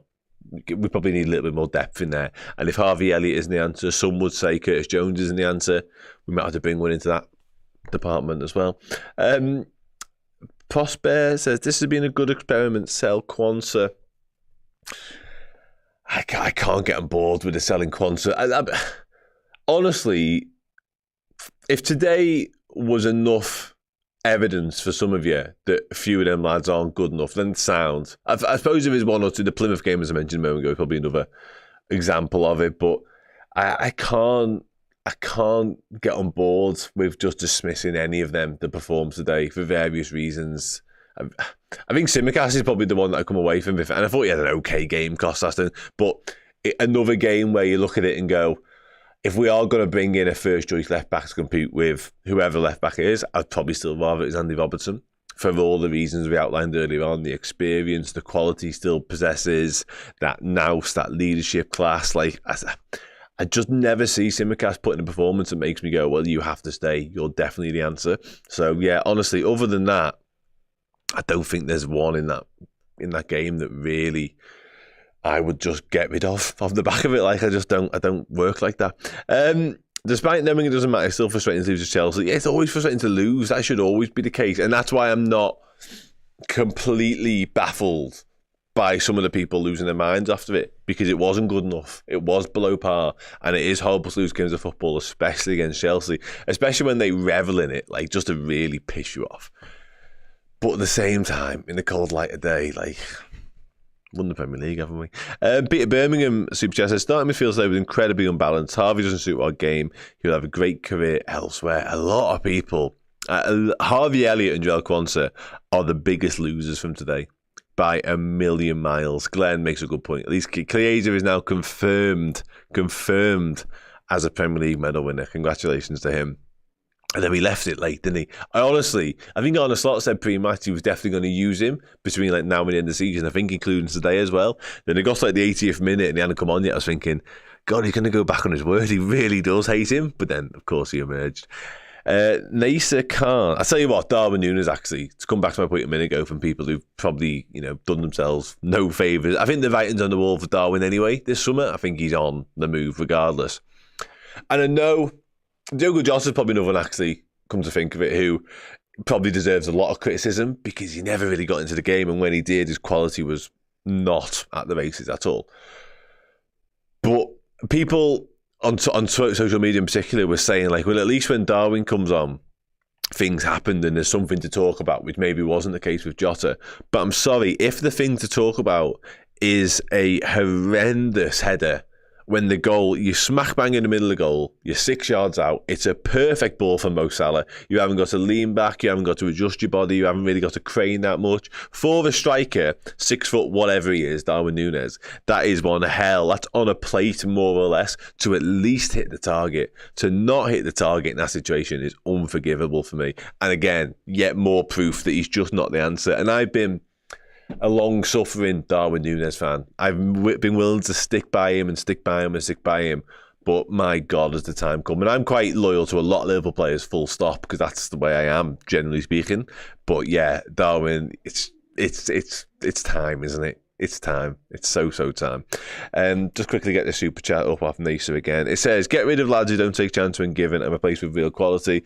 Don't do as last time after the title win. Instead, kick on. You know, I 100% wholeheartedly agree with the last point there, in terms of last time we won the Premier League, we brought in like 1 or 2 players and it wasn't good enough. Because you stand still, the Premier League, everyone else around you moves on and you get caught quickly. We found that out to our cost. I want Liverpool. I want this to be the start of something for Liverpool.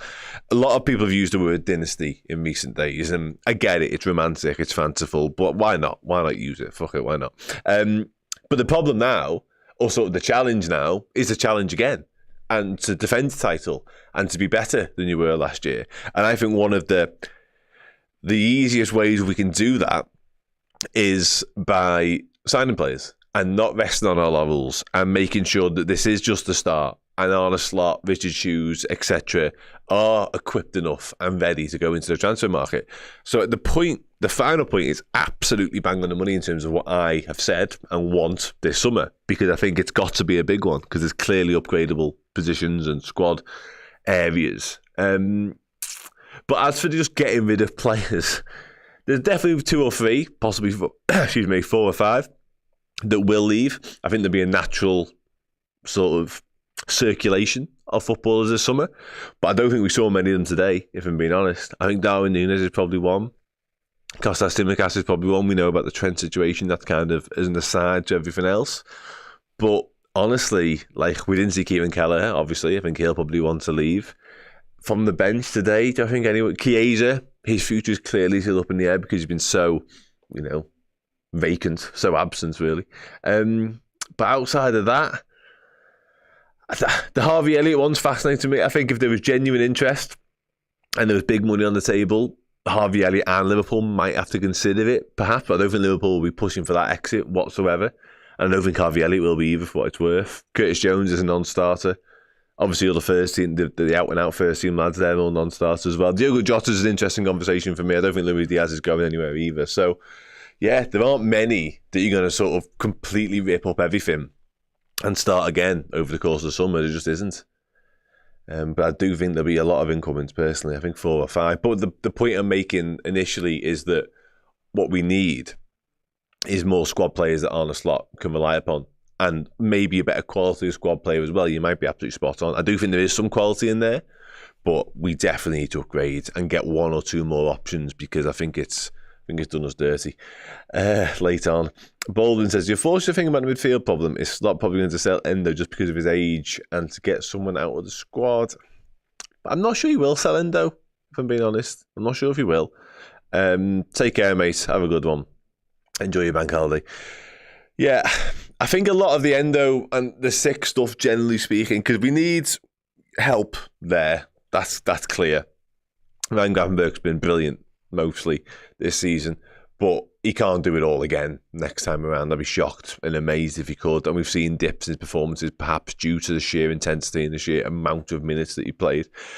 But yeah, there has to be a solution there, and I think Vitor Endo might be part of that. I think someone like James McConnell might be part of that as well when it comes to cup games as well. But I also do still have this feeling, call it sort of a hunch, that Stefan Bajcetic might be part of that too, personally. But we'll have to wait and see. And Bora literally brings this comment in as I'm speaking. And I just think Liverpool are going to want to take a proper look at him. And he may or may not be the answer come the summer. We'll know more during pre-season, I'm certain of it. But if Liverpool are going to go into the market in the way that we expect and spend £200 million like we all hope they will, I'm not sure there'll be that much of a priority or focus on signing a DM. I'd love someone like Adam Wharton. We spoke about Carlos Baliba as well earlier on. Angelo Stiller, somebody mentioned here from Stuttgart, of course, player. Count me in on all of them, really. But is that going to be Liverpool's main area? I'm not so certain. League guy, after we have an understudy for Conor Bradley, no. And I think that's something we probably need to address as well, if I'm being honest. That's obviously, providing Trent leaves as we expect.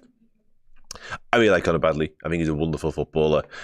There's clearly issues around his fitness. And even if Conor Bradley was bulletproof and was always available, if Trent's going to leave, you need to sign a right back. Like, forget about Conor Bradley's fitness problems for now. You can't just have one out-and-out right back. We still don't know what's going to happen with Joe Gomez. Joel Quansah has his own problems at centre-back at the moment, which is his natural position, let alone playing that position. So I don't think that there's any legs in that either. We've seen him use sixes in there a little bit. Maybe he could persevere with that, but it's not perfect, clearly. So we need to sign a right back. Like, left back, centre-half, centre-forward, right back, probably another utility forward who can play across the front line. They're your minimums. Then I think you can look at number 6, personally. That's my summer, in very quickly summed up in like 10 seconds.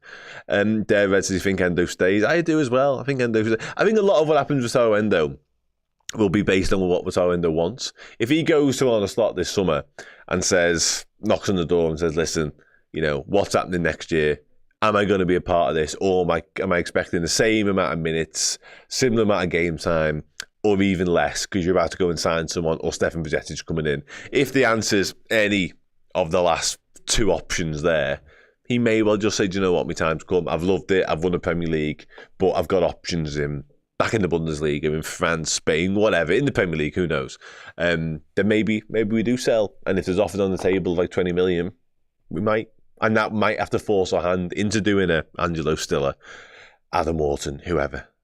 But I honestly think there's going to be lots and lots of moving parts all summer long. And I know that sounds like me saying that because it's what I do for a living and it gives us stuff to talk about.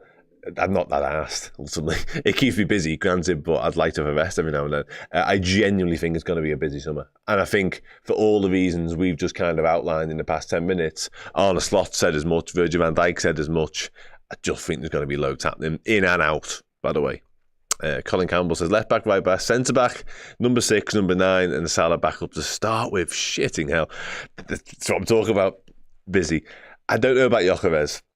At all, I'm afraid. Clearly a very, very good striker and very proficient in Portugal and in the Championship. Does that translate to the Premier League? I don't know. Don't quite know. Bit off topic, Dan. Today reads I become Thiago Alcantara. If you stop that sentence there, that'd be wonderful. That'd be everything you'd need, because that is a great person to realise who you are. However, the next bit isn't great. My left hip is beyond injured at this point. I'm only 25. Jurgen ran more than I saw Jurgen's run, actually, yeah. Bad news about the hip, mate. Hopefully you get better soon. Which is something Thiago never did, actually. It took him months to get over it. A cold, essentially. And it sounds really negative, but I fucking love Thiago, so I'm sure he'll let me off. Laugh all they want, we are champions. Yeah, listen. I'm okay with having the conversations around our shortcomings, our deficiencies, and what the future might look like. Because I think we are in that weird mode now, whereby we've won the Premier League, that's all glorious. The Guards of Honour are fine, they're quite fun. The football's fine, it's quite fun. Today was a bit shit, but whatever. We are all I'm laser focused on the final weekend of the season. Some bits that are going on for work as well around it, obviously. The parade, the trophy lift, all that shit. That's where I want to be. So I can already start to turn my attention, have conversations with you guys about the summer and the transfer window and all that sort of stuff. And Hugo Santos has just retracted that message. I was about to click on them because Hugo, if you can hear me and you're still there, it wasn't, mate. And I'm not going to embarrass you by saying what you said because you've already retracted it, but it wasn't, mate. It really wasn't. It was a bit shit, and that's it. If you can't shrug your shoulders and be like, meh, whatever. After today, when we've literally just won the Premier League, then you never can. It's just one of them things, man. We're back again. I'm bringing it up this time. Didn't matter. Honestly, and I'm one of the more people who've been a long time sufferers of me on here will know I'm one of the more competitive, one of the more fucking hate losing, bad loser. Comes from my own sporting background. I hate it. I'm proper bad at it. And I want us to go out there and compete in every single game. And I think we did that today. There were some bad performances, a couple of individual errors. And again, it was a bit crap every now and then. But were we all right? Yeah.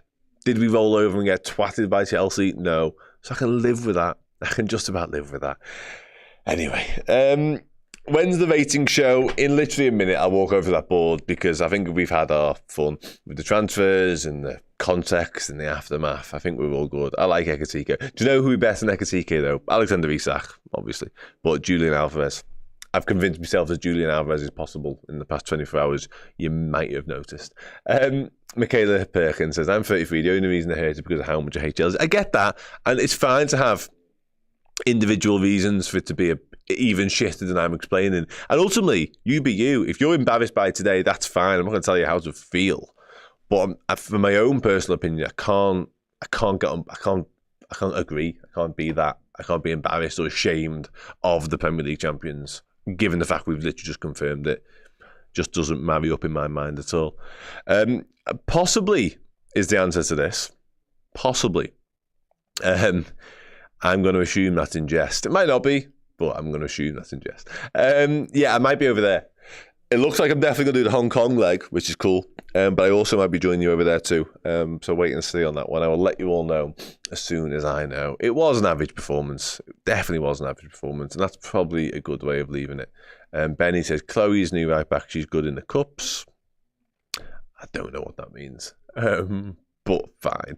She happens. Good. One good goal we gave the other two. Chelsea's fighting for the last two, I think. Chelsea got loads to play for. Liverpool, not so much.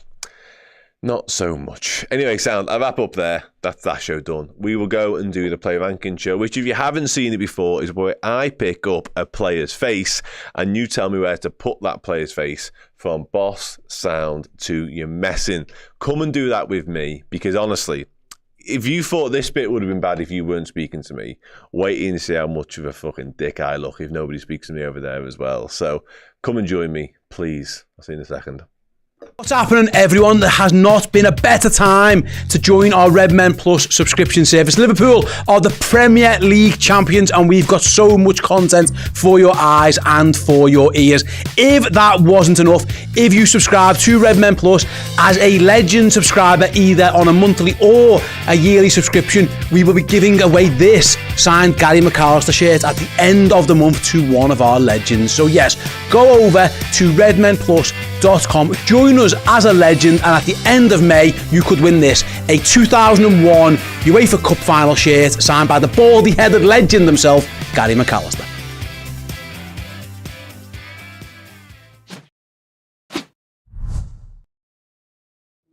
Hey everyone, we're back, and more importantly, you're back. Player rankings time after Liverpool were beaten 3-1 by Chelsea, and that is the most upbeat intro I've ever done after a loss in my entire life. Don't get used to it, they won't be around for long. We've literally got 3 more games left of whatever. And then after that, it's back to business. And hopefully Liverpool win a couple of them as well. I realised earlier on, actually, mid-game, slightly off topic, I wanted Liverpool to win all the remaining matches, obviously, because why wouldn't I? But I kind of hit home, mainly after Chelsea scored. I kind of went, well, as long as we win the Anfield games, I could probably live with that. So now I'm completely sold on us winning the 2 at Anfield, in particular the Palace one. The Arsenal one will be fucking boss because it's Arsenal, and that'd just be funny. But the Palace one, to make the whole day, the whole occasion, all the more sweeter, that's where I'm at right now. So thanks for indulging me on that momentarily. Now we'll get down to business. Alisson Becker, where does he rank? Where does he... Do you know what? I might pitch the idea of a season one of these, post-season. Just dawned on me that second. I might do a season one at some point. Maybe after Palace. Possibly. I might jib that match and just do it. We'll speak about it this time. Alisson Becker, what do you think of Alisson? Yeah, listen, I hate Chelsea as well. And it sucks that it was them, but... yeah. It does suck. I get it. It's annoying. Alisson sound.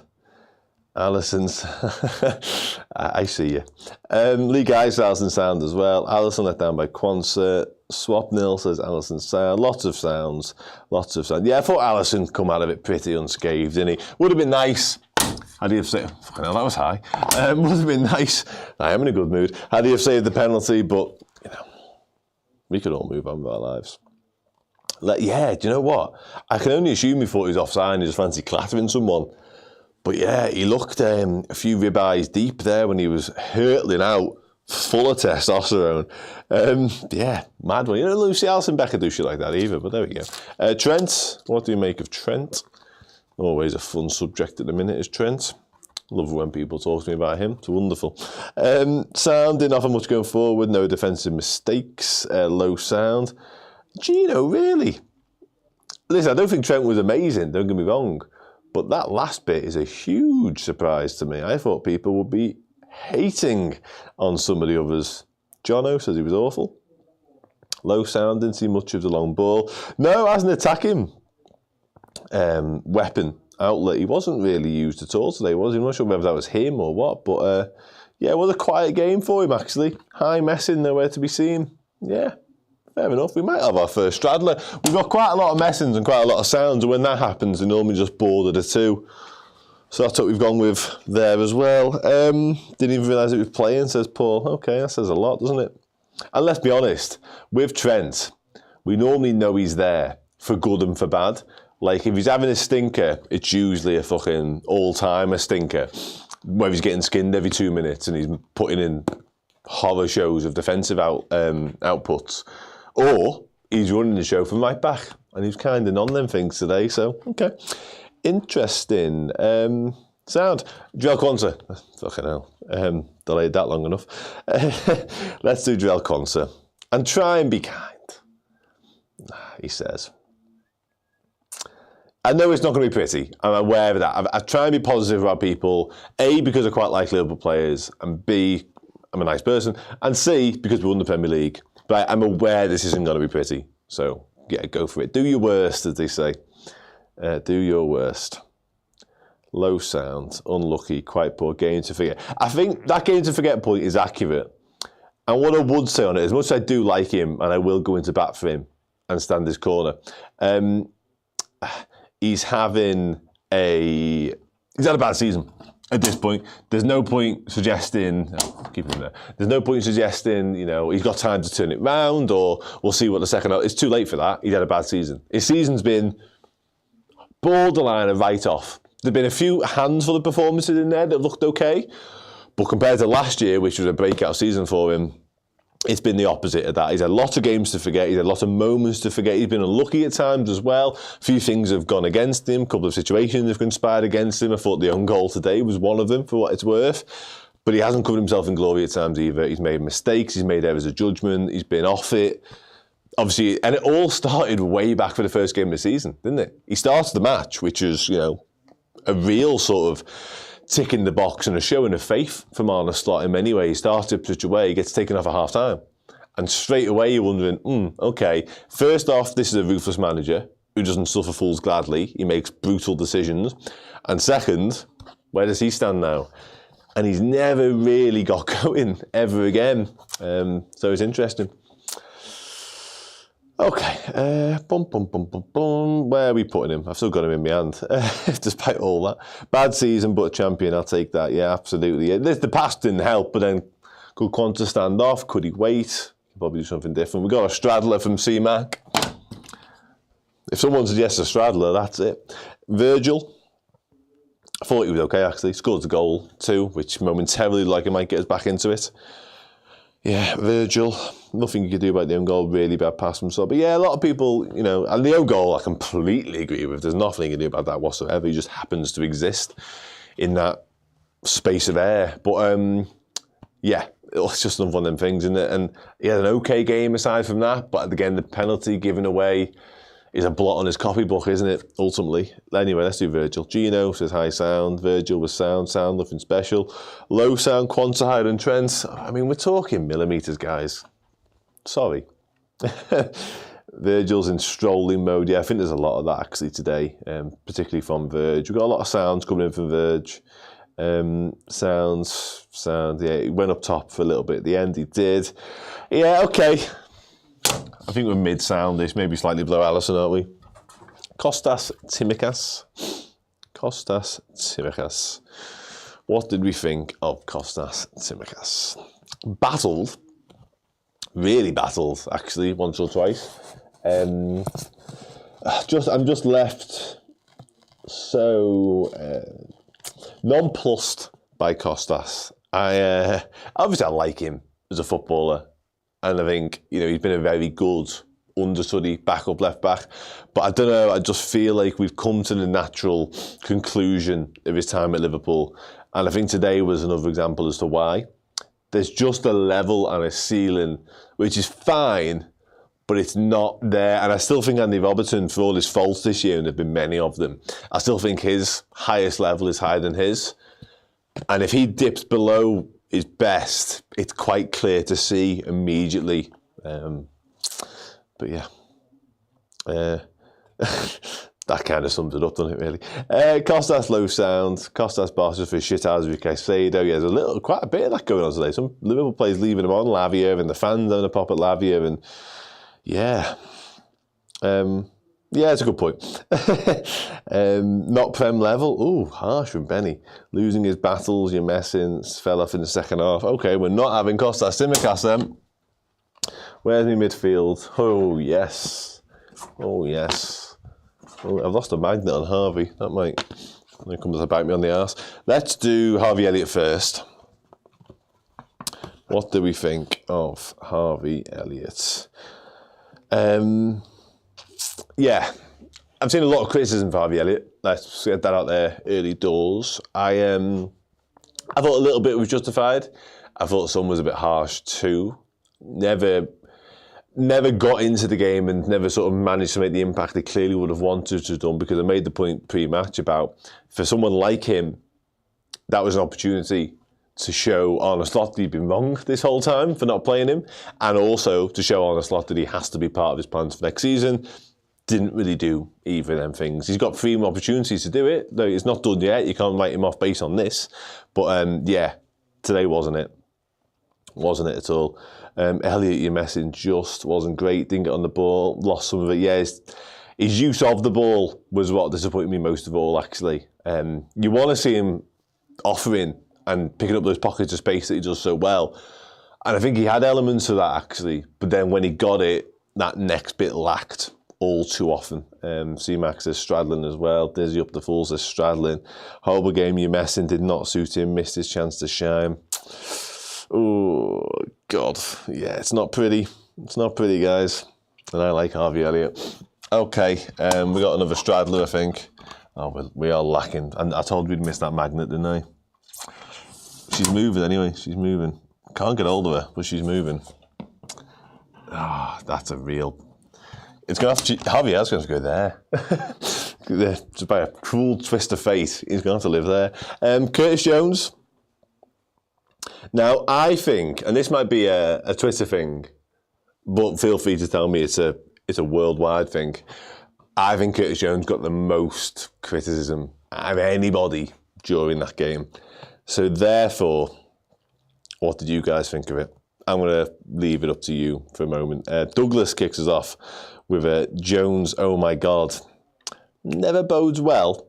Kyle Richardson said he was awful today. Jones, you're messing. Slipped. He did slip a couple of times. I think he had fucking flip-flops on for a minute. He kept it in the deck. Jones was horrible. Not as bad as Elliott. Jones in the bin. Low sound for Jones. Unfortunately, a really low messing. Curtis, you're messing. Lee Guy says you're messing. Low sound. Sadly, I think sound might be kind at this point. Please destroy the card. That's just left me scream. But that whoever said that, I'm not for negativity around Liverpool, especially when we're Premier League champions, but that's funny. Curtis just slipping all over the place. Saw a lot of the ball, wasted a lot of it. Yeah, wasted is 100, wasted the ball, wasted everyone's time. That sounds fucking hell. Whoever said that's so harsh. Sorry, Curtis, but it wasn't good. Yeah, he's been on the bevy, 100%. Listen, a couple of them have enjoying themselves, and can you blame them? Can you blame them? Let's do Wataru Endo. Now, I'll say my piece. I often just leave it to you guys. I thought he was fucking brilliant. Brilliant. If there was objectives and incentives for the players out there today. Certainly a handful of them that haven't really been in Slot's plans to get in Slot's plans.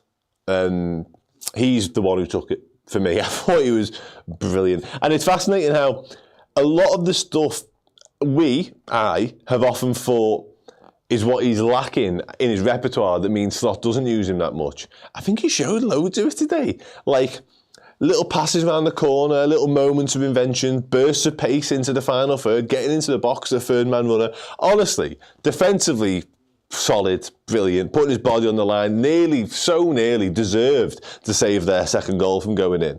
And yeah, just brilliant. In a very, very, very under par performance. I thought he was excellent. I really do. I'm not going to stand here and say, you're talking, I don't know, he has to start every single game between now and the rest of time. But I thought, again, in very difficult circumstances, against a decent Chelsea side, a Chelsea side that wanted it as well, perhaps more importantly, I thought he was really good. Really, really good. He was legit moving so slick. I have no idea where Slot took him. I can only imagine he was taken off, as this might be the case for a couple of them as well, because of fitness-related issues, because again, he hasn't got that many minutes in his legs now. So he might have only been capable of 60, 70, whatever it was. Nothing but boss, best player on the pitch. Craig Flynn says sound. Bradley played well when he came on. Yeah, he did. Boss sound for Endo. Endo says, Joanne Alviso says low boss. Love Wataru. I fully believe he made it quite obvious. Endo can play a huge part if he's given the chance. Endo is sound, a natural leader. Man the match. Well, we'll get to man the match. Are we straddling or are we in full boss mode here? That's what I need to know. Best LFC play today, but still not boss. Okay, that might have answered that last question. I'm fine with that. I don't think anybody really warrants boss, but if anyone does or did, it was probably him. Where's my other... There he is. Cody Gakpo. Oh, we've got some full bosses coming in. Shit. Full boss mode.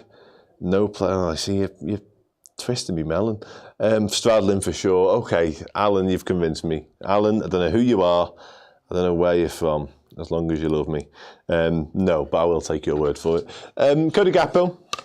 Joanne Alviso for sound, which is a good place to start. Sound, some decent touches, a couple of good crosses. Also drifts out the game a lot. Cody said mid sounds, low sound, possibly straddling. I don't know whether I've really brought this straddling thing to the fore, but I feel like a lot of us are using it, and I'm fine with it. I thought Gakpo was decent. I thought he showed flashes, and he showed a lot of nearly moments, and particularly in terms of his assists, particularly in terms of finding Mohamed Salah at the back post, I should say. But yeah, never really happened for him. And I think the drift out the game point is accurate too, to be honest with you.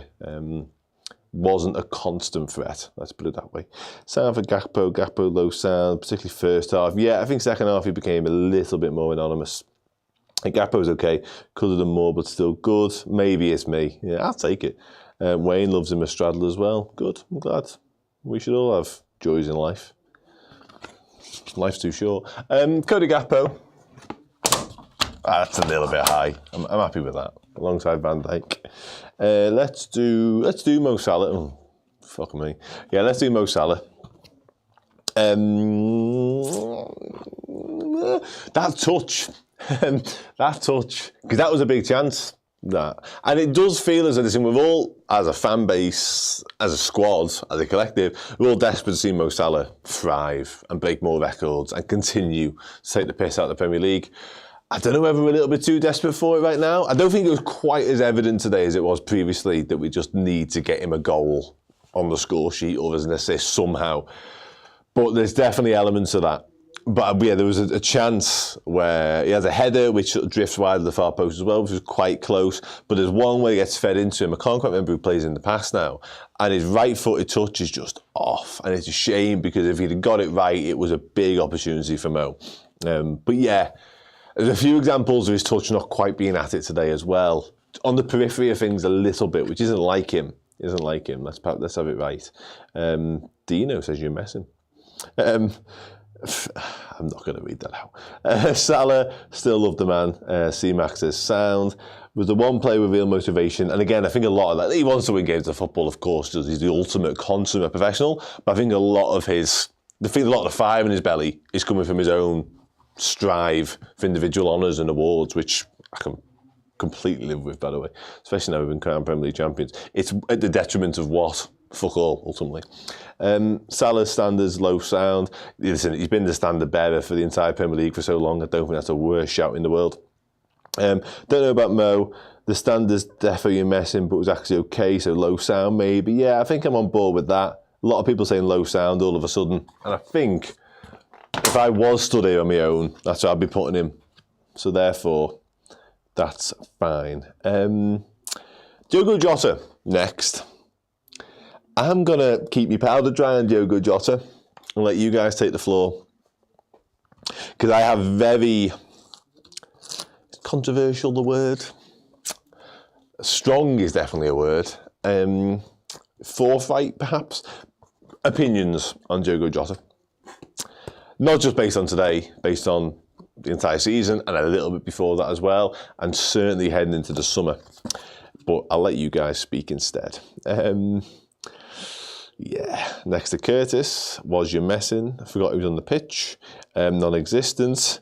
Straight into your messing for Jota. You're messing. Who's worse, Jota or Nunes? Non-existent, gets mentioned again. Was Jota playing today? As expected, it's not a loving. Yeah, it's not a loving. And Wax Fierce puts it almost as well as I probably could. Yeah. If we thought already that Liverpool needed a new number 9, today's evidence is all the proof that anybody would ever need to be convinced of that. Because what he provided, and then when Darwin Núñez came on, similar. Yeah. I think Diogo Jota might stick around. Liverpool might see enough in him. They might see there's enough legs, there's enough energy, there's enough quality left in the tank to be an option, a viable option for us moving forwards. I have major reservations. And most of my reservations around Diogo Jota have always been fitness and injury related, obviously. Because when he has played, he's been brilliant. That second part isn't really that true anymore. And I thought we turned a corner with him, with his Everton performance and goal, because I thought he was exceptional on that night and ended up being the match winner, of course. I thought that could be a real line in the sand.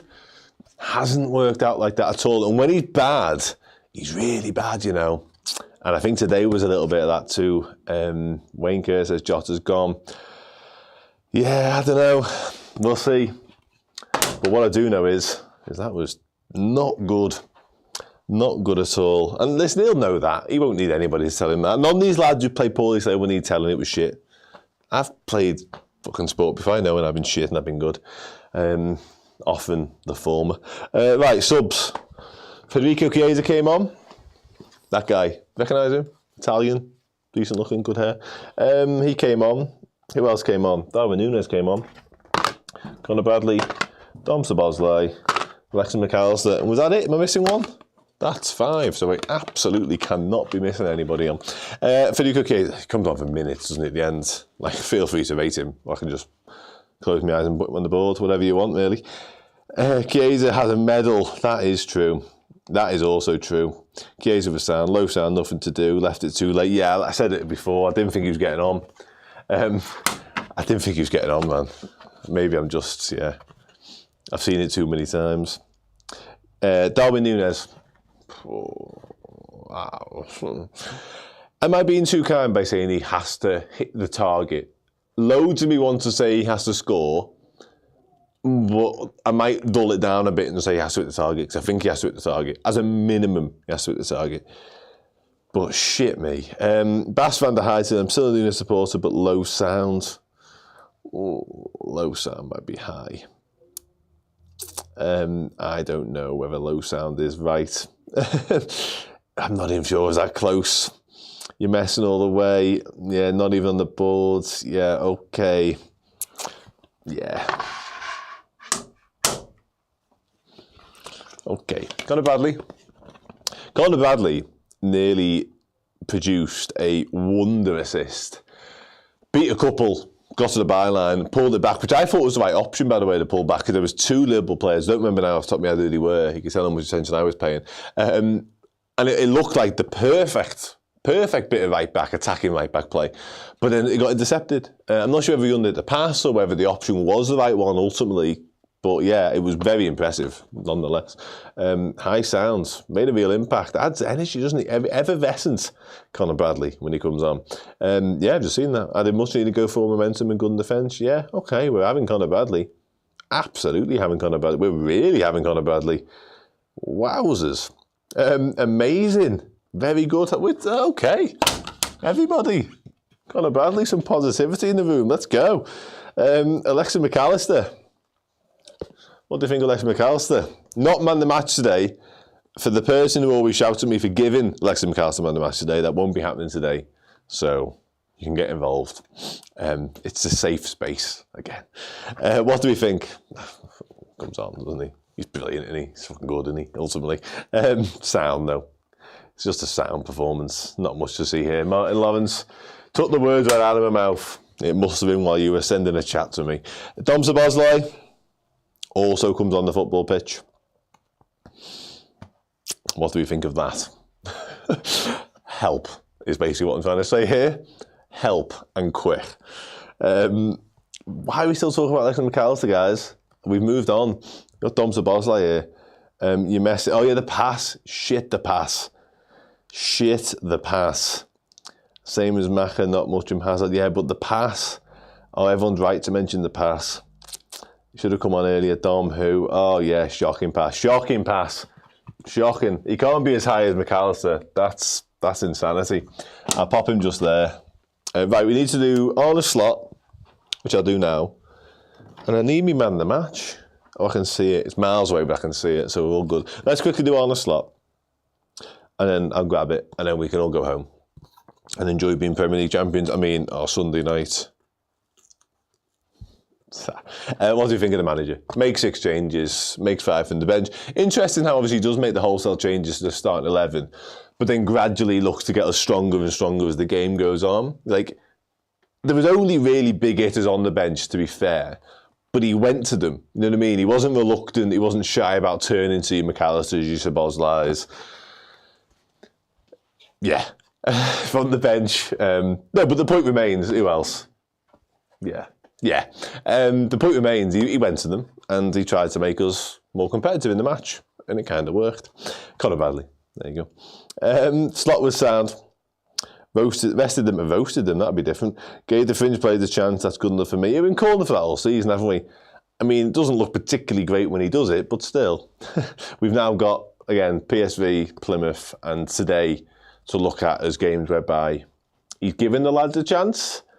I'm not sure they ran with it, personally. Wasn't on point today. Shame. Knows a bit more about a few players. That is very true. I think the learnings we'll take from today may well bear fruit come the summertime, personally. But, yeah. All will be revealed. God, it's fucking shocker here. Right, let's knock Javel down a little bit, Endo up a little bit, Bradley up a touch for the sake of it. And then I can get my man the match card, which, let's be honest, is A, miles away from me, and B, only between 2 players. And it's between Watchalong and Conor Bradley. Now, I know where I'd be putting it, okay? That's all I'm going to say. But as ever with this show, it's completely down to you. But boy, am I delighted to see the first 3 comments all say Watchalong man the match. Now, I love Conor Bradley. I think Conor Bradley is excellent. However, I think Watchalong was man the match today, personally. And I'm glad to see the majority of you agree. Sound. Was Canate dancing in the away end? If so, I need to see footage of that in the next 2.5 minutes. Probably Cole Palmer, but I'm not giving Cole Palmer any credit because he's used up all his credit for his entire life on the 90 minutes of commentary that Gary Neville just provided. My shitting God. That was horrendous. It's Endo for the vibe. Yeah, go on, Endo. Thank you, C-Mac. I'm glad I could convince you. Oh, of course, it's Endo. Ibu was dancing. Okay, that's me done then. I'm off to watch Ibu dance in the away end and enjoy whatever that looks like. Sound. Thanks for getting involved. As ever, I always say this is not possible without you guys, mainly because I like you all, but also because it's true. No, thanks for doing this with me. Thanks for doing the last bit with me. Thanks for doing the 2 hours before with the lads. Thanks for doing the start with me. It's a pleasure. Absolute pleasure to speak with you all, especially when we're speaking about the Premier League champions. Now, today was shit, all right? It was shit. I'll level with you. Don't like losing. It was crap.